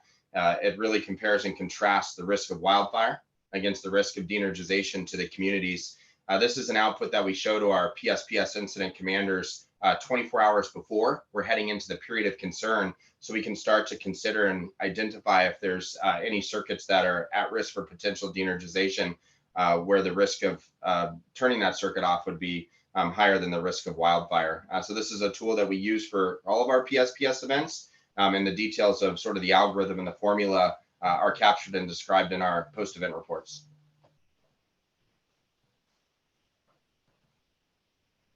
Yeah, I can go next. This is Jonathan Oldemar. I'm Director of Wildfire Mitigation for SDG&E. And it's something that we have similarly worked on, much to how Tom described it, where we have a WINGS ops. Our risk modeling tool is the WINGS, which is the Wildfire Next Generation System. And we have an operational model piece that is similar to our planning piece, where we plan our mitigations and our grid hardening and prioritization of our circuit segments. But this particular tool, the WINGS ops, is more for the PSPS versus wildfire risk. And so we use it to inform our decision criteria during PSPS events. And so we are in our second year. We used it lightly last year. There was, of course, no PSPS events, but we used it during different times, just dry runs that we had to practice with it. And then it's not only used to inform our decision making, but also even what we're looking forward to is using it going forward into the day actual of the PSPS. So during an event, right, understanding some of the risks that customers have, and differentiating customers, medical baseline versus other vulnerable customers. And then even for post-event, we want to try and use it for prioritization based on the impacts to customers, right? A prioritization of restoration for PSPS. So those are the types of things. It's still not full production in terms of being able to do those last two things, right? During event and post-event, but we are using it and plan to use it this year for the pre-event calculations for risk to customers. And for PG&E, this is Sean Holder. I'm the director of the PSPS program. Very similar to my colleagues at SDG&E and SCE. This is something that we benchmark on quite frequently as we've continued to mature our risk versus benefits calculations for PSPS. This is something we do as we go towards the decision for de-energization. We look at the risk benefit calculations to see how that's lining out. And similar to SDG&E and SCE, it leverages outputs from fire spread modeling, as well as customer impacts and the different types of customers that are potentially going to be impacted in a PSPS event. Great, thank you so much for the question. Justin, does that answer your question? Any follow-up? Yeah, a brief follow-up. So when you're looking at the outputs of these models and using it to make decisions, does it come to mind where you've seen a circuit where the weighting of the customer risks actually outweighed the risk of wildfire? Or is it almost exclusively that the risk of ignition is so great that effectively any customer harm is worth the public safety benefit of shutting off? I can start. This is Sean again from PG&E. That's something that we've considered in a PSPS event. We haven't seen that because when we're activated and we're looking at the potential for PSPS, the wildfire risk is so high. And so not something we've seen in practice. We have seen doing different backcasts that there's the potential that could occur in certain cases.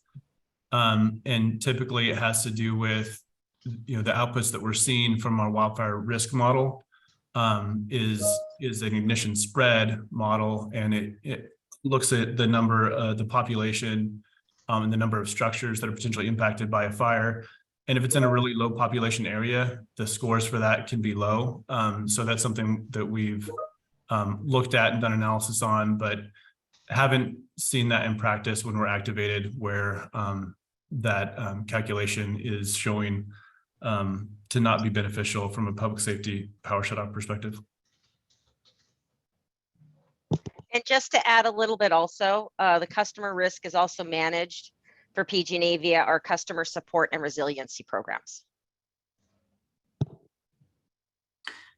Yeah, for SDG&E, Justin, it's similar to what Sean said. We, especially last year, we haven't had a lot of practice with the model to compare, you know, whether PSPS was ranked higher than wildfire risk.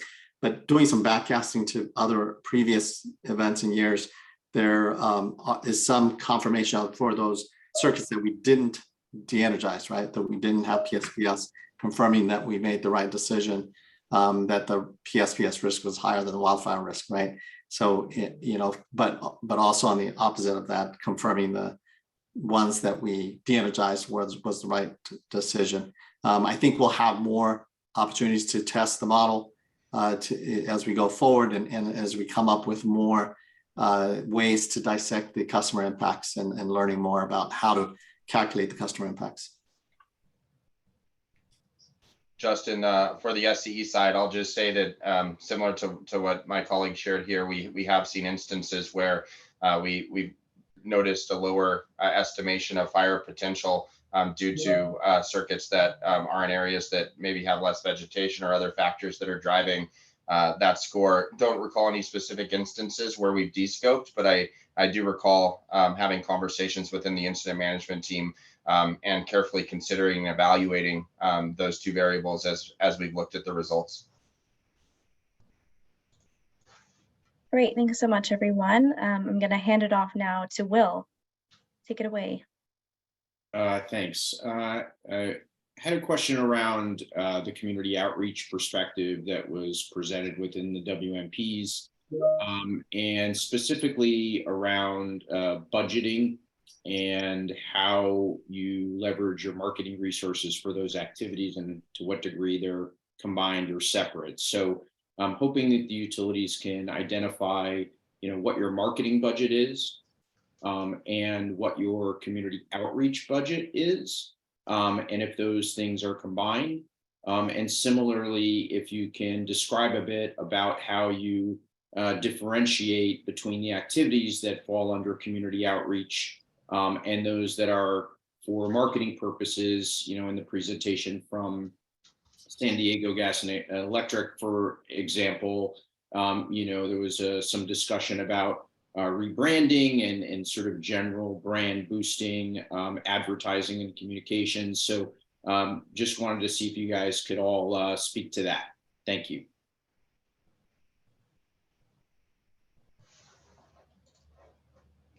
Hey, Will, on the SCE side, I don't have that data with me, so I'd like to take a follow-up and we can get back to you with the budget estimates. I don't have that level of specificity.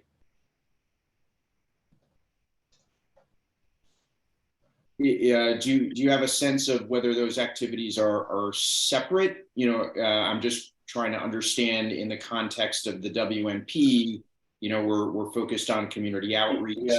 Do you have a sense of? I think there was a bit of an echo. Hearing you're looking if we track the budget activity separately, if they're clustered into one bucket. Is that the question? Yes, and just, you know, how you separate those activities in terms of in terms of billing, but also in terms of or budgeting rather, and also just in terms of how those things are tracked. So do you deploy the same resources or much the same resources for marketing activities generally and differently for community outreach? How are you functionally aligned with that? Are they separate activities in your organization, or are they combined activities? Yeah, so I think on that one, we'll definitely take a follow-up. Unfortunately, I don't have that detail on the SE side. Yeah, for SDG&E, Rob Henderson is going to provide some details about what we do for the marketing side, but I wanted to just say we do have a separate budget for the marketing side. For SDG&E, Rob Henderson is going to provide some details about what we do for the marketing. Getting some echoing. Yeah, so and then for the outreach side, well, there's a separate budget as well, which helps us to do the wildfire safety fairs, the open houses, and other things. So I'll let Rob speak.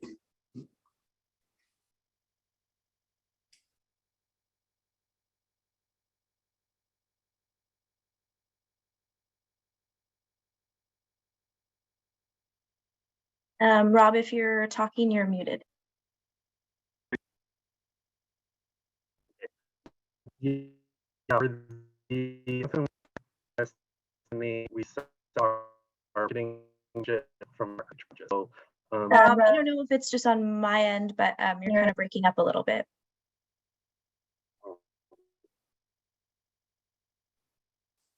Yeah, maybe I can try to fill in for Rob there. We do have an $8 million budget that we use for marketing. Well, sorry for the echo. And that's what we use for the education as well as the efforts that we described, right? That Rob described, right?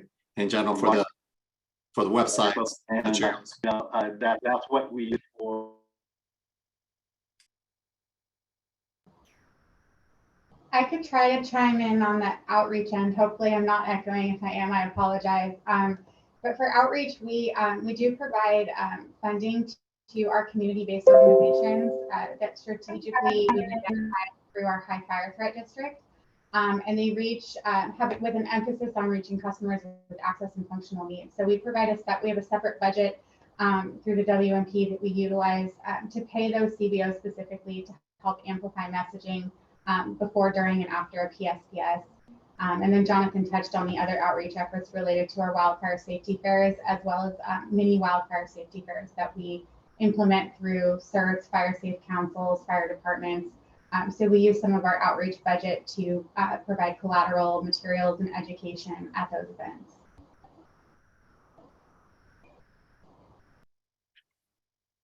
Thanks for that. It sounds like, oh, sorry, go ahead. Will, hey, it's Tom Smith from PG&E. I'm the Senior Manager of Customer Emergency Preparedness and Planning. Similar to the other utilities, unfortunately, I don't have the exact dollar amounts in front of us and the budget, so we'll have to do that as a follow-up. But similar to what Danielle was talking about, a lot of funding going towards our community-based outreach partners, our multi-language outreach, and making sure that folks with speaking other languages, up to 16 different languages, are getting both pre-season and in-season education and outreach about PSPS. We also have the entire CWSP plan, which is the wider plan talking about wildfire safety, which includes PSPS as a component of that.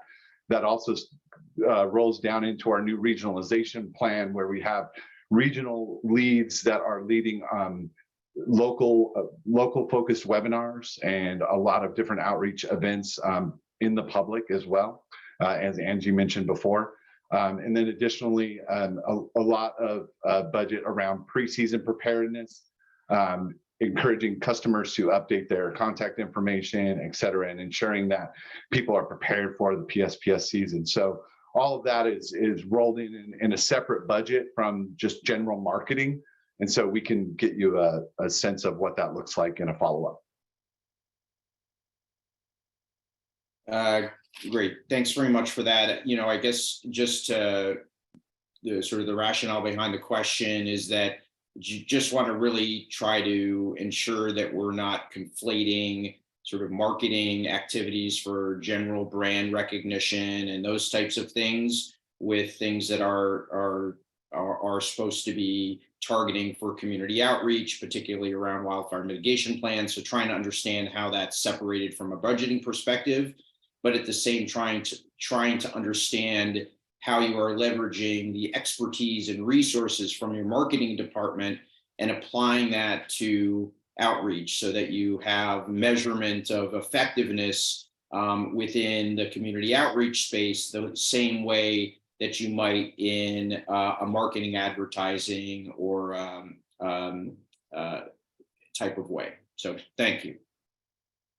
Well, I could say one thing to that is I would definitely look to our PSPS pre and post season survey results, and all the utilities do a pre and post season survey.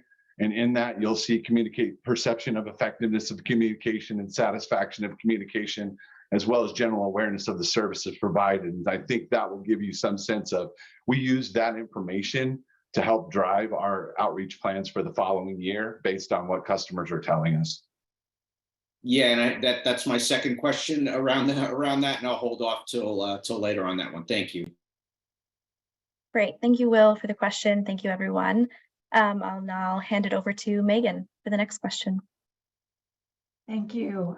Megan Samaji. I represent the Joint Local Government Coalition, which is currently comprised of the counties of Marin, Napa, San Luis Obispo, and Sonoma, and the city of Santa Rosa.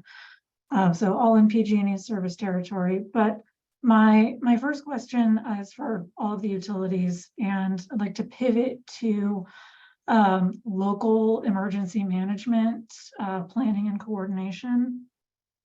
It's a two-part question. I'd like to know if you've noticed any change in the level of local emergency management, first responder engagement since 2019 with your full-scale planning exercises, with your emergency planning and response, sort of your community outreach efforts. And if you have noticed a change, I'd be interested to know what that is. And to the extent the change has been a drop-off,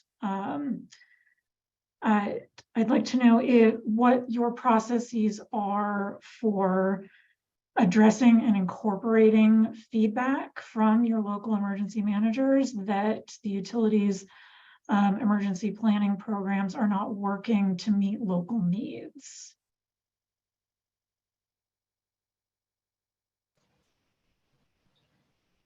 So Megan, Angie Gibson, PG&E, thank you for the question.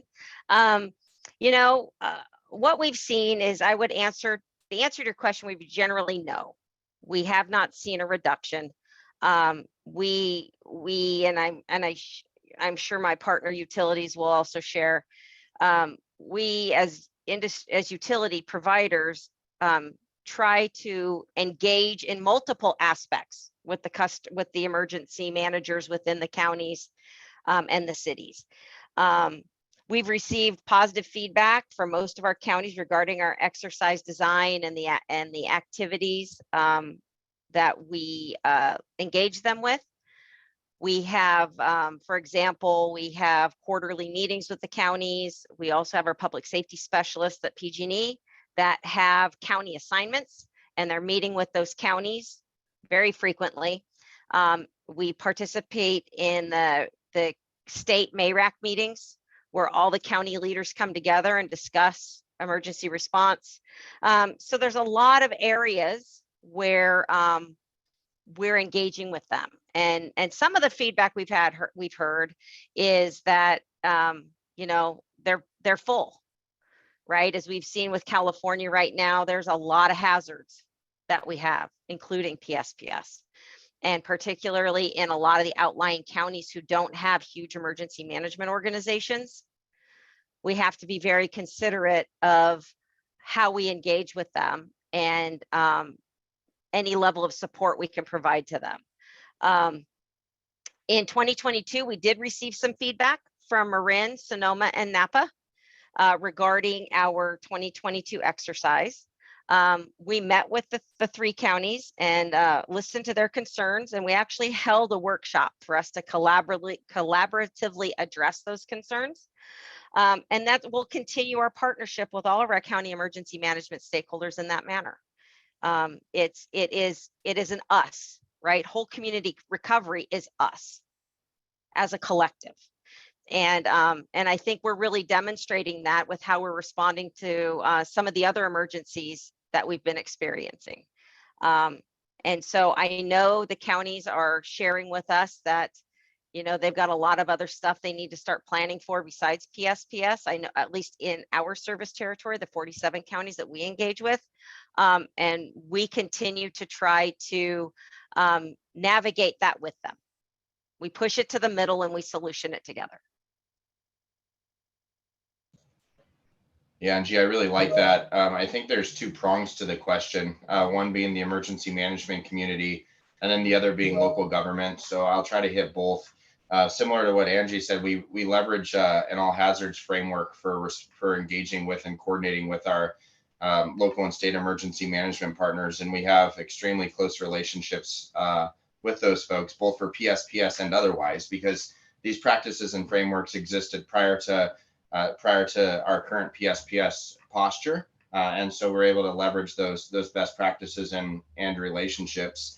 I'll give an example. We just had a plans review workshop where we invited public safety partners to come, and there was, I think, 2 sessions. And between those 2 sessions, we had over 300 attendees, primarily in the emergency management sector, because of the close relationships and need to partner in planning.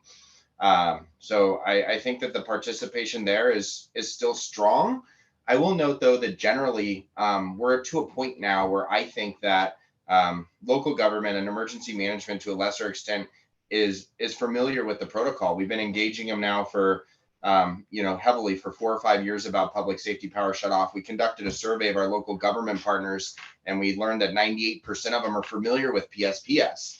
And so we're seeing, I'd say, a decline in participation and engagement in that area. And it's noted through our experience with the advisory boards and working groups, where attendance can be light and participation is less than it may have been early on, when the folks were trying to figure out more about the PSPS program and how we can partner together. But there's been extensive outreach, and I think we're getting to a point where there's a solid understanding of our programs and protocols.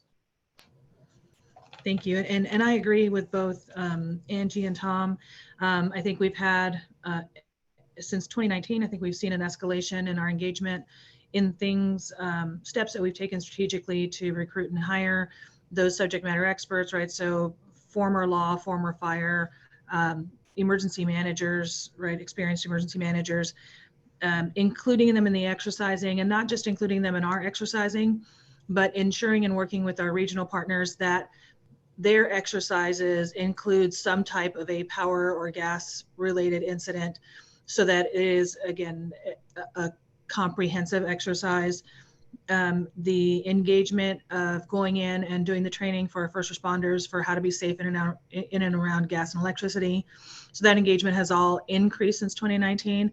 I definitely echo both what Tom and Angie said about the point where we've hit that saturation point.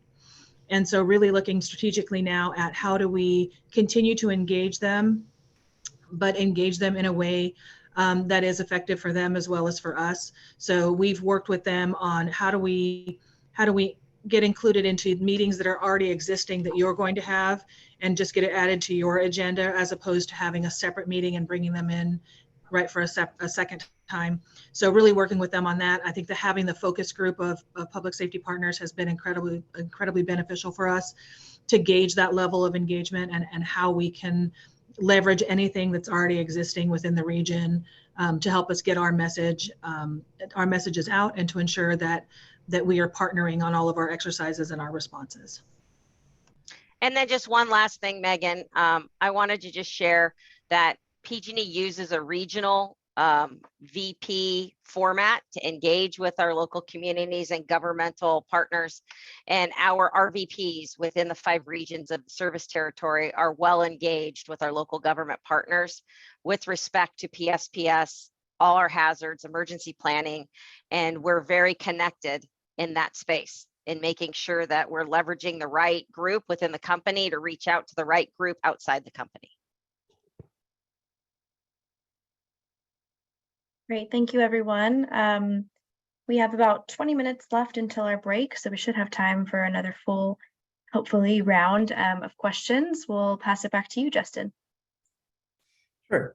All right.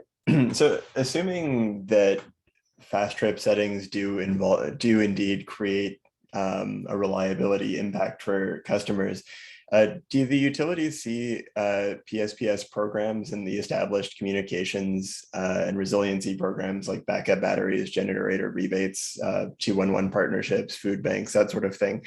Do the utilities see a connection there between the ability for those programs to support both PSPS outages and customers who might be frequently experiencing fast trip outages?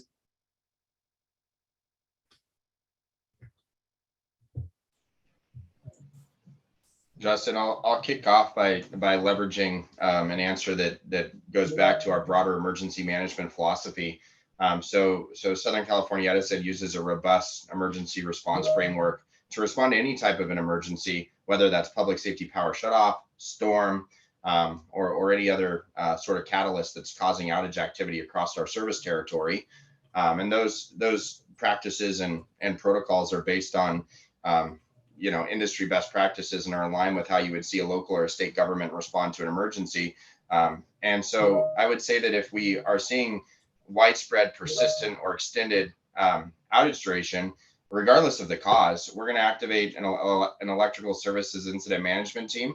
We're going to look at, we're going to evaluate, we're going to assess those outages, and we're going to determine what the appropriate protocol is to respond to those, which will include damage assessment and restoration activities. And our customer service branch is also going to be looking at appropriate customer mitigations to get out and support those communities. So I would pull away from sort of the specific trigger that caused the outage. And for my answer, I think I'd pull back and talk about our broader emergency response framework and how we respond to any type of outage that can impact our service territory.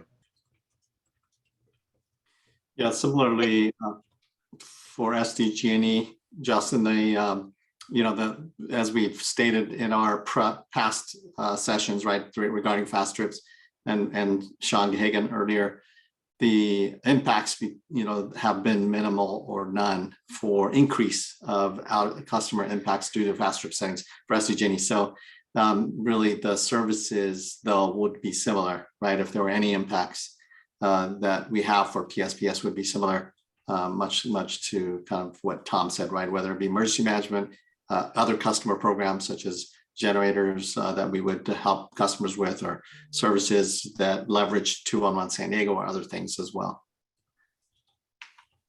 And then Justin, from a PG&E perspective, very similar to Tom, we're going to leverage our incident command system when needed, when a situation escalates to that level. But I would share with you that, yes, we are always looking for opportunities to support more broadly our vulnerable communities. One thing to keep in mind is that our EPSS outages average less than 3 hours. So oftentimes there's not enough time to really ramp that up before the outage is restored. We do have our battery resiliency programs, and you're using 211 for in advance consults with AFN customers, and all have helped reduce impact. I'd also share that we're also building and expanding the customer resiliency solutions that are developed for PSPS to support customers.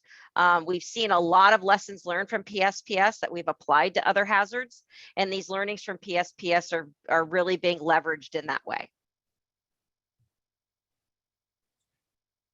Nice, thank you. I'll cede the rest of my time to Will. Great. Will, I'll hand it over to you. Thanks. Just a question around sort of how the WMPs are demonstrating effectiveness of communications, particularly around emergency preparedness. So trying to understand adherence to GO 166, specifically around mutual assistance agreements. Haven't seen much progress around those over the years, and just wanted to see if those mutual assistance agreements have expanded in terms of their scope and the types of cooperation that the utilities have around these areas. Also want to understand how you are moving away from activity metrics I know it was pointed to one example of PG&E using a pre and post test, which is great to see. But in general, the metrics that the utilities seem to be monitoring are on activities, how many meetings are held, how many pamphlets are sent, et cetera, as opposed to the effectiveness of those communications and how they're received and how folks are learning in terms of emergency preparedness around that.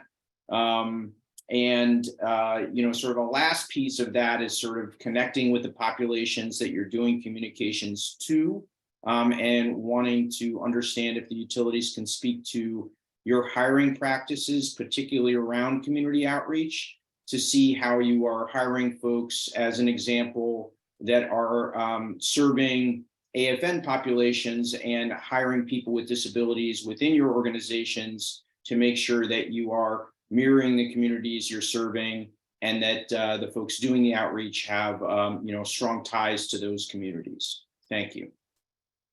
Yeah, thanks for that question, Will. I'll kick it off. I captured 3 pieces there: the mutual assistance piece, the metrics based on activities, as opposed to, or not based on activities, but more based on effectiveness. And then you had a question about how we're connecting with populations and our hiring practices. So I will take the first one, and then I'll see if I've got some experts on the phone that can help me with the other 2. With respect to mutual assistance, we participate in a number of mutual assistance agreements. We have state, regional, and national agreements. Our state agreement through CUEA was one of the first mutual assistance agreements that was built in the utility space in the nation in 1952.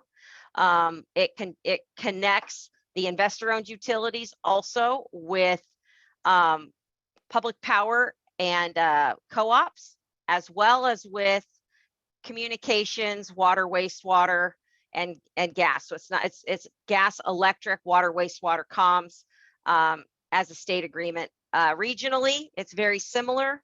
Absent the wastewater, water, wastewater, and communications, it is an energy only mutual assistance agreement, and it covers about 9 or 10 Western states, including 2 provinces in Canada.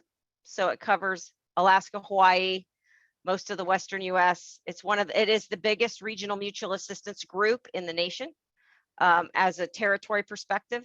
And then nationally, we participate in the EEI agreement, Edison Electric Institute agreement, which is an investor-owned only agreement. One of the strengths we have in the West is that we're all inclusive. We include the munis, public power, and the co-ops in our agreements. And that provides us a lot more flexibility and a lot more latitude to support one another as an industry. We do also have some standalone agreements with Trinity PUD, with Yolo County Flood and Irrigation District. We're building new agreements every time we have an opportunity. And so I would say that the mutual assistance network in the state is very strong. And we participate in biannual meetings in all 3 sectors of that mutual assistance process.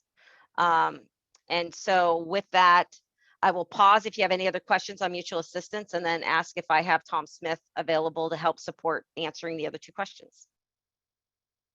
Hey, Angie, just real quick, I think in terms of case studies, we can demonstrate that those mutual aid agreements are valuable, and we actually used them this year between our 2 utilities as we were dealing with those massive winter storms that were unprecedented for the service territory. So love that there was work done to get these to a level that they really worked well, and we all leaned in and stepped up to back each other up. Absolutely. And it was actually all 3 utilities helped us. It was all of us together. Go ahead, Mona.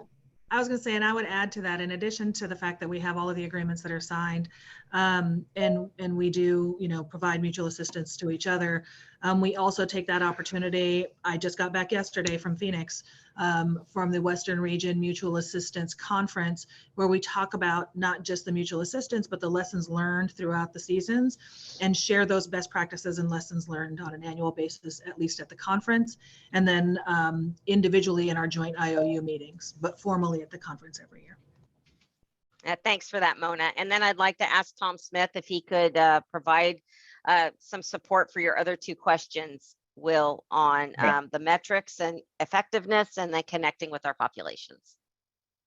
Yeah, so Will, on the effectiveness front, I mentioned, sorry to steal the thunder on the pre and post survey earlier, but yeah, we definitely do the pre and post surveys that are held each year, looking at that effectiveness, but we don't stop there. We take that and look at then our outreach program and what we're doing, some of the notifications, fact sheets, the website pages, all the information that we're putting out there. And we use our customer insights group to test those messages and get direct feedback from customers. We do individual interviews with specific customers that are in high fire risk areas that have been impacted by EPSS or PSPS, and ask them direct pointed questions on their experience and trying to understand what they've been going through and what they're looking for from us additionally, or what they're looking potentially for us to do less of. And so we're constantly looking for that. It's difficult in the utility space. Sometimes we get focused on widgets, number of poles, number of wire, feet of wire, et cetera. And then coming over to this organization, we get sort of wrapped up in those activities, but I hear you definitely on looking at results rather than just being busy. And so that's part of what we do with our customer insights group, and that testing is to get that direct feedback beyond just a blind survey. And then talking about the sort of diversity and looking at who we're hiring and who's working on these programs. I'll start with myself. I actually live in Amador County in a high fire threat district. I am subject to both EPSS and PSPS myself. So I'm very interested in these programs selfishly as well, in terms of the impact to my home and the people in my community and my neighborhood. Another person that works with me on ADA coordination, accessible outreach, making sure that, blind, deaf, all of our AFN communities are supported through that. They work with the Center for Accessible Technology to ensure that what we're doing can reach all customers. And so we do a lot of work in that space, as well as even having an intern that is vision impaired to help us look at some of the things that are being created and give us that early warning of what should be tweaked to ensure full understanding. And then the last thing I'll hit on is our multicultural language campaigns that I mentioned earlier that do a host of in-language webinars. In addition to our normal webinars that we do for general populations, we do them in Spanish and Chinese, and then we have lots of other in-support language translation services during an event for customers to leverage. So I'll stop there and let the other utilities weigh in on that. And this is Michael Williams from SCE. Much like what Tom has just articulated, we also are engaging with our communities in a lot of different ways so that we can draw in that critical intelligence that enables us to connect best with those communities. In addition to our HFRA surveys, the PSPS surveys, where we do pull in a lot of good feedback from our customers, we've actually initiated an AFN self-ID pilot so that we could really do some outreach to those customers who are the most vulnerable. We want to increase the level of awareness that we have for where they are and how we can best serve their needs. And we want to make sure that we're connecting with them. Oh, thanks, Tom. Just let me know I didn't have my camera turned on. In addition to that, let me just say that so Edison, for many years, long before PSPS was even a thought, we've really focused on the priority of making sure that the people that we hire represent the communities that we serve, and whether that be with racial or cultural identities, we've gone there, but we've also looked at our AFN or our customers with disabilities. We've expanded our programs or our hiring practices to ensure that we are including representatives from those different sectors. And I'm proud to say that in our AFN program, we have AFN, both customers as well as employees that understand the needs of our AFN community. We do have employees with disabilities who can connect us to those communities far better than we could without that. We also connect with our CBOs to make sure that we're not missing something that they see. And so they've been a critical element to our outreach and ensuring that we are connecting with those vulnerable customer bases in an effective manner. They do play a key role with the feedback and the insights that they provide as we engage them. And we're proud of the work that we're doing in partnership with our CBOs. Great, thank you, everyone. We have about 5 minutes before our break, so perhaps time for a quick question if you have one. Megan. Yes, thank you. Hopefully this will be quick. So I noticed that all three of the utilities, when you're doing your forward-looking projections for the potential number of PSPS events every year through the wildfire mitigation plan period, and looking at the potential number of customers impacted and the times, the durations of those outages, there are year-over-year reductions, but they are of a much smaller magnitude, certainly than we saw in the early years of PSPS.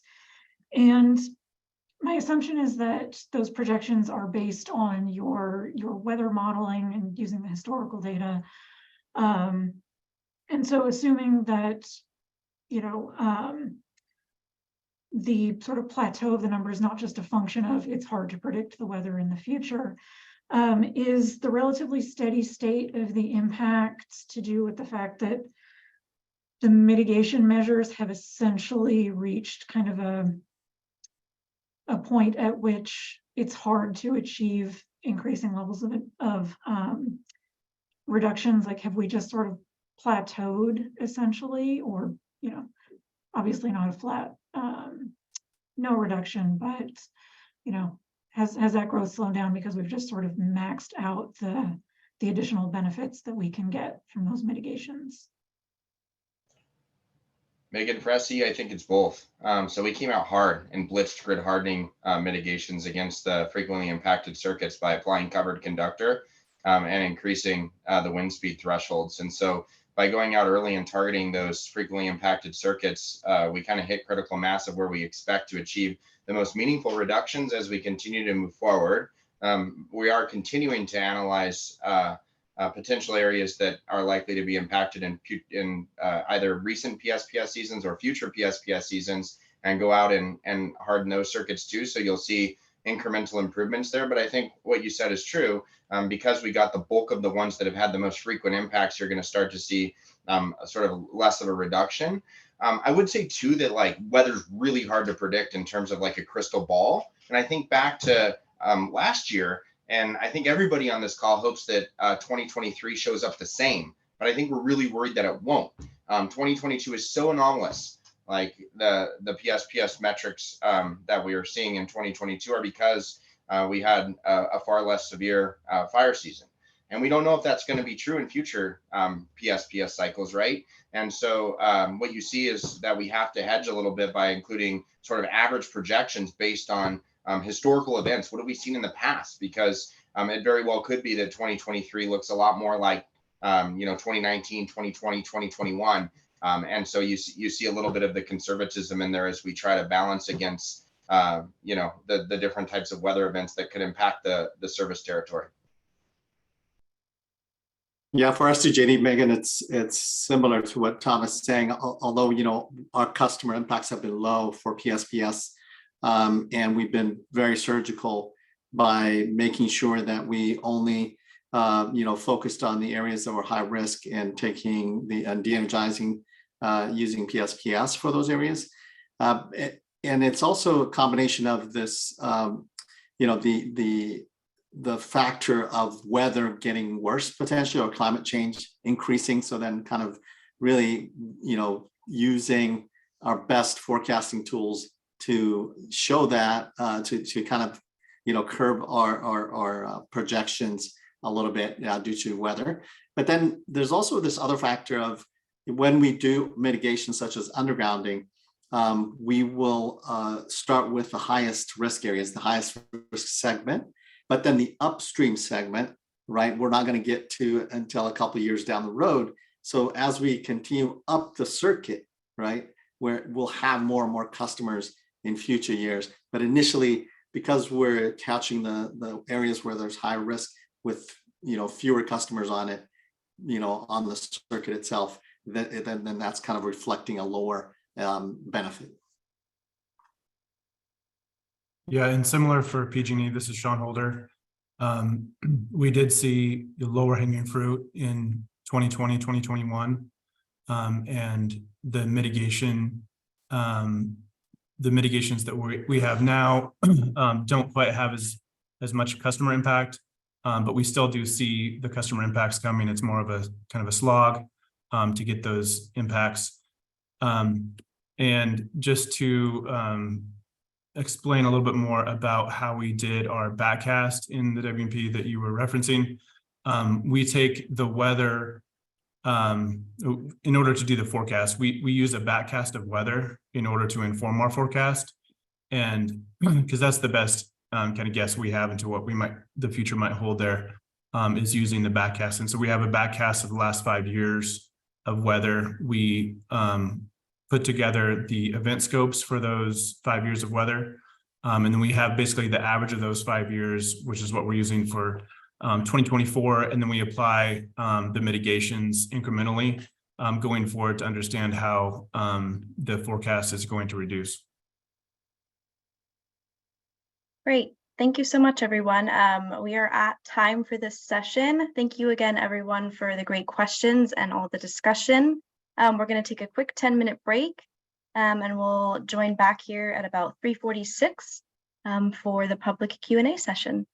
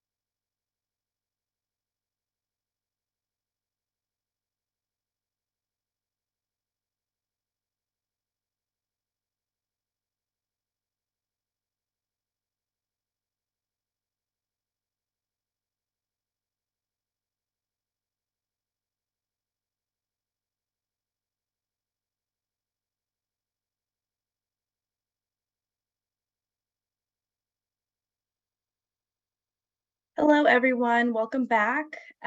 We will now move into the question and answer portion of this session. As a reminder, if folks can please try to keep questions relevant to this section, so questions related to emergency preparedness, community outreach, or PSPS. We will be moving into another open Q&A session after this, which will cover all topics that all panels discussed today. And as an additional reminder, if folks can use the raise hand function at the bottom of your Zoom window to ask questions, and I'll do my best to call on folks in the order that I see folks raise their hand. And just a quick check before we get started, do we have folks from SDG&E, SCE, and PG&E on the line? SDG&E is here. PG&E's here. PG&E's here. Perfect. SCE's here as well. Great. Thank you so much. And then let me open the participants list and we can get started.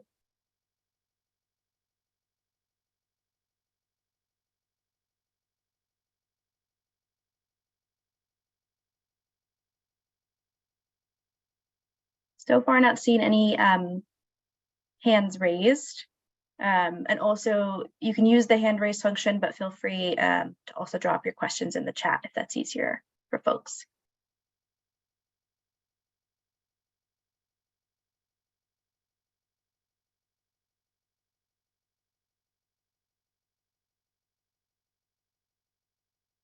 And if we don't have remaining questions from members of the public, I'm happy to also pass it back to the stakeholder panelists for additional follow-up questions.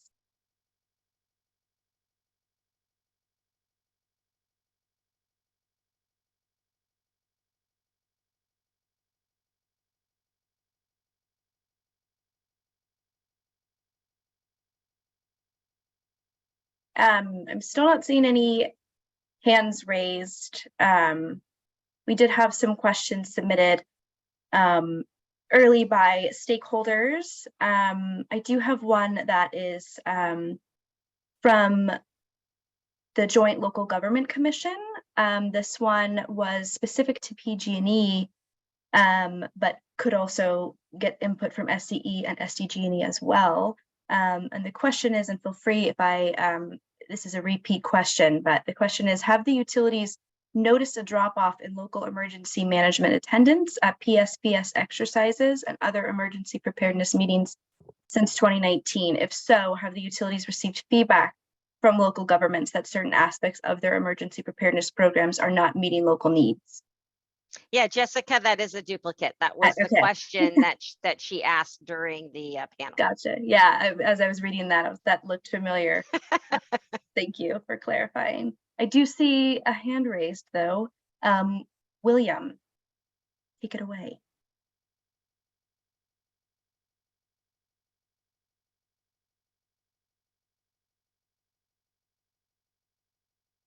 And William, if you're listed as an attendee. There we go. Oh. Okay, there we go. Sorry.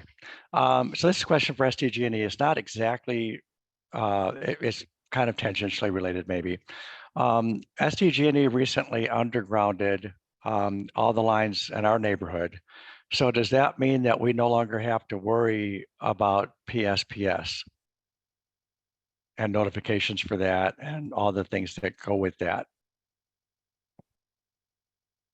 William, thank you for that question. This is Jonathan Oldmore. I'm Director of Wildfire Mitigation with SDG&E.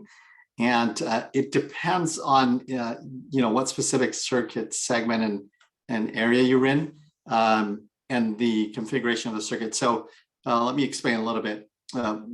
We are undergrounding by segments or chunks of a particular circuit at a time.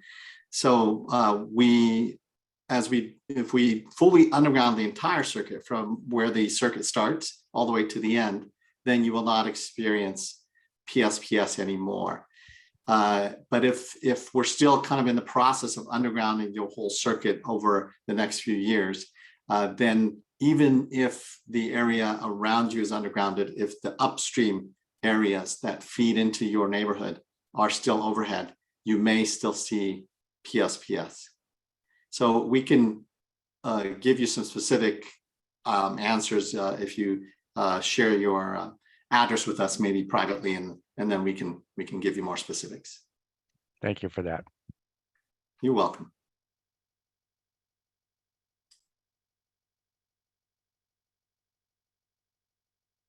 Great, thank you for that question, William.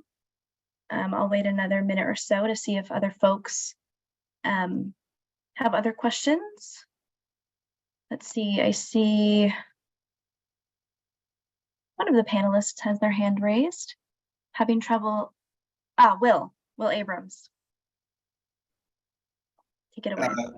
Thanks. I wanted to understand from the utilities the extent to which they're using these new sort of crowdsourcing applications for reporting down wires and trees, and how you are communicating the use of those tools. It was interesting to me, one of the folks questioning the panel today, Mr. Smith, sort of had a lot of expertise around vegetation management and tree care. And, it's folks like that might be able to leverage these apps to report difficulties, and just wanted to understand how you all were developing those applications as you're moving forward. So Will, thanks for the question. What I'm hearing from my team is this was also discussed in a previous panel, and that we're drafting a response to that question right now to make sure we're capturing all the elements of what you're asking. I can share with you that outside the app space, PG&E's Hazard Awareness Warning Center has partnered with Broadcastify, and we've identified some areas of the service territory that don't have radio coverage on Broadcastify. And as I'm sure you know, Broadcastify is one of those really amazing tools that provides situational awareness information to everybody. Anybody that has access to the app can listen to radio traffic and get an idea of what's happening in and around their community during an emergency. And so what we've done is we've prioritized the high fire threat districts, and we've taken it upon this partnership to install hardware that communicates into the Broadcastify system. So in the last year, we've added about 3,500 miles of coverage that were radio frequencies that weren't heard by anybody other than the people with in the immediate truck to truck or repeater location. We've also added 10 coverage in 10 counties across the high fire threat district, including a really critical area of the Merced, Mariposa area where we see which has a very rich fire history in our service territory. And we've added 8 agencies. And we're going to continue to build that network with Broadcastify.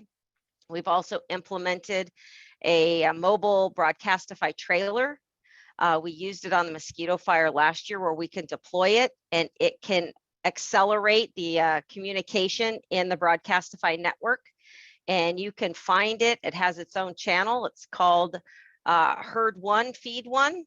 And so that is a mobile piece of equipment that will partner with Broadcastify to move around during the areas where we have either fire activity or we have any other kind of emergency where we want to expand coverage of the information provided in that network.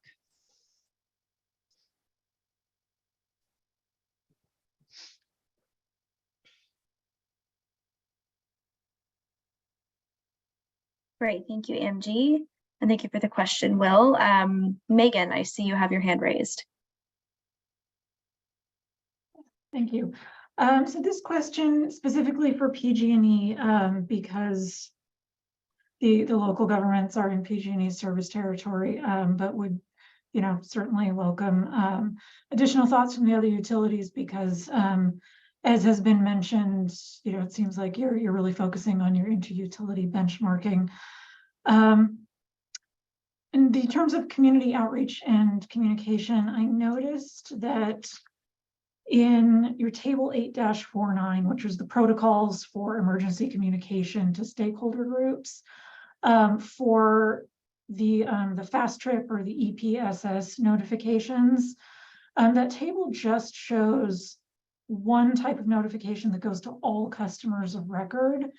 And my question is if PG&E either has currently or is working on developing communication protocols to directly notify public safety partners, and specifically your county operational areas, your local emergency managers.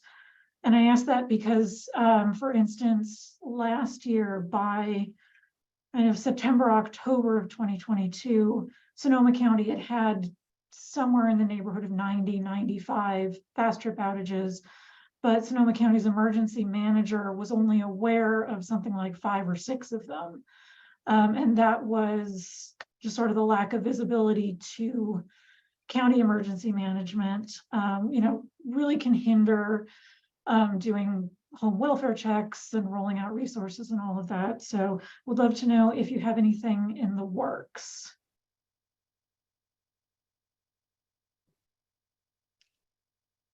So Megan, I'm checking to make sure I've got my expert on. As I shared earlier, one of the advantages we have with those EPSS outages is that on average, they're less than 3 hours.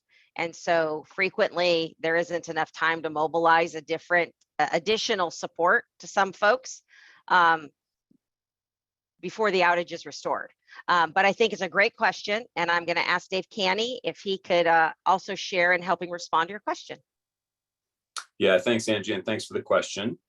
I do want to echo and reinforce the important difference between an EPSS outage, a typical EPSS outage, and say, for example, a PSPS outage, which by its nature is going to last 24 hours or longer and inherently has different risks associated with it from a power outage perspective. Of course, any loss of power has the potential to have public safety risks associated with it, whether that be even a planned outage with advanced notification or something like an EPSS outage, or any other outage that might occur, whether that be for a car versus pole or a storm level outage, that kind of thing. And so some of the partnership and ongoing work that Angie mentioned, and the engagement of our public safety specialists with County Office of Emergency Services, I say is our primary method for both outreach and ongoing engagement.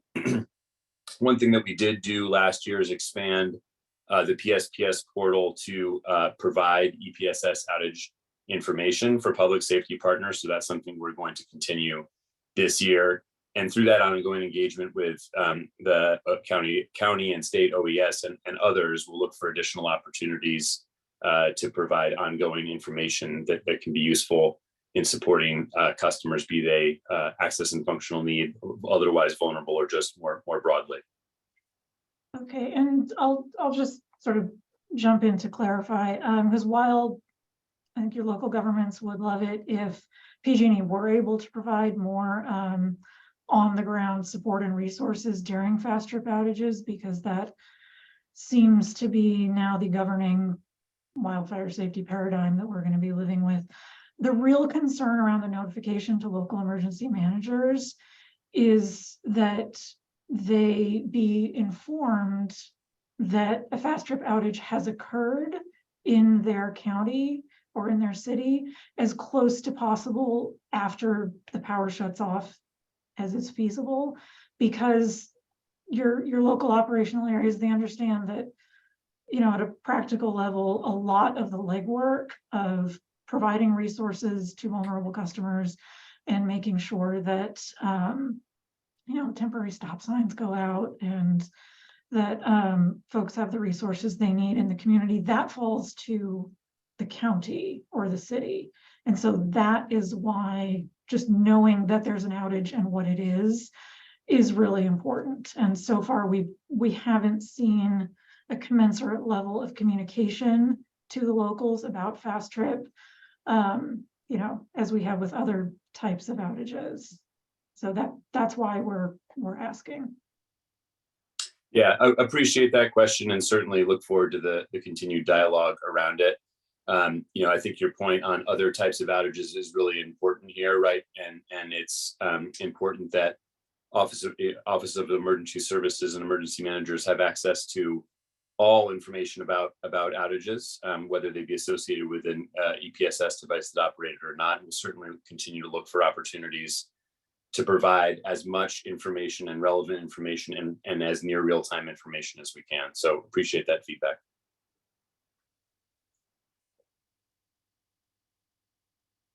Great. Thank you, Angie and Dave, and thank you, Megan, for the question. I don't see any other panelists or attendee hands raised, but we did have some more questions that we received ahead of time from stakeholders. This next question comes from the Public Utilities Commission Safety Policy Division. And this is a question I think you can ask for all the utilities. It's surrounding issuance of notifications to access and functional needs and medical baseline ratepayers. And so the question is, this is directed to PG&E, but perhaps the other utilities can answer as well. How does PG&E verify that these notifications are received and that contact information is up to date? And does PG&E have a way to periodically verify that the contact information on file is current to help ensure that these notices are being received by the intended recipients? Yeah, hey, this is Tom Smith. I'll take this one. So for our AFN and medical baseline customers, throughout the year, we have a weekly check where basically the information is validated, where we to ensure that we have contact information for all of our AFN population. And then that is generated into a report that shows us the gap of where we're at currently with those customers with no contact information. And we also cross-reference some other external databases to try and gather information where we can obtain it. So that is an ongoing check. And also in the beginning of the pre-season, so just last month, we sent out a postcard reminder to all of these customers, encouraging them to update contact information. You can imagine folks get new cell phones, move, change addresses, change an email address, et cetera. And so we have annual refreshes of this to remind those customers to go ahead and get that contact information refreshed with us. And then when you're talking about, as we move into an actual event, of course, the standard protocol for a PSPS event is that every medical baseline and vulnerable customer has to acknowledge affirmative contact that they've been notified of an impending PSPS event. And then if that contact or that, basically if they don't open the notification or submit back to us that they've received it, there's an hourly retry function that we do to ensure those customers are aware from our contact center with live agent calls. And then from there, if those aren't taken, we move to doorbell rings and ensure we go out and knock on those doors of those customers for that same check to ensure that they're prepared for the event and understand that it's coming. So all the way from the beginning of the year, so March was the first deployment of that campaign. And then we continue to do preparedness and basically everything that we're sending to these customers is going to have something talking about updating contact information and ensuring that we can get a hold of them when we need to. And this is Michael Williams with Southern California Edison. Much like what Tom described, I think this is where the best practices sharing that we do on a weekly basis comes in, because we do work very closely in similar fashion. I'll just add a few things in addition that we're working on that are relatively new. So the first thing that we're doing, we understand that to Tom's point, it's very difficult to keep up with customer data. And customers don't spend a whole lot of time interacting with their utility. So it's incumbent on us to identify those data gaps. And this year, we're actually implementing a pilot that involves cross-validating customer contact data with third-party provided data for those same premises. This is really a cleansing effort, designed to identify any disparities. And then that allows us to be more targeted in our outreach efforts so that we can identify those particular errors and see if we can get that customer feedback to validate. We also now auto-enroll customers in emergency notifications and outage based on verified data that is present in other areas of the customer profile.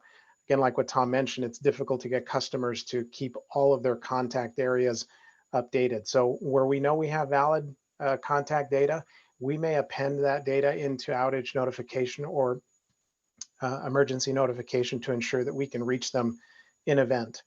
And then let's see, one other thing. On April 23rd, we just released some new technology, and it pains me to think that this is new, but we needed to fill in this gap. Now, when a customer provides contact data to us, whether it be phone or email, we have a way of validating or doing a two-factor authentication on that contact information. So we will actually ping the address or the phone number that they've given us. And before we lock that in as a validated contact set, we require them to verify on their end. So they'll either ping us in text or they'll ping us via a response in email. That lets us know that the customer contact data is working and it's relevant for that customer. So a few stopgaps that we're implementing, and we're in a continual state of data cleansing and auto enrollment. So that's not just a one and done process. I can speak on a few things for SDG&E. They're very similar to what PG&E and SCE stated, but we do several targeted marketing campaigns to ensure that we're outreaching to customers and encouraging them to check their contact information, make sure that it's up to date, sign up for notifications, and then also download our mobile app to make sure that they have access to that. If they this app also provides notifications to the public, so residents who don't have an account specifically with SDG&E can sign up for those notifications. It's particularly helpful with master metered customers. We also, for MBL specifically, the customers must interact with the PSPS notification, and then if not, we have live agents follow up to ensure that call was received. And from there, we would initiate a visit as well to the customer's home to ensure that that notification was received by that specific customer. And hey, this is Tom. Real quick, I wanted to hit on one other thing I forgot to mention. We've also disabled the ability for any customer to disenroll from PSPS notifications. So to make sure that we give customers options on what they want to receive in terms of from a marketing perspective, we've removed the ability for them to opt out of any notification for PSPS. Tom, thanks for reminding me. We did the same thing back in December of last year. Oh, important point. Thanks for bringing that up. Great. Thank you so much, everyone, for those responses. I do see Megan, you have your hand raised. Hello. I figured while I had everybody here and had the time, this is another question specifically for PG&E, and it's not a question so much as a local emergency management sort of coordination hiccup that I would love for us to be able to follow up on. But it's, this goes to all the discussion earlier about the extent to which the utilities are really focusing on